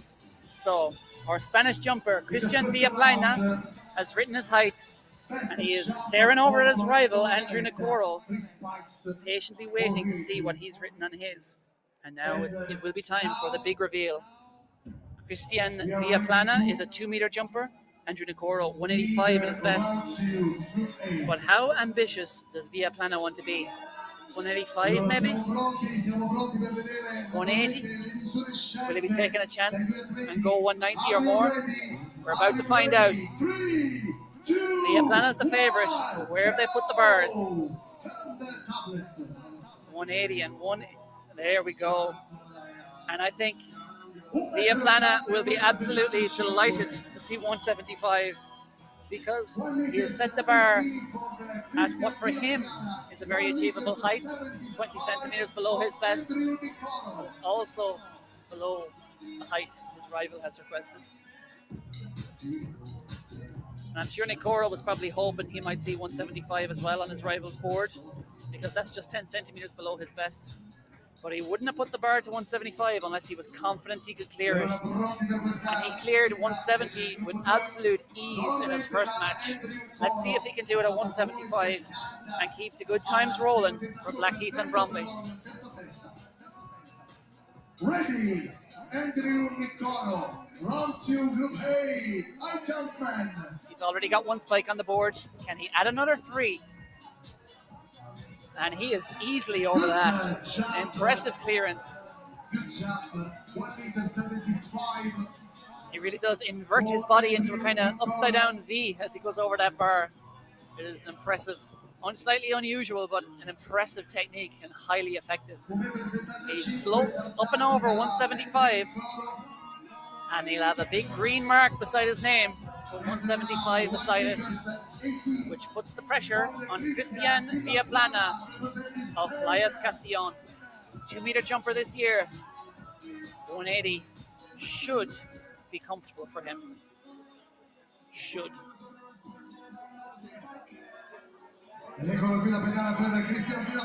Up to the bar, jumping off that right foot, and yeah, he does it with absolute ease. Christian Villaplana soars clear at 180. 3 spikes in the bag, and he wins his first matchup against the Briton. He'll be back up and likely facing a much tougher contest to come because he'll take on Lorenzo Maggioletta, who's a 196 jumper. And of course, Maggioletta jumped 182 in his first matchup, so it'll be intriguing to see what happens in that final battle. But we're going back to match 2, and it is Norway's Tobias Hildal against Finland's Lassi Nalki. Update on 191 and 164.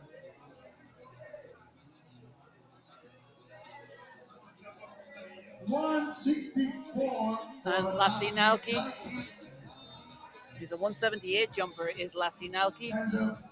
Tobias Heldal is a 197 jumper. And you know what? We saw Lasinalki earlier succeed with what you could call a conservative approach, making sure to get marks on the board in that shot put. And he beat rivals who ended up no marking and getting into that battle for first place. And he's done exactly the same here. If he can get over 164, which given his jump 178, he's got a very good chance at. Tobias Heldal, his rival, has put the bar at 198. Or sorry, 191, which is just 6 centimeters below his best. But can Nalki get over? He can. And that is a fantastic start for the Flying Finn. Up he goes over 164. And now the pressure ratchets up on Norway's Tobias Heldal, because Heldal has jumped 197 at his best. And yes, he's jumped 191 already today and done it with ease. But if he puts a foot wrong here, he'll be losing to an athlete who is 19 centimeters below him on personal bests. Lassi Nalki has upset the odds already a few times here today. Can he do it here in the high jump? 164 is in the books. The distance doesn't matter. What matters is that it's a clearance. Can Heldal lay down a superior clearance? If he does, he'll have 6 spikes, which will put him into the battle for first in the final. Here comes Heldal. He's done 191 already. Repeat the trick. Oh, of course he can. He had a nervous moment. I'm sure he felt it with his lower back and backside as he went over that bar. He's like, oops, please stay on. But he turned around, looked at the bar, and indeed obliged. 2 191 clearances for Tobias Heldal. 2 wins in his respective matches. 6 spikes on the board. And 1 match left to go, which will be for first place, to decide whether he gets 10 points for his team or 12 points for his team. Excellent jumping by Tobias Heldal. And Lassi Nalki, with his painted beard, has to settle for 1 spike on this occasion. But he'll have another matchup coming against the German. It'll be another David versus Goliath battle, because the German Kuhn Schmidt-Goten has jumped 19 centimeters above him. But he's slain a few Goliaths here today. We'll see if he can repeat the performance later on in that 3rd matchup. But back to Group A, and this is the final matchup in Group A. What has Christian Villaplana? This could be close between these two. 3, 2, Jumper on your right has jumped 2 meters. Jumper on your left has jumped 196. And it is 188 for both. Telepathy between these two men. So this is going to be intriguing. Christian Villaplana puts the bar at 188. He has jumped 180 already today. Lorenzo Maggioletta does the same as a 196 jumper. Now, who goes first? Very similarly matched jumpers. The PB for the Christian Villaplana is 2 meters. For Lorenzo Maggioletta is 1 meter. So on paper, it's a more difficult assignment for Maggioletta. But we don't know what form these athletes are in terms of being mid-September. I'm sure they've been jumping on tired legs at this part of the season. But Christian Villaplana, having won his earlier match, jumping 180 with absolute ease. Can he go over 188 and give himself 1 foot in the battle for first place? Here he goes. Of course he can. The 2 meter jumper soars clear. Never a moment's doubt. And he holds his hand up. Plenty cheers coming from his teammates here up in the stands. And now it's down to the local lad, Lorenzo Maggioletta, to follow his lead. 188, the bar pitched the same. Can he join him? 1 meters 88. 188. His PB is 196. Earlier on, he jumped 182 to win his opening match. And he's gone clear. So the 2 of them tie it up and share the spoils there.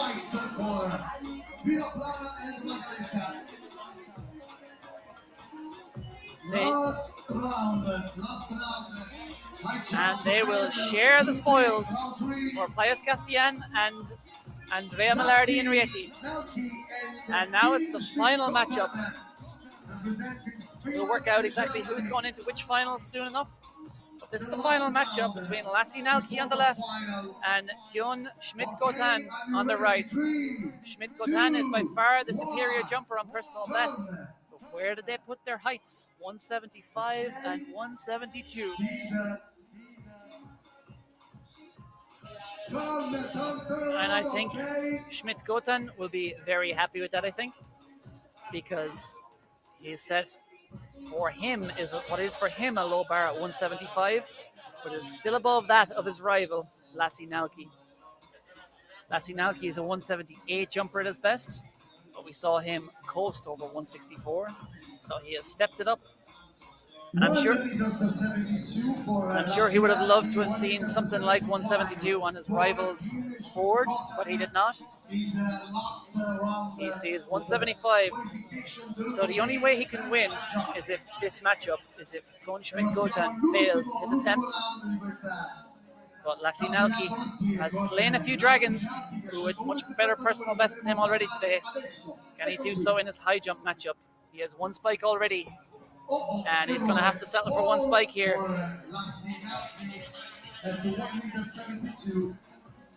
So, all that means that Kjorn Schmidt-Gotan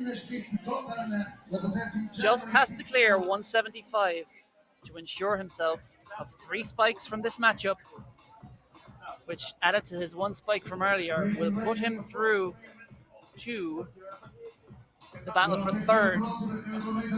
So clear this and you're fighting for third. A 197 jumper at his best. We would expect him to. He's already cleared 180 today. And I think when he was looking at his opponents, he knew he probably didn't need to set the bar to 180. 175 was enough. But still, pressure is on. Can he get it? And he does, of course. Coast clear with room to spare at 175. So Kjorn Schmidt-Gotan will be going through to contest the third place matchup in the final, the German. And he looks delighted about that. And no doubt higher heights will be needed than that to secure third place against whoever he's drawn with. We'll find out that very quickly. I'll give you those full lineups for the final. But we better have a look back on track momentarily, because the women's 100-meter finalists are about to get ready. See, there's the group stages all tied up there in the high jump, 4 points apiece in that first group. We'll work out who exactly is going through to the first place matchup.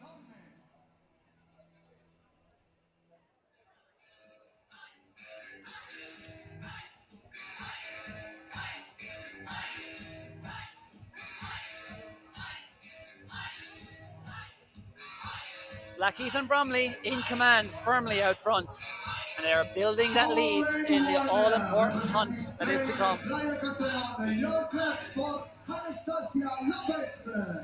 There's your full lineup for the women's 100 meters. This is Anastasia Lopez of Playas Castellon. 11.92 is her best, which should put her right in the mix here for certainly the podium positions. This is a late addition. This is Amelia Kinderman. She's run 12.15. She replaced her teammate. Amelia Kinderman, 12.15 this year. The undoubted favourite here, a very talented British sprinter, Faith Akinbileji. 17 years old and has run 11.53. English Schools 100-meter champion and the European Under-20 finalist this year. From Finland, this is Noora Salmi. 12.06 is her best.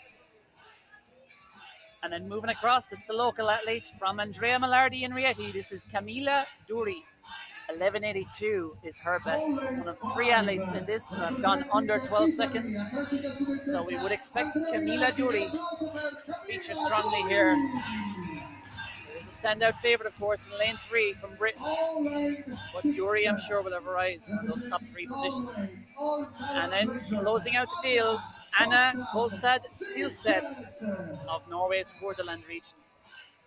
12.53 is her personal best. But the overwhelming favourite, the European Under-18 200-meter champion last year, one of the most talented sprinters rising through the ranks, not just in Britain, but in Europe. Faith Akinbeleji in lane 3. Blackheath and Bromley Harriers have been absolutely rampant on the track here. First, second, every event so far. And they'll be heavily favoured to take another 12 points here through Faith Akinbeleji in lane 3. 11:53, her best. On paper, puts her head and shoulders above this field.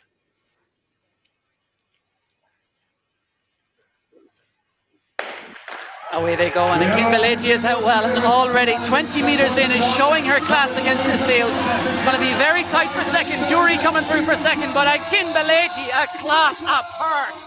11:58, 9 on the clock as we hit the line. 1.3 on the clock on the wind gauge. An impressive performance. That is a big season's best for Faith Akinbeleji.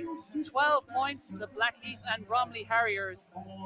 And a big season's best for the 17-year-old rising star of British sprinting. Double high fives there with the mascots. Mascots' names are PB. And she came awfully close to setting a PB there. Just a few hundreds outside it, but it's a big season's best for Akinbeleji. You can see even from 10 metres into that race, she's taller than most of the athletes in the field, taller than all the athletes in the field, in fact. And often with the taller athletes, they don't get out as well over the first 10 or 20, but you can see there just the power she's putting into the track brings her clear of the field. 20 metres in, the race is over, and from there, she only extends. Camila Dury came through very strongly there for second. But the class of the field, Faith Akinbeleji, 17 years old, and the brightest of bright futures ahead for her. European under-18 titles do not come easy. And as you can see, the way she finished that race, you can see her gifts over 200 metres. 11:59 confirmed for Faith Akinbeleji. Camila Dury takes second, and then it was Noora Salmi of Finland with third. 8 points to the Finns. But Blackheath and Bromley's dominance on the track, if anything, it's only getting stronger, and they are going to go into the hunt.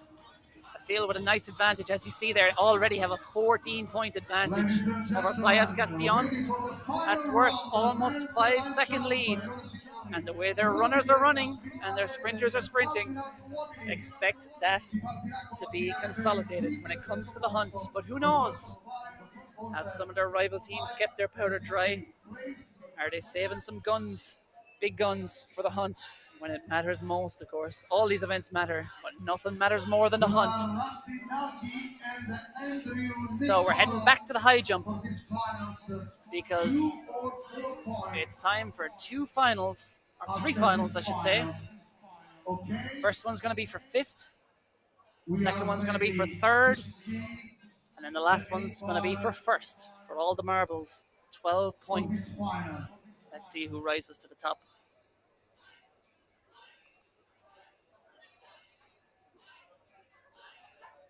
Three, two, so here we go. 1. Turn around the tablet. So 166 there from the Finn, and then 180 from the Brit. 1 meter 66 and 1 So Andrew Nicoro will jump 180. And Lassie Nalki will jump 166. So in the group stages, Nalki jumped 164 successfully and then failed at 172. So he's lowered the bar a little to a height he feels confident to clearing, which is 166. And based on his 164 clearance earlier, you would fancy his chances. But the big favourite for this match, of course, is Blackheath and Bromley's Andrew Nicoro. Jumped 170 and then 175 in the group stages. Let's put the bar up to 180 here. Probably didn't need to go as high as that, obviously, to win this match, given Nalki has put it at 166. But he wasn't to know that when he was writing what he wrote on that board. But the big test now is, can Nalki put some pressure on? Up he comes at 166. It's a casual run-up, but he is explosive off the ground. And Nalki soars clear at 166. And I'd say a little part of Andrew Nicoro is asking himself, why did I put the bar up to 180? I could have just gone over 175 again. atleta But finlandese. alas, that's the beauty of DNA and the mystery of DNA. And Andrew Nicoro, who is a 185 jumper at his very best, has the bar at what is a difficult 180. But the way he cleared 175, the Blackheath and Bromley athlete will feel very confident going over this. He needs to get 5th place for his club. Can he? He doesn't. He hits it on the way up. Possibly just getting a little close to that bar. Didn't quite get it. And that means it is 6th place for Andrew Nicoro. And 2 points to Blackheath and Bromley. And it is 4 points to JKU of Finland. And Lassi Nälki, the David, who has once again slain a Goliath, who with a much better personal best than him. He takes 5th place and wins the first of 3 final matchups. Well done to Lassi Nälki. 4 points to JKU. Now the second matchup. 1, 3, 2, 1, show!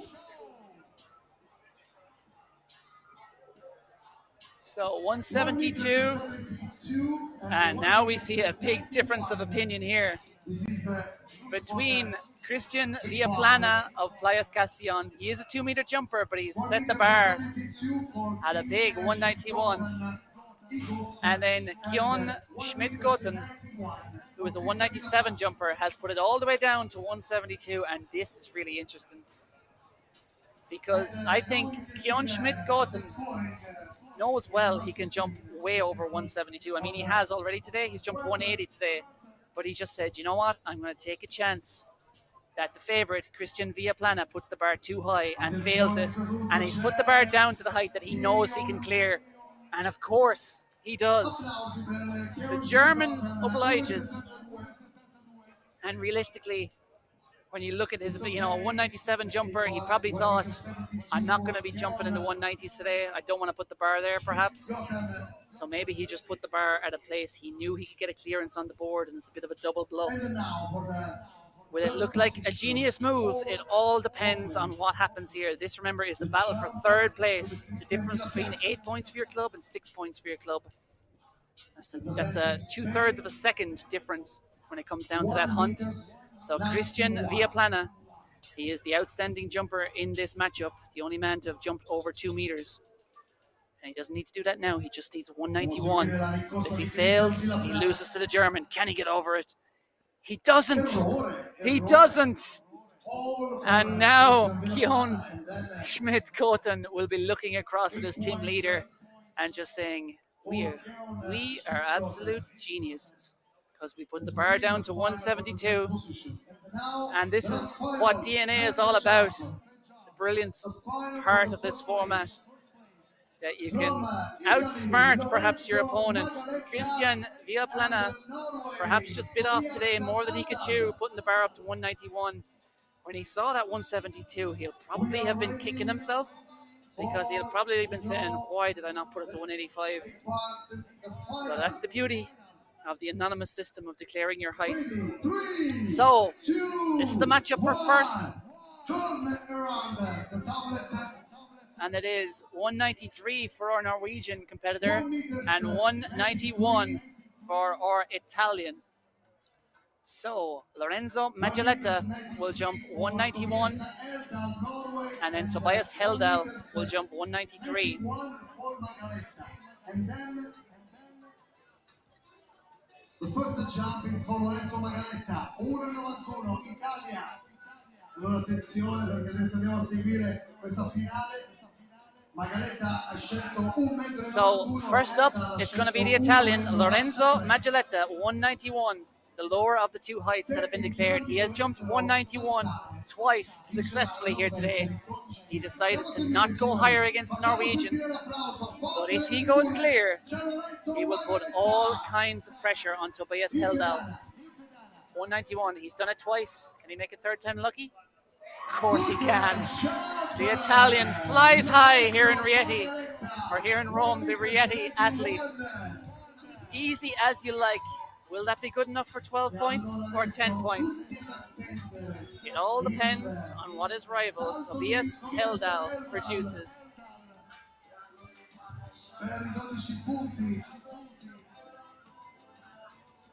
Excuse me, it was indeed Tobias Heldal who jumped 191 twice already. Magelletta had jumped 188. But Heldal, with 2 clearances at 191, has now put the bar up to 193. But the pressure is firmly on, and that 2 centimeters might feel like a much bigger height now as he prepares to take on this height for 12 points. He is a 197 jumper. He's done that this summer. He is well capable of 193. But I would say he's never jumped 193 under as much pressure as he's facing right now. Tobias Heldal. And he's over.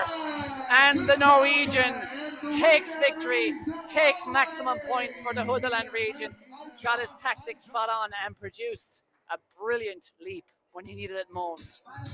Tobias Heldal bumps the bar up just above his biggest rival and takes overall victory here in the second match. And a big fat 12 points go to the Hordaland region of Norway, which will do their cause absolutely no harm as we count down towards the climactic hunt, which is now not very far away at all. Tobias Heldal reigns supreme here in Rieti over the local man Lorenzo Magelletta, who takes second with 10 points. And as you can see, he is delighted with that. You are indeed number one, Tobias. Congratulations. Scoring with the Next up on the field, it's going to be the women's javelin. It's going to follow the same format, head-to-head matchups. But first up, we're going to have some track action. Sorry, the javelin is actually going to be next up. Then it's going to be back on the track for the men's 200. As we see Blackheath and Bromley with a 10-point advantage at the head of the standings. Is anyone going to claw them back? The way their runners have been running, it looks unlikely in the hunt. But remember, it's about so much more than victory here. It's about those top 3 places. Because the top 3 from this match will go into the A final tomorrow afternoon in the battle for glory. Bottom 3 teams, they're not done yet. They can't go and just jump on those water slides at the team hotel. They'll have to come back tomorrow morning, and there is a B final against the other 3 teams who finished in 4th, 5th, and 6th in the other match this morning. So there's everything to play for here from positions 1 to 12 at the European Athletics DNA Under-20 Clubs competition. The weather is thankfully smiling on these competitors a lot more than it did last year in Castellón, when there was a fair bit of rain, but so far it's cloudy, very warm, and with a slightly refreshing wind here. I'm sure the athletes will be appreciating it, but looking back towards the track and the matchups for the women's javelin. First up, it's Jessie Sargent from Blackheath and Bromley. She's paired up against Carmen Jimenez. Very similar throwers on paper. And that, I think, is a valid throw. Comes down around just behind the 30-meter marker, I think. It is being measured. Jessie Sargent is a 36-meter thrower at her best. What has she produced here to open proceedings? She's going up against a 38-meter thrower. And Jessie Sargent nervously waiting to see what comes up on that scoreboard. And it is 30.06. I'm sure she's happy to see the 30 there.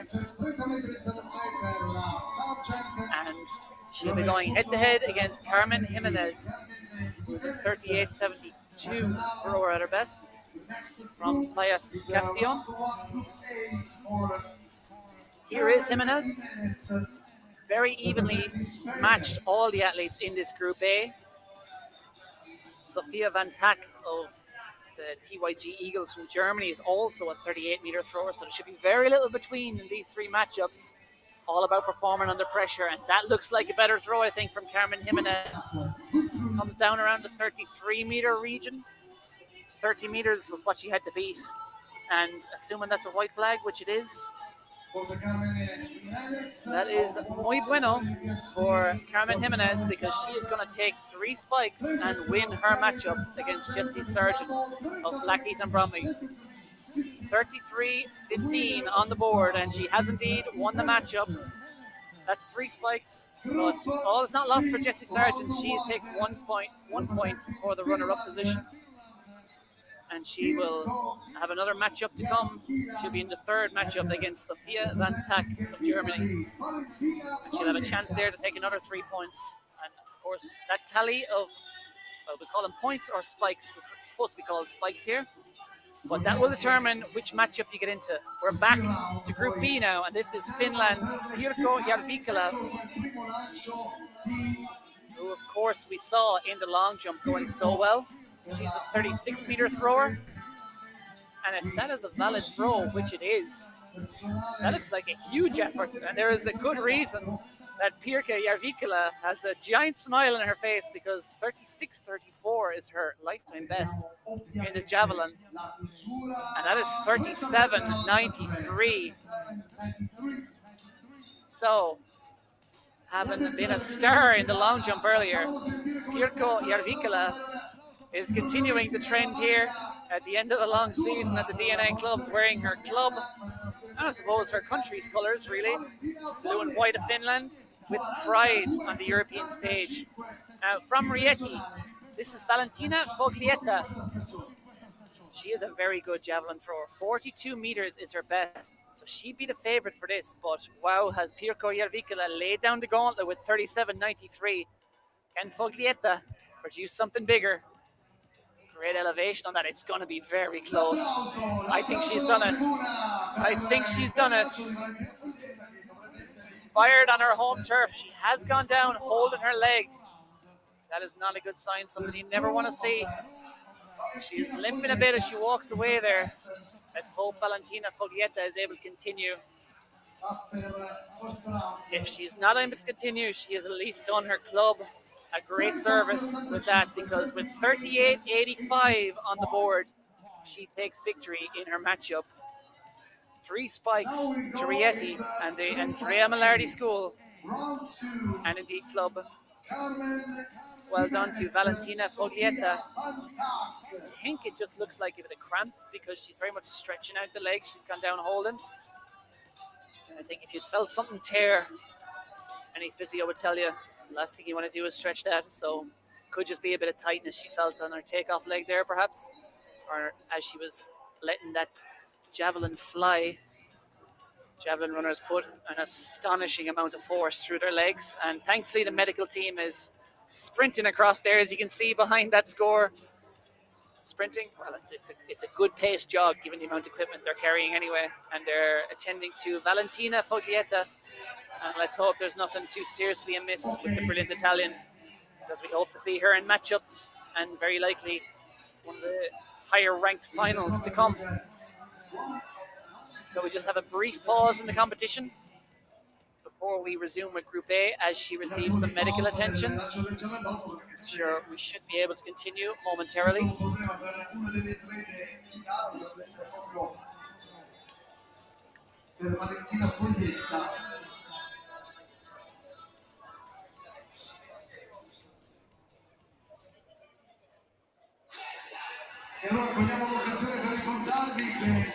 The next matchup will be back in Group A, and it will be between Carmen Jimenez of Payas Castellón and Sophia Van Tak of Germany, of the Team Young Germans Eagles.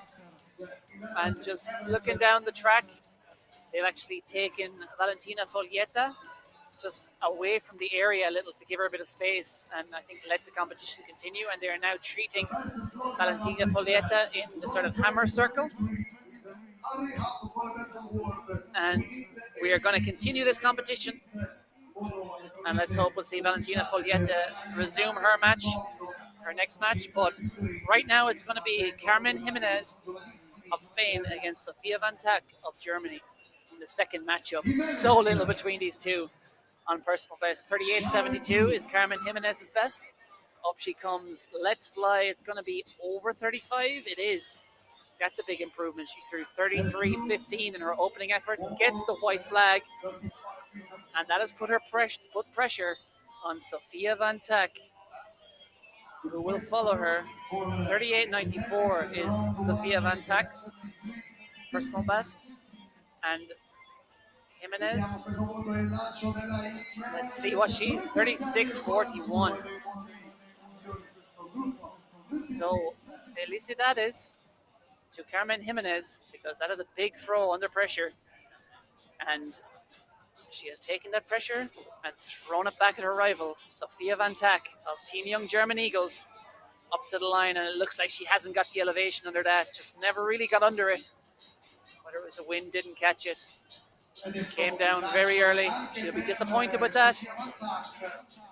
That's probably around the just over 25, probably 27, 28, maybe just under 30 meters, or maybe just over 30 now that I look at it again.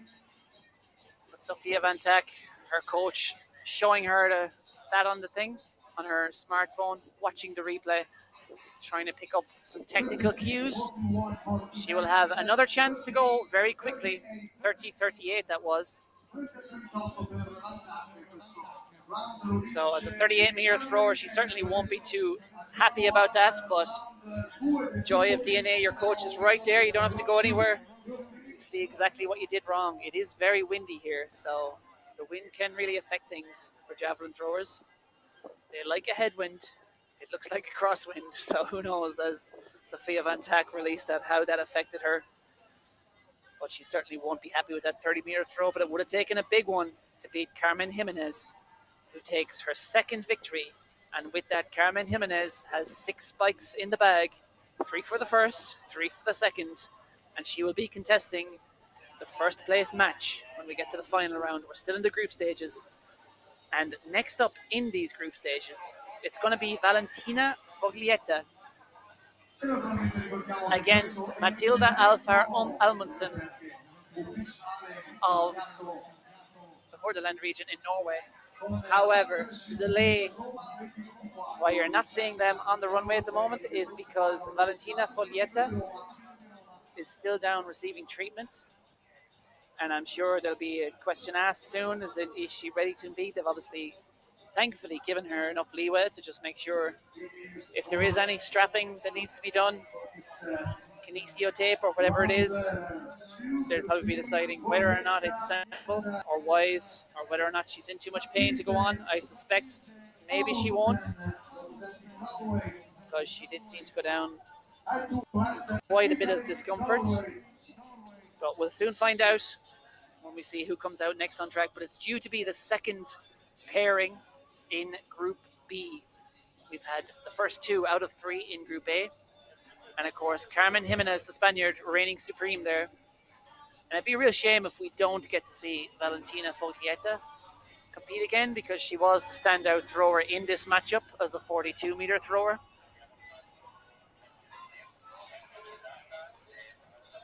And can't see any signs of movement down there, so not sure what will happen now. But the Norwegian thrower, that is Matilda Alfar Amundsen, as you see there in your shot, she is waiting to throw. She's ready to throw. But the Italian Valentina Foglietta is indeed up, I'm pleased to report, and she is walking. Here she comes. And is she grabbing a javelin? Of course she is. What a warrior.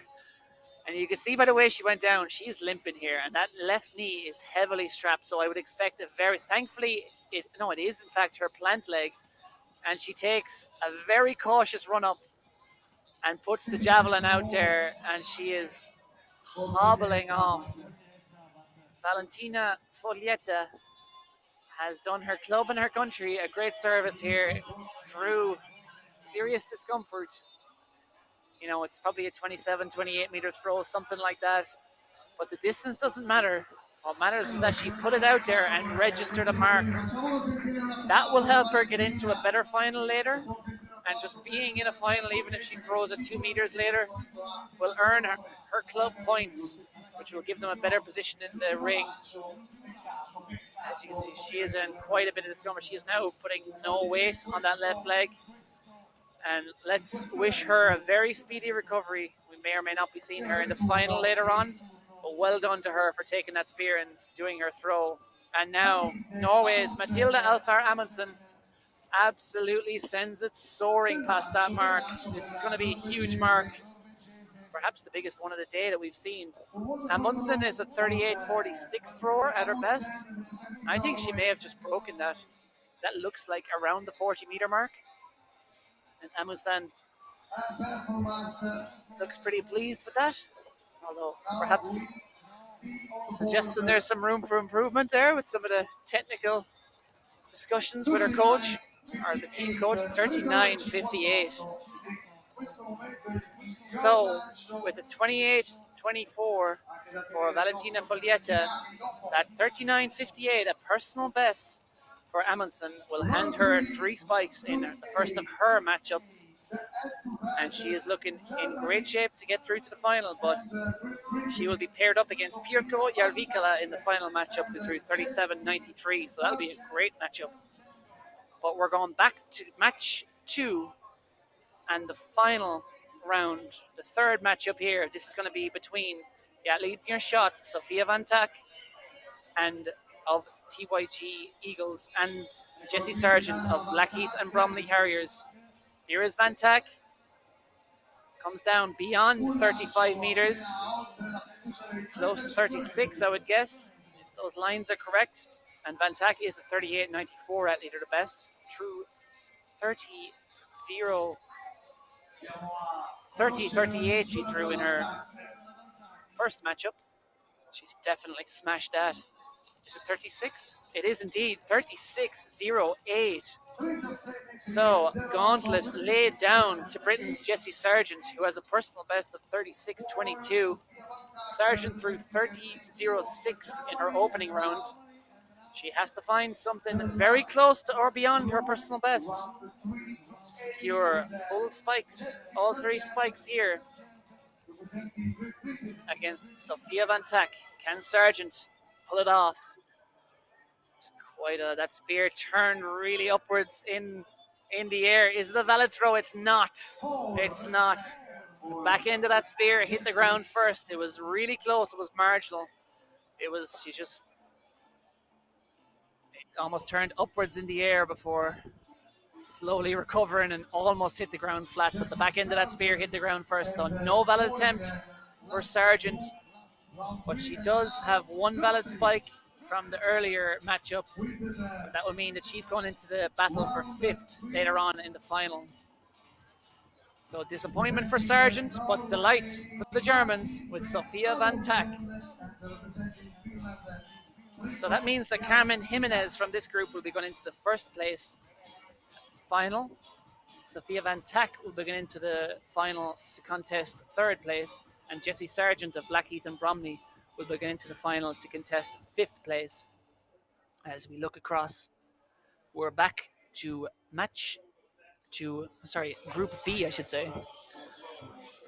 And this is the final round in Group B. Matilda Alfar Amundsen, after that personal best, riding on the high of that 39.58. Up she steps and jogs down the runway and lets fly. Great technique. Down it comes. That is very close to her personal best. I think it's just short of what she produced in the last round. But she's up against Pirkko Järvikala, who's a 36-meter thrower. And she's put at least 38 meters out there, maybe 39 again. And that's going to make it a tall order for Pirkko Järvikala to surpass. 38.69 for Amundsen. And there's a good reason there's a big smile on that face, because she's beaten her personal best twice today. Well, technically once, given the first one is her personal best now. But she still broke her original personal best following that. But here is Järvikala, after a great bit of long jumping. She's doing a great bit of javelin throwing and goes beyond 35 meters there. Perhaps challenging the personal best she set in the opening round of 37.93. It's not far off it, but I think it's going to be just shy of that. But much like Amundsen, she may well have broken the personal best she carried into this competition, and she has 37.03 for Pirkko Järvikala. That'll be good enough for one spike. Amundsen takes all 3 spikes from this matchup, which sends Amundsen through to the first place matchup with the winner from Group A, who was Carmen Jimenez. So Jimenez threw a best of 36.41. Amundsen will be the favorite for that overall first place matchup, courtesy of her 39.58 there. Outstanding stuff. So we see Jessie Sargent there in negotiations with her team leader, just studying the footage of her throws on that phone, figuring out what she needs to do for her final, which will be upcoming. It'll be the 5th place final to separate 5th and 6th place in the standings. But as I like to move it, blares out around the stands here. It's appropriate because we're going back to the track where the men are going to have to move it in the 200 meters. 6 athletes on track. A lot of 21-second men here, so this will be fast. Unfortunately for them, they're going to be running into a headwind down the home straight and perhaps around that first bend. But as I said many times today, this is not about times. It's not about medals. It's about placings and positions and doing your bit for the collective good. As we see the team standings, Blackheath and Bromley out front by 10 points. They're going to have a 3-point lead if things stay as they are in these last couple of events. We're still waiting on the javelin final. But back on track for the men's 200 meters. This is Arnau Gomez of Playas Castellon, one of the 21-second men I talked about. 21.92 is his best. The lane 6. In lane 5, representing the Hordaland region of Norway, Emil Gundersen. 21.96 is his best. Zips up that top, it's go time. In lane 4, representing Rieti and Italy, it is Jacopo Caposa. He is a 21.49 athlete as best, and the fastest athlete in the field on personal best. And a big cheer goes up from his teammates and his classmates at the Andrea Millardi Academy. From Finland and JKU, it is Aku Kulju. Second quickest athlete in the race, 21.76 he's run this year. Expect him to put it up to Capasso. In lane 2, Blackheath and Bromley have been ruling the track here so far. Can Clayton Jacinto keep the good times rolling for the British club? 22.36 is his best. He'll need something quicker to get in the top few. On the inside, from TYG Eagles, it is Fabian Kucha of Germany. Amalgamated club between Cologne and Munich. First time they've come together to an international competition. But the lanes to watch, if we're looking at personal bests, we think lane 4 and the white singlet of Rieti, that is Jacopo Caposa of Rieti, 21.49 his best. Next quickest is Aku Kulju of Finland in lane 3. And 2 men outside, Emil Gundersen of Hordaland and Arnau Gomez of Castellon should be firmly in the mix in lanes 5 and 6. But the man to watch, Jacopo Capasso of Italy in lane 4. Away they go, and Capasso is out to a flying start as expected. Gundersen going well there in lane 5, and flying up from lane 2 is Clayton Jacinto, trying to keep things on track for Blackheath and Bromley, and he turns into the lead. Turns for home in front, but here comes Jacopo Capasso with the Italian speed coming through on home turf. Capasso is a class apart. Early celebration, well earned. 22.13 on the clock. Capasso wins it with ease. Aku Kulju was right beside him there coming into the home straight, as was Clayton Jacinto. The Blackheath and Bromley Harrier, who handled that tight inside bend brilliantly, ran a brilliant first 100. But I think Jacopo Capasso had just saved something a little special for that last 50. 200, of course, is not quite an all-out sprint. You do have to save something, or you'll be wading through treacle that last 50. And Jacopo Capasso was doing quite the opposite, as we see here. Watch lane 2 there. Clayton Jacinto ran a brilliant bend, just eating up the stagger there, and Aku Kulju outside him. But lanes 4 and 5, Capasso and Gunderson ran a really good bend there. You know, it was very tight between all three as they turned for home. Perhaps Gunderson maybe just shading it, but it was at this point of the race that Capasso's class just started to tell. 21:49 athlete at his best. The teenager from Rieti with the early celebration. You've got to love it. Arms apart. I'm sure Hill rivals will not appreciate that, but they'll be like, fair enough. You're the fastest in the race. When you're the fastest in the race, you kind of earn the right to celebrate as you like. And we love to see it. At least I do anyway. Jacopo Capasso takes full points for Rieti. 22:13 is official time. Emil Gunderson takes 10 for Norway, and Aku Kulju for Finland takes third, 8 points. And that's the way things stand. And what a contest we have. Maybe not so much for the first position at the moment, given Blackheath and Bromley have a 12-point advantage. But second, third, and fourth are incredibly close. And remember, only the top 3 teams will go through to tomorrow's A final. The other 3 teams will go to the B final tomorrow morning, 9:30 a.m. They'll have to set their alarms at an ungodly hour. It's the reward, though, for getting into the A final, competing for DNA glory. Now, the final event that can influence the standings in the hunt is the women's javelin. And this is the battle for 5th place, with Jessie Sargent of Blackheath and Bromley stepping up to be keen not to foul here. And that looks to be a good safe throw. It's been measured just below the 35-meter mark. It's an improvement on what she's done so far. 30.06 she did in the group stages. And she's produced something around 34 meters here. She will be going up against Pirkka Järvikala. 33.44 for Sargent. Now, Pirkka Järvikala has been quite unlucky to have found herself here, I suppose, in the 5th place match, given she's thrown 37 meters. But she's well capable of surpassing that mark by Sargent, and indeed she does. Gets the white flag, all is good. And Pirkka Järvikala threw a PB of 37.93 to open her competition in the group stages. Fresh from a brilliant performance in the long jump, has produced something brilliant here as well in the final, and it is 38.82. So, big smile there from Järvikala, and it is justified. Brilliant long jump and an even better javelin. The multi-event star. She takes top points, 4 points to JKU in her matchup, 5th place overall for the Finnish club.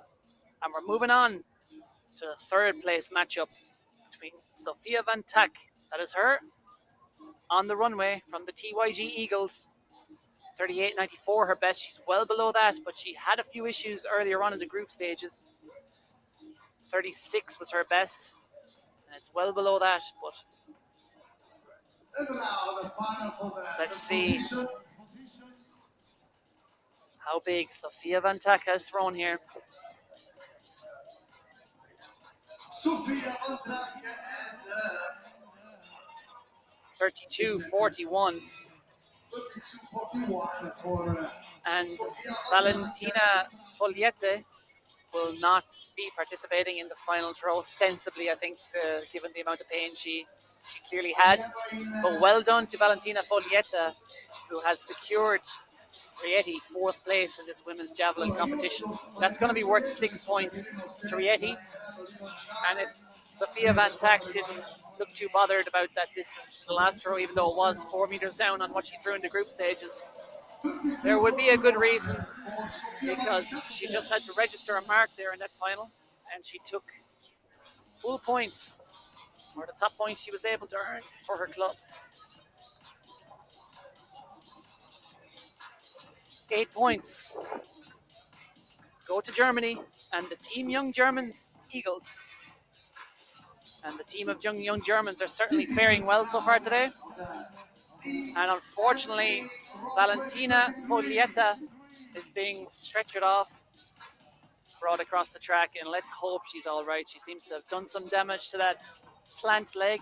The left knee is heavily strapped up, but well done to her for putting in an effort and earning her team key points.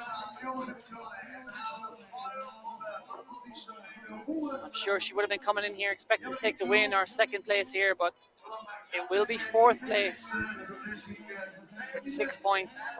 Well, that's 6 more points than she'd have earned if she was unable to throw it all. So well done to Valentina Foglietta. But it's on towards the first match.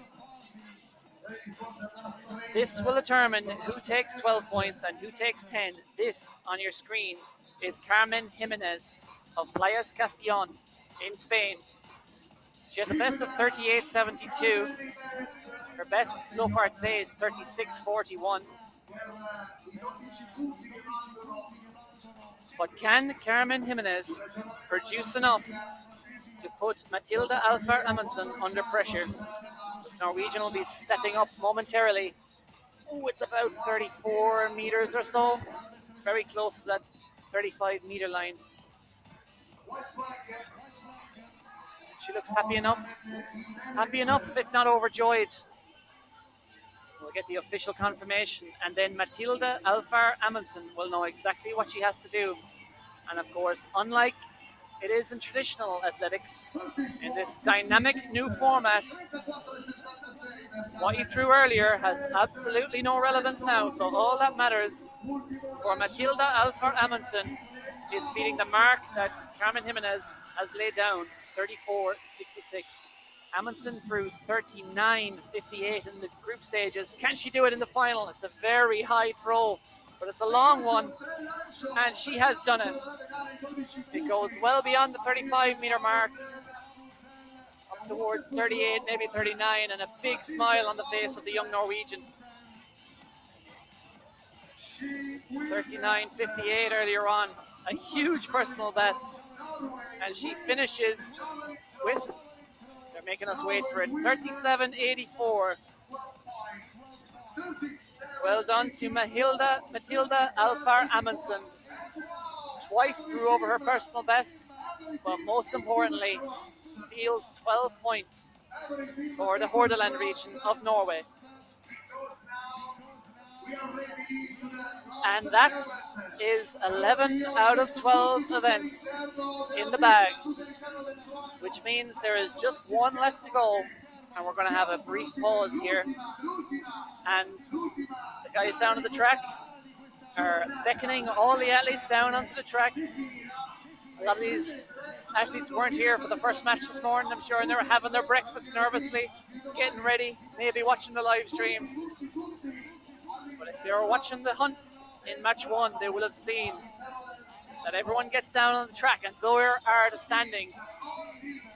So 92 points for Blackheath and Bromley.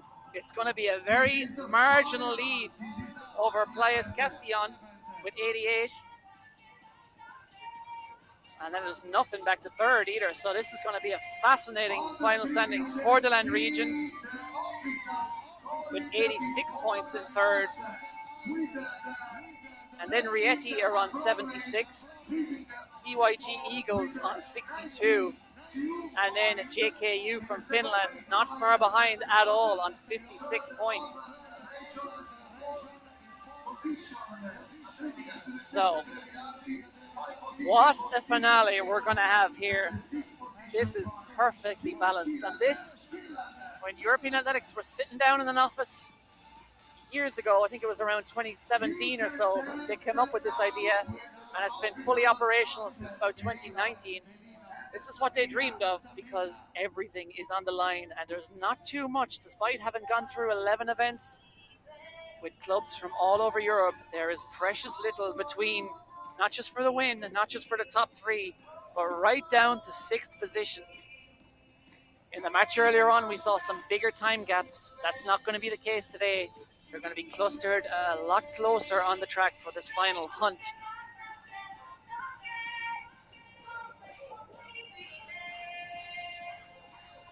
And a reminder, a refresher, or an introduction, I guess, for those of you who are coming to this event brand new. The hunt, the race that will determine everything, and I mean everything, here at this second matchup on day one of the DNA Athletics. It's going to be a mixed gender, mixed distance relay. The women are going to start off with 600 meters, then it's going to be over to the men for 400, back to the women for a 200 meter dash, and then the men are going to be on anchor, 2 laps of the track, 800 meters. So it's a 2K race in total, 5 laps of the track, 4 athletes per team, and everything on the line.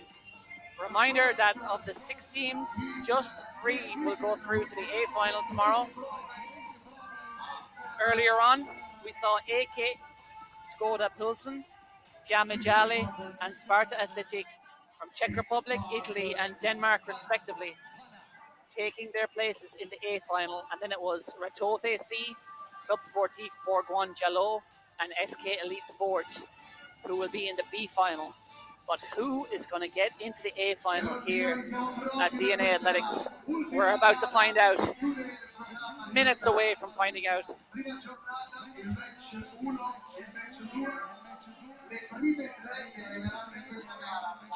So the teams are in position. They have set up behind those little placards, and I'm assured those placards, they have revealed the flags on each of them, and they have the scores being updated throughout the day. And it's all recyclable, environmentally friendly materials, from everything to the souvenir bags to the advertising hoardings, sponsorship things that have been plastered around this arena. It's all done with a view to sustainability and being environmentally friendly. Hats off to the organisers. It might cost a little extra, but in this day and age, I'm sure sustainability drive, everyone will agree, is something that's worth doing. So we're minutes away from the final hunt. When you see the light on the board, you can start. And the standings: Blackheath and Bromley out front on 92 points. Then it is Playas Castillon in second on 88.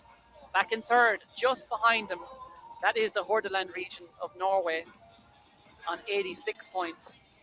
So these 3 are going to be setting off almost together. Blackheath and Bromley are going to have just over a 1 second lead over Playas Castillon, who in turn will have less than about just over half a second ahead of Hordaland. Then it's a 10-point gap back to Rieti. That converts to 3 seconds on the track. And then behind Rieti, 2 seconds behind them, it's going to be the team Young Germans, the Eagles, as they're called, will be 2 seconds behind Rieti. And then back in 6th place, only 2 seconds behind the Germans, is going to be JKU. That's Jyväskylän Kentor Hajulat from Finland, bringing up the rear. But they will be very keen not to be staying there, because when you look at it, 56 points to 92, that's only 36 points. So the Finnish team in 6th will only be starting 12 seconds behind the leaders, Blackheath and Bromley, which in a 2-kilometer race, 12 seconds is not by any means insurmountable. And they'll only be starting 10 seconds behind the third placers. So all the teams at 4th, 5th, 6th, those are Rieti, Team Young Germans Eagles, and JKU, will all feel confident that they can hoist themselves up, being the hunters, not the hunted, in this final hunt race, into those top 3 positions and secure a place in the A final. The victory relay with 600 meters and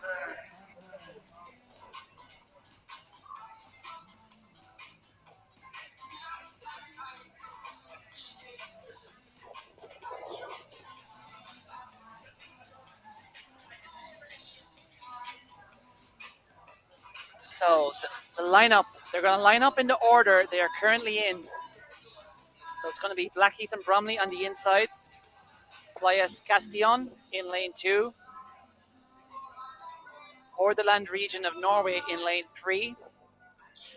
Andrea Mallarde Academy of Rieti in lane 4. The Team Young Germans flying like the eagles in lane 5. And then on the outside, it's going to be Huvaskalan Kentohorlait of Finland. They may start in 6th, but they will certainly not plan to finish there.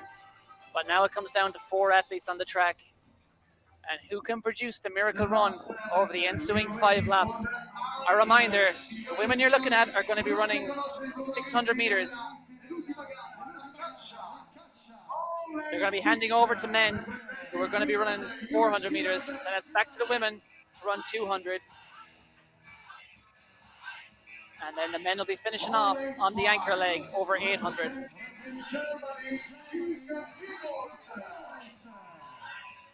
you will notice, of course, that these events were not part of the individual lineup, and that is very much by design, because whether it's the women's 400-meter runners or the men's 800-meter runners is to give athletes a chance to compete. So some serve their time earlier in the individual events, and these athletes will be taken to the track here for the hunt. And this athlete, Ronaldo, was picked out by the Spanish coaches as one of the stars of their team yesterday when I was talking to them, so look out for her on this opening leg, but Blackheath and Bromley should be tough to beat. Look out for them. They will have about a second advantage, Blackheath and Bromley, as they set off here from this inlet, and look at those scoreboards on the first bend. When they're in green, the team can set off, and away they go. Each of them just having a look and waiting patiently and getting the go-ahead to set off. And it is Blackheath and Bromley in the 600-meter leg have gone out very hard. They have about a 20-meter advantage at the moment over Playas Castillon and the Hordaland region of Norway. They're settled in the battle for 2nd and 3rd. But Rieti has also gone out hard in 4th. Then there is about a 40-meter gap on the track back to the TYG Eagles from Germany. And then in 6th at the moment, it is JKU from Finland, as we see the athletes running side to side across the track to lend their support here to the athletes, going very strongly out front through that first 300 meters in about 46 seconds. She is flying, the Blackheath and Bromley athlete, coming down the home straight. They have a wide margin at the moment. Blackheath and Bromley about 30 meters to spare over Playas Castillon and the Hordaland region. The Norwegian athlete going after it now in the second leg. She's going to try and hunt down Blackheath and Bromley, contend for the win in this second semi-final.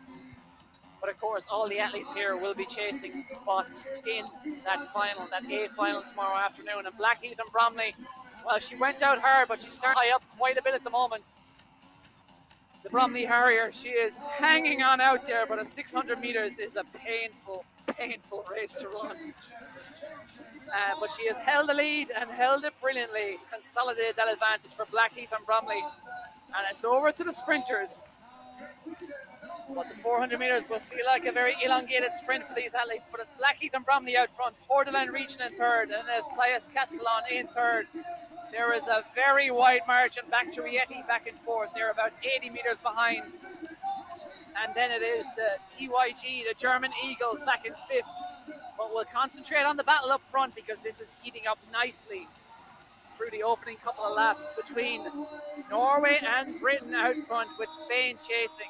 Blackheath and Bromley, they've been dominating on the track. Maybe not all of the day, but certainly most of the day.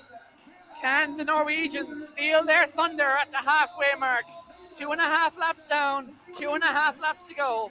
And now it's over to the sprinters, the female sprinters. And Norway has the lead. But Britain are right there with them, and indeed Spain are not far behind at all. These look to be the 3 teams that could well secure the spots in the A final tomorrow afternoon. If any of them put a foot wrong over these last 2 laps, then Rieti and TYG from Eagles of Germany will be waiting to pick up the pieces. But this is what it all comes down to. all the athletes who have done, the 3 runners on the relay, the 11 other athletes, or well, it's more, it's about 15 athletes across the relay and individual events we've had, have done all they could to put these anchor runners in the best position they possibly could. And now it's 3 athletes out there on the track against each other for the top 3 positions. It is Spain, Norway, and Britain. It is Playas Castillon. It is the Hordaland region, and it is Blackheath and Bromley. How much are they going to leave out there on the track? Well, judging by the way they're running, I would suggest everything. And look at that from the Norwegian runner as he runs past his teammates. Just shakes the hand there. Shades of Jakob Ingebrigtsen. Such supreme confidence. Didn't work out too well for Ingebrigtsen in Budapest. Is it going to work out for their anchor runner here? He's in the perfect position here as he sits in second with 3:50 to run. Spain out front, Playas Castillon looking to take victory here in the first match. They were the hosts last year. They want to be on the podium this year, and it looks like they're well on track to do so. And back in the battle for third, I have bad news for fans of Blackheath and Bromley because their anchor runner is out on his feet doing the skeleton dance. And Rietti's anchor runner looks inspired and is chasing them down. There's only 10 meters between them. But we'll check that later because right now this is about the battle for first. And it is Spain versus Norway. Playas Castillon versus the Hordaland region. And having G'd up the crowd, the Norwegian runner, can he find something down this last 50? I don't think he can. The Spanish runner running well within himself. Playas Castillon have far too much. They take victory in the hunt. And what a battle here for third between Rietti and Blackheath and Bromley. And it is going to be Rietti who land the spoils with a miracle last leg on anchor. The Italians inspired on home turf from fourth, and it was a distant fourth. They rise to third, and it was not a fun day at the office for the anchor from Blackheath and Bromley. What a brilliant leg by the anchor from Rieti. And joyous scenes here, but the winner, Playas Castillon, and he couldn't have looked more relaxed. And a brilliant performance all round too from the Hordaland region of Norway.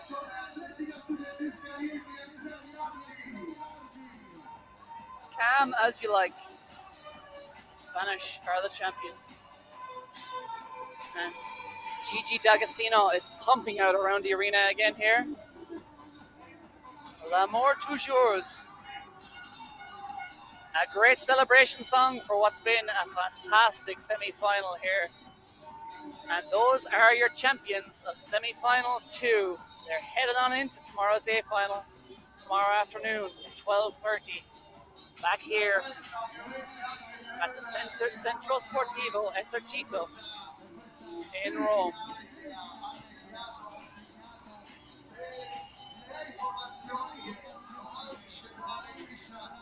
So your finishing order, and that is what we love about Netflix and the hunt, flipped completely. Blackheath and Bromley went into it as the leaders.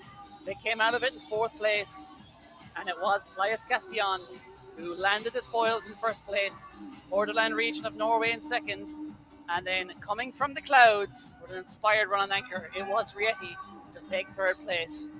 We'll be back here for the finals. B-final tomorrow morning, 9:30 a.m. local or CET time, and the A-final 3 hours later at 12:30. Please do join us then.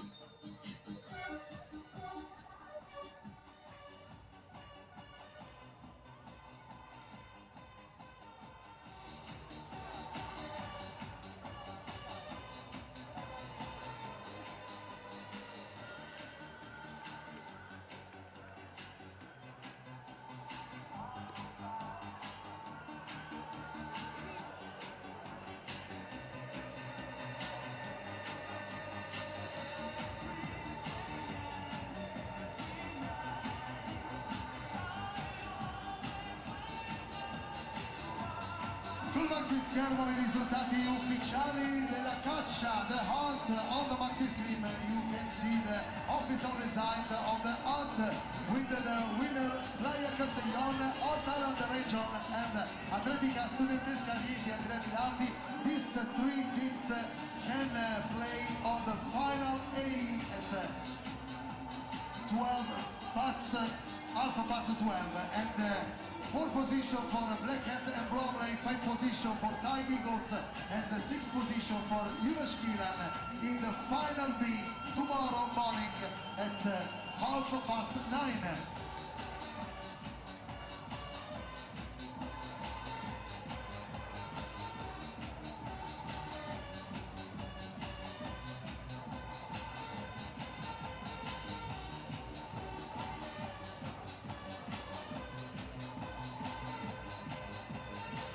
Signori, chiunque adesso può fare la foto ufficiale sul palco centrale. Everything can play photo make photo into the maxi screen. If you want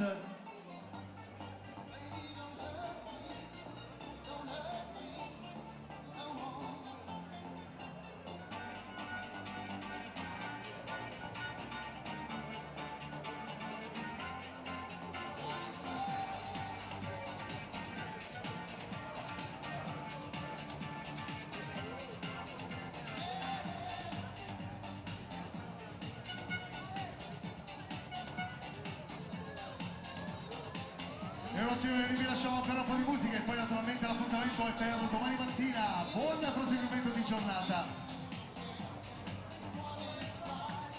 The official photo with the Playas Castellon in this moment.